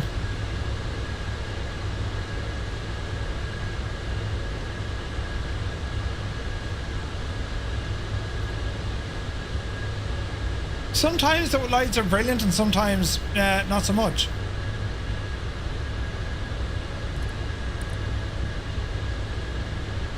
Huh.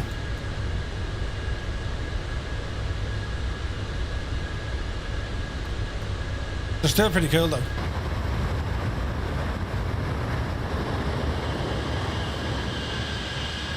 Man alive, look at that. Sky Perian, good to see you.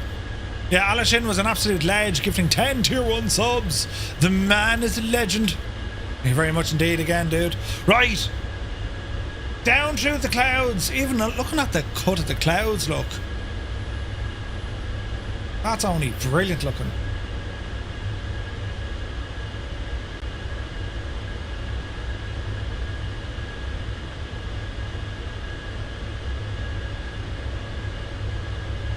It's savage, isn't it?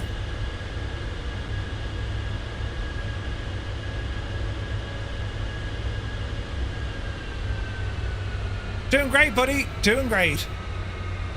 I've been waiting for ages to jump back into the Vulcan, and like, I don't want to give myself like a crash course and just jump in and see how we're going. I spent a bit of time in this stream just reading back over the systems. Gives you a bit of understanding of kind of where things are. And yeah, really glad I did, because it's, well, it just means the next time you want to go fly it, it's, you know what I mean? Global AI got an update to version 7. AI, global AI. That the ship traffic tarnish, is it?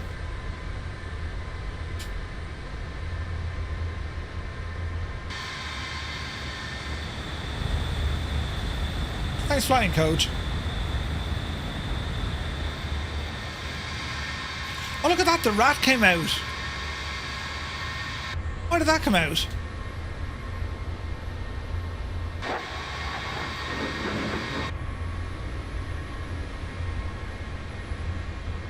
Most unusual.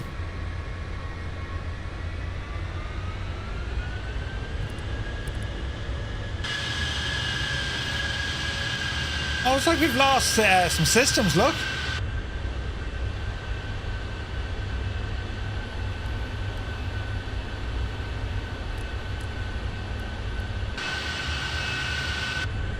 Something caused the old ram air turbine to drop.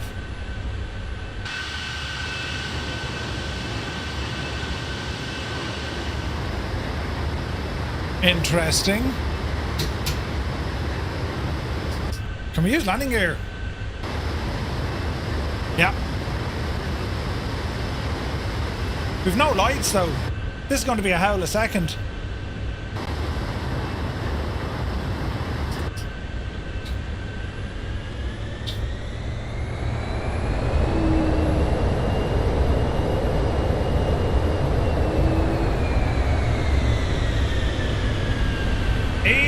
Easy now, Jemima.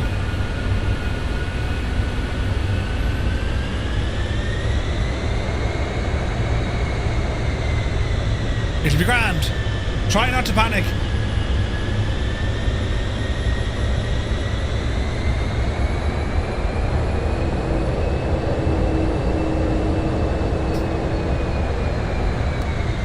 Alright, watch your speed. There's some brakes.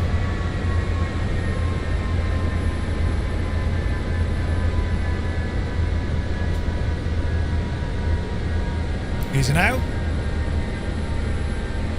Oh, we're very fast.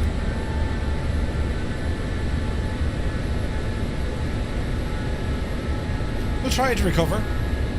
It's a former RAF fighter base. Oh, really?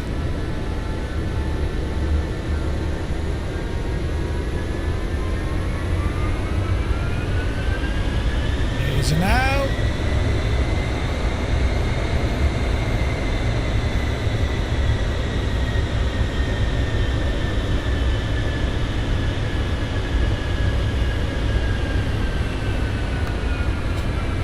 Alright, let's see what happens. We've no light. Oh, Jesus, the speed. We've no lights either. Easy. Easy. Put it down. Touchdown.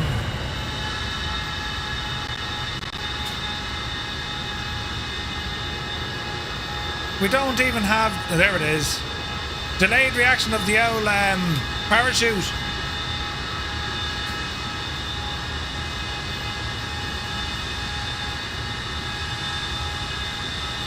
Just about.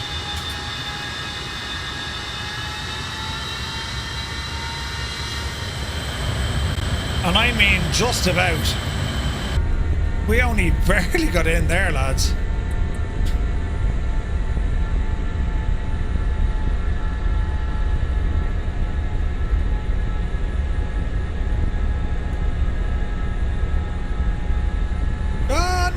Doesn't have 14. I'm about to run into the back of. Terribly sorry.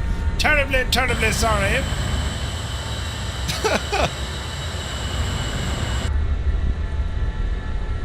Terribly sorry. There's your mama over there. Good to see you, bud.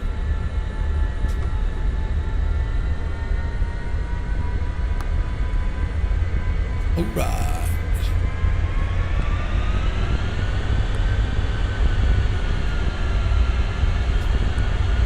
Is there a solution to the long loading times of the device list to change controls? Afraid not.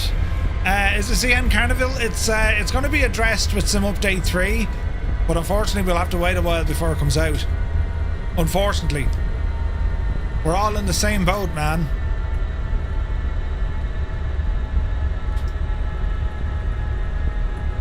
I am really glad I jumped into that Vulcan, man. I haven't flown it in so long.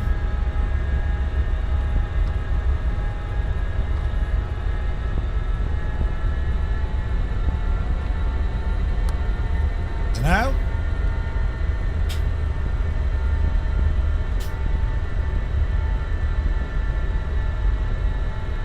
there's also another bug when you kind of jump from multiplayer, it loads back in online traffic as well, which I don't know how it's doing that.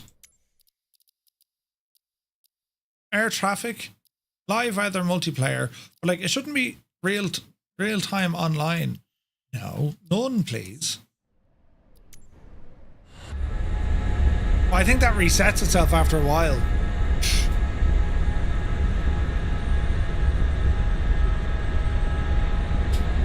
You gotta love the jets.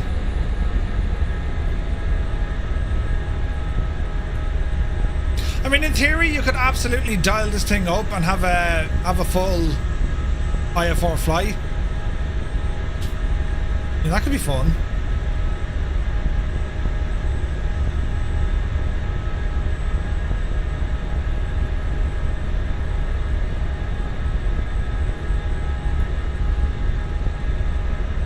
The military aircraft were quite good though. Like the Vulcan is just... The Vulcan is awesome, the Hawk is awesome. So you can only imagine that the Tornado is going to be brilliant as well. I want to say though, I do like the India Fox Deca one. That's pretty good. That was always really good.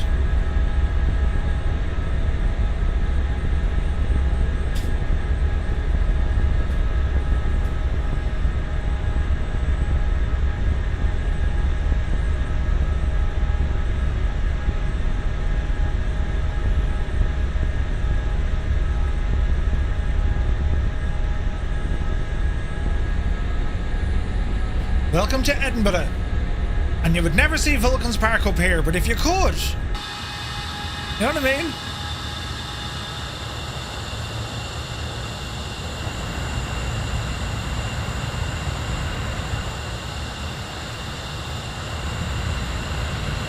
We've Vulcans all over the shop. News, you can't bring your Vulcan to the gate.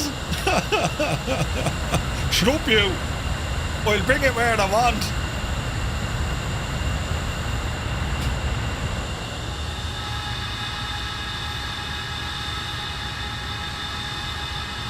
The jet bridge won't work.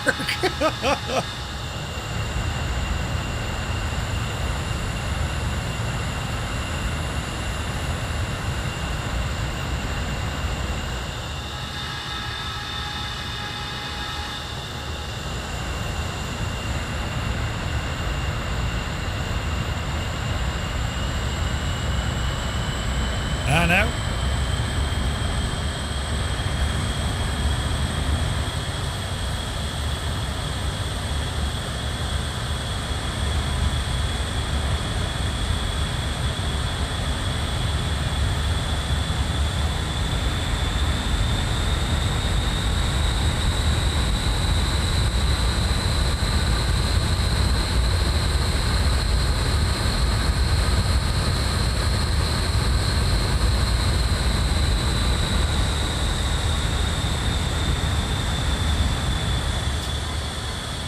Wicked Lumberjacks is in a bonanza. Brilliant.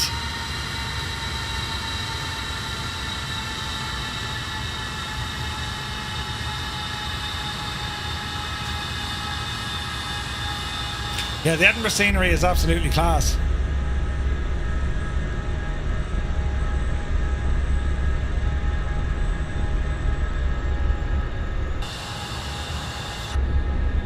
Now, can we get some electricity back into me plane, please? Because I've clearly broken something.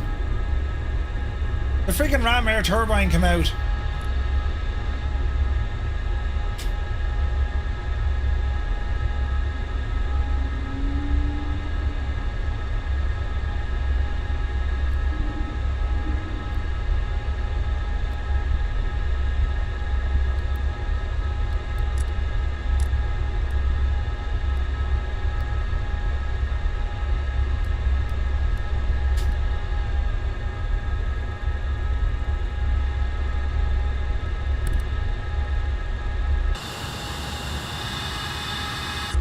How do we not have external lights?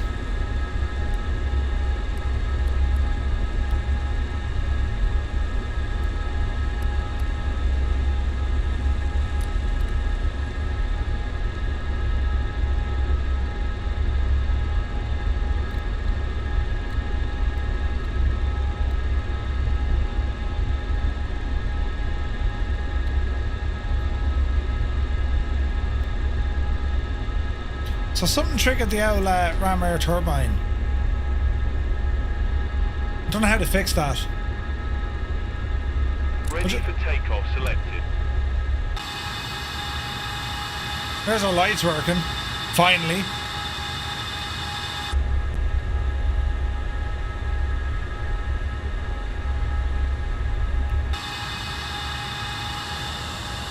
Ha ha ha! Look at the state. Beautiful.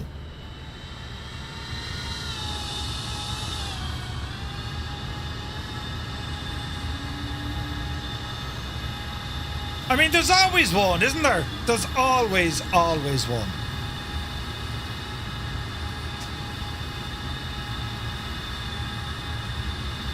That's pretty cool looking, isn't it?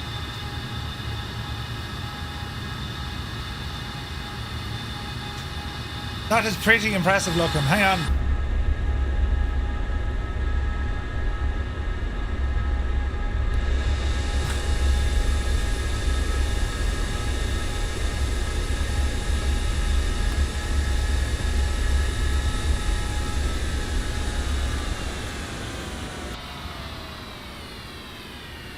The state of that.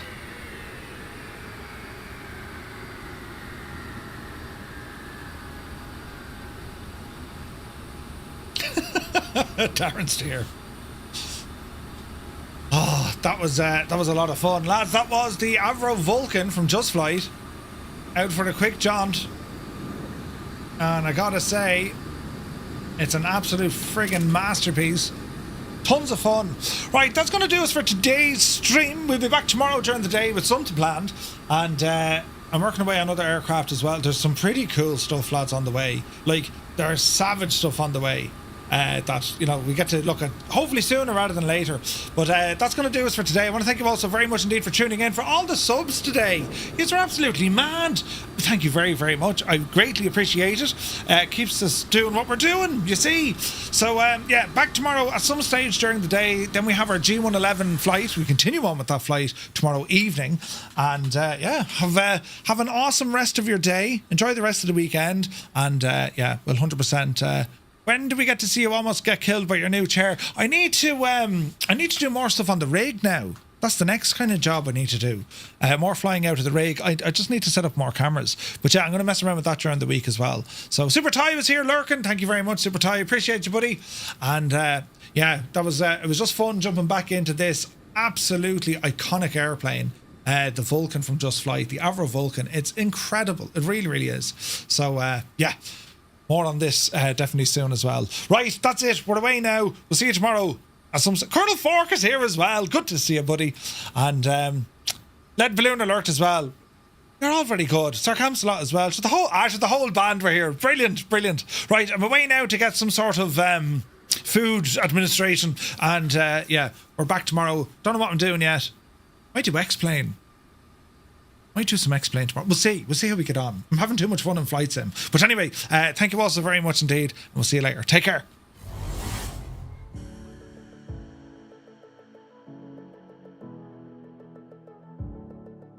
Speaker. And the curse of the 7 pod. Lads. So, hang on. It's all gone pear-shaped. Although we're getting better now. What's that thing do? Oh, that's so wet as well. Gin covered table with cordial. Wait, I don't need that anymore. Not with that bank. Oop. That's like old technology. It's gone under me TV stand and everything. It's gone into me mouse mat. Hang on, I'm trying to do the thing. And